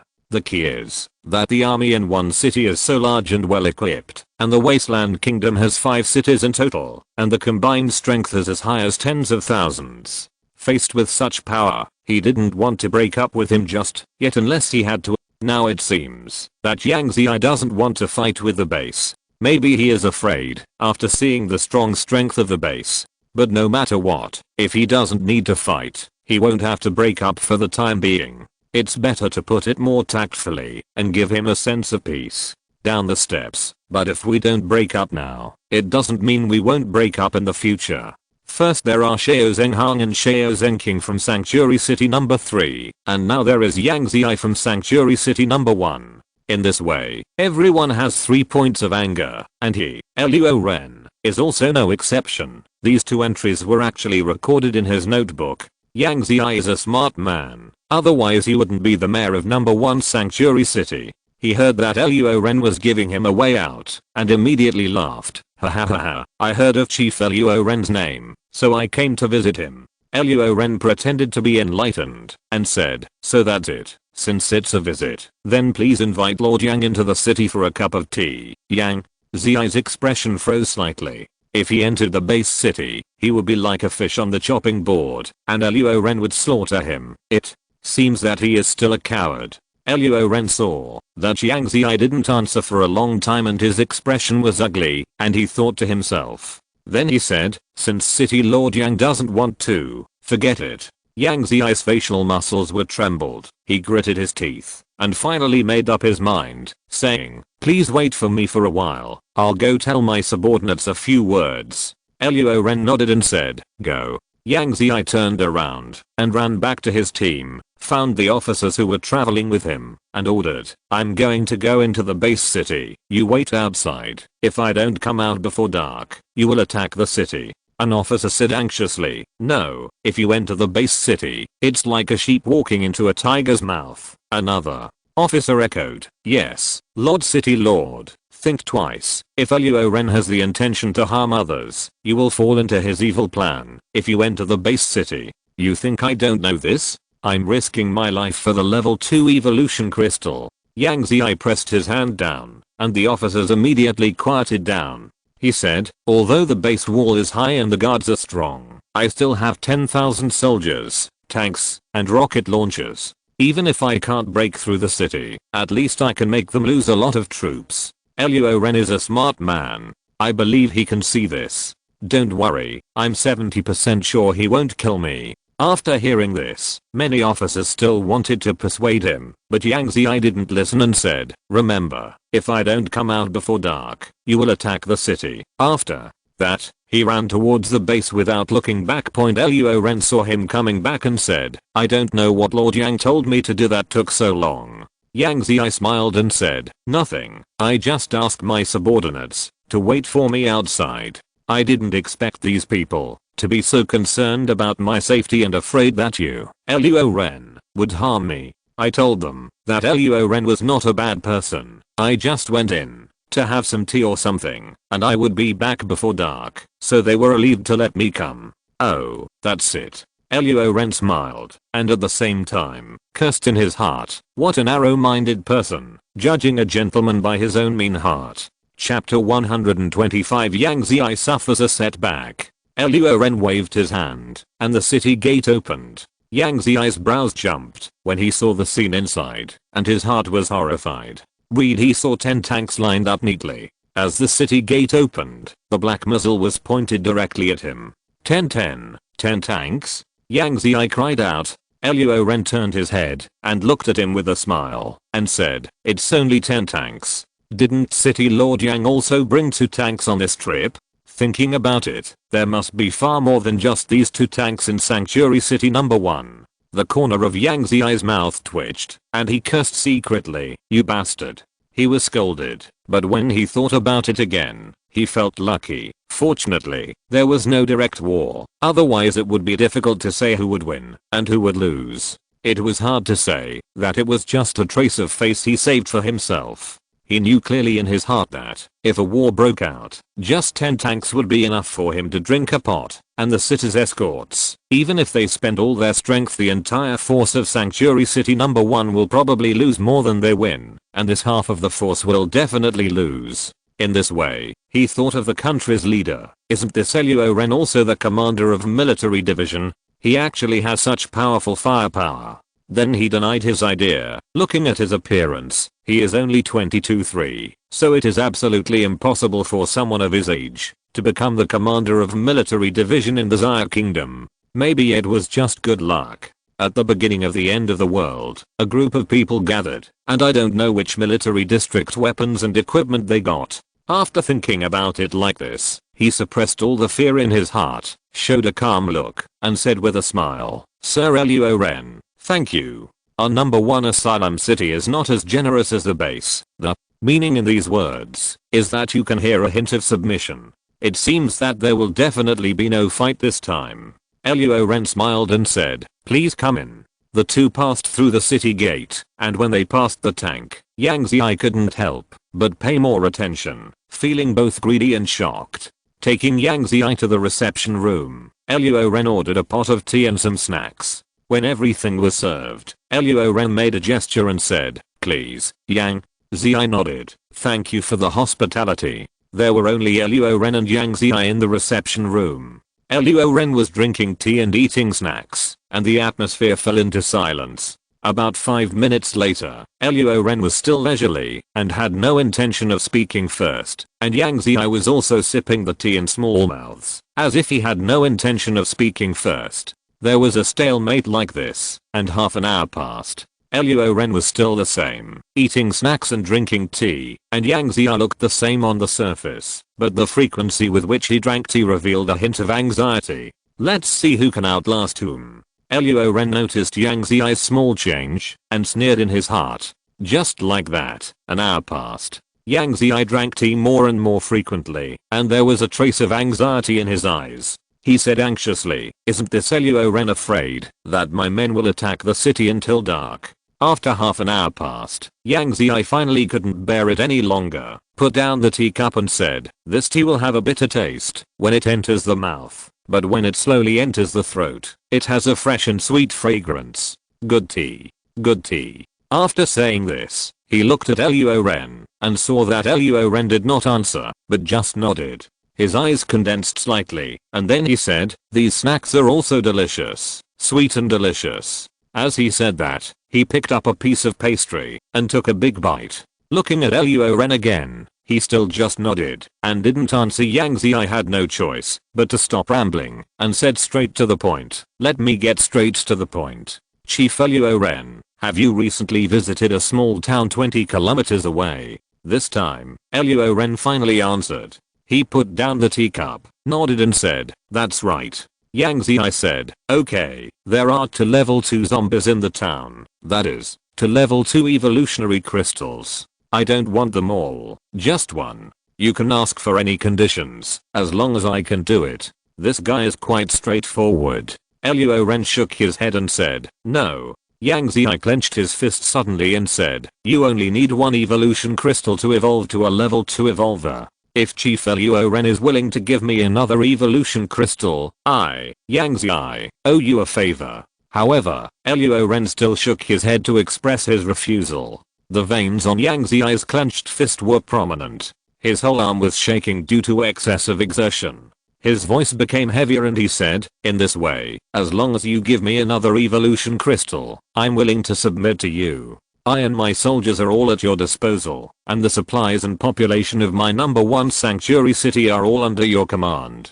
He has spent a lot of money and paid all his wealth just for a level 2 evolution crystal. It is really tempting. Such a temptation is really huge. If there are really 2 evolution crystals left, Luo Ren might change them. However, it is precisely because there are no level 2 evolution crystals that Luo Ren can carefully consider the pros and cons. Yang Zi surrendered to his own army. More than 10,000 soldiers are indeed a big fighting force, but they are also a big threat because Yang Zi only surrendered for the level 2 evolutionary crystal.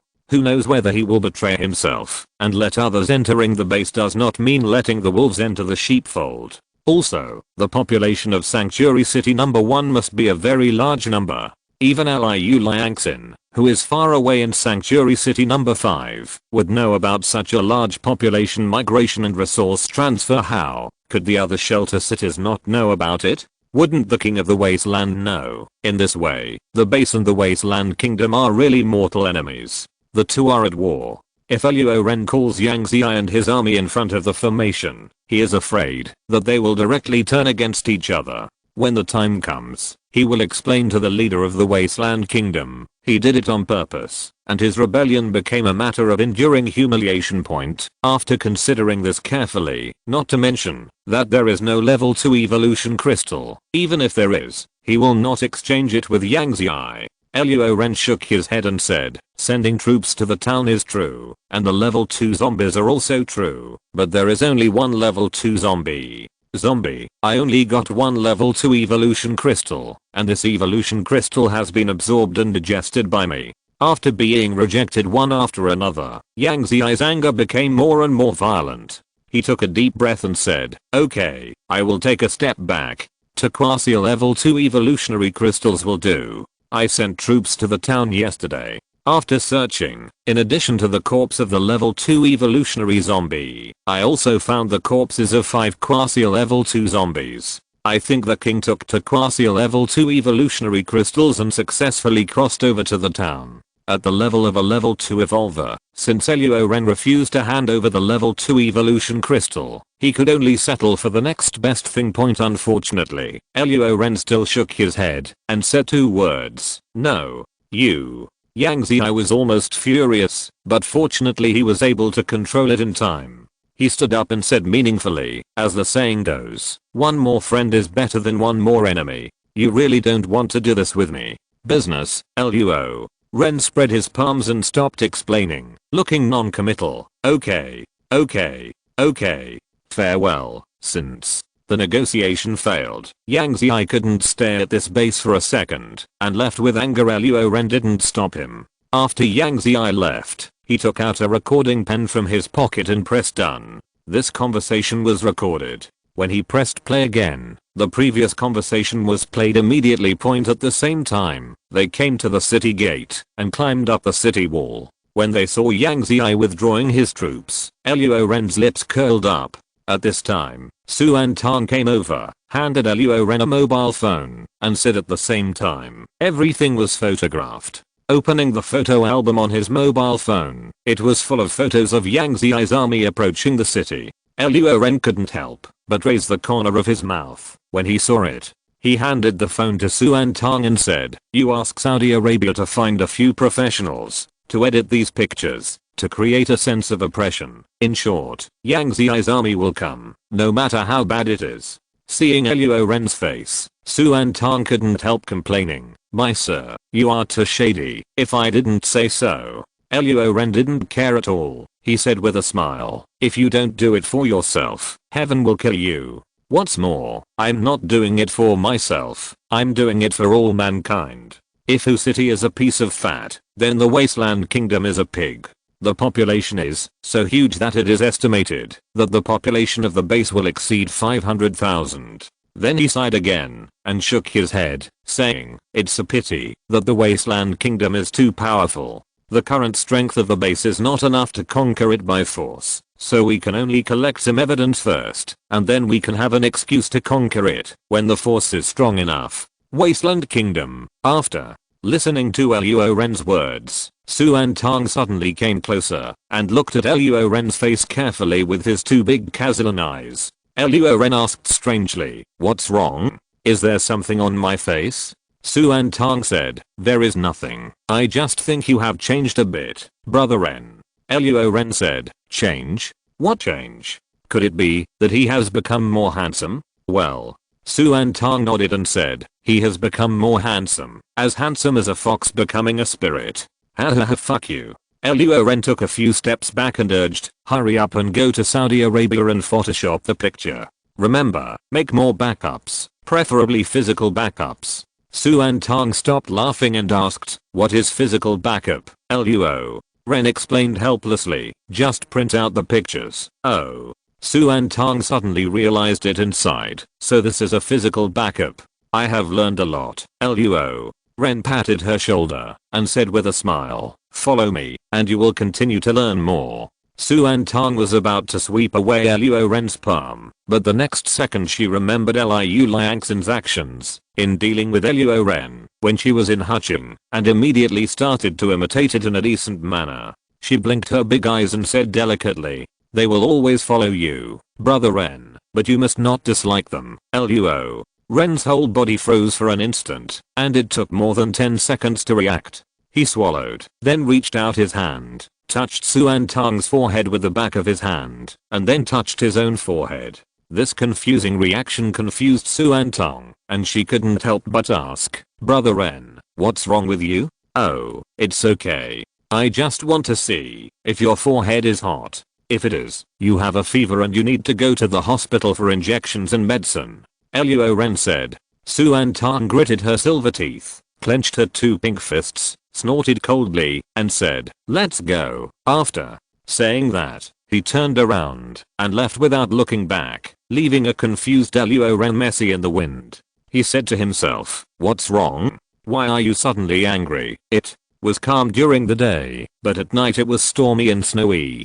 Sanctuary City number 5, City Lord's mansion. Point on the balcony of the second floor, Liu Liangxin stood with her hands behind her hands, looking at the city under her rule with a look of relief. In less than half a year, it went from being empty to now having more than 30,000 civilians and 7,000 soldiers. The speed is already very fast. The wind stopped, but the snow was still falling, and it was getting heavier and heavier. At this time, it was already snowing heavily. Liu Liangxin's eyes suddenly turned to the distance, which was the direction of the base, and she thought in her heart, "I wonder how Brother Ren is doing." At this moment, the soldiers came to report. Liu Liangxin lowered her eyes and heard the soldiers say, "Report to the City Lord. City Lord Yang is back with the army." Huh? Liu Liangxin asked hurriedly, "Have they changed anything?" The soldiers said, "Not much has changed. The people are still the same, and the number is still the same. The only change is that there are a lot of snowflakes on their heads." Liu Liangxin thought to herself, "It seems that there is no fight, but it is a pity. If there is a fight, it can kill Yang Zi's spirit and reduce some of his troops." She immediately said, "Let them enter the city quickly." When the soldier went down, Liu Liangxin quickly packed her clothes and went down to the lobby. Soon, Yang Zi walked into the lobby of the City Lord's mansion and saw that his eyes were extremely gloomy, his steps were long, and he seemed to be very angry. Yang Zi sat down, reached for the wine bottle on the table on the right, picked up the wine bottle and drank directly. Seeing his appearance, Liu Liangxin asked knowingly, "Who made you so angry, Brother Yang?" Yang Zi took a sip of wine. The flames of anger in his eyes were burning, and he gritted his teeth and said, "Damn Luo Ren. I discussed it with him so loudly and angrily, but he still refused, which is simply humiliating me. When I have the opportunity, he will be cut into pieces." Bang! The wine pot exploded, and it was actually crushed by Yang Zi. It seems that Yang Zi did not attack the base, but asked Brother Ren for the level 2 evolutionary crystal through negotiation. Judging from his current appearance, Brother Ren must not have got what he wanted. It's really strange. In anger, there is still no attack on the base. It seems that the strength of the base has increased a lot. However, it seems that he completely hates Brother Shangren. Liu Liangson knew Yang Zi's temper very well, and the only thing that could keep him rational, even when he was furious, was absolute strength. Liu Lian fell in love with Luo Ren and hated Yang Zi. Naturally, she was more willing to see Yang Zi suffer. At this time, not only did she not feel the same as Yang Zi, but she was a little happy. However, she couldn't show it on the bright side. After all, they were one of the forces. Internal harmony issues must be considered. End of this chapter. Thank you very much for reaching the end. Don't forget to like. Looking for more exclusive content and immediate access? Subscribe to our Patreon. Remember, every like, subscription, or donation encourages us to continue. Thanks to everyone. See you in the next video.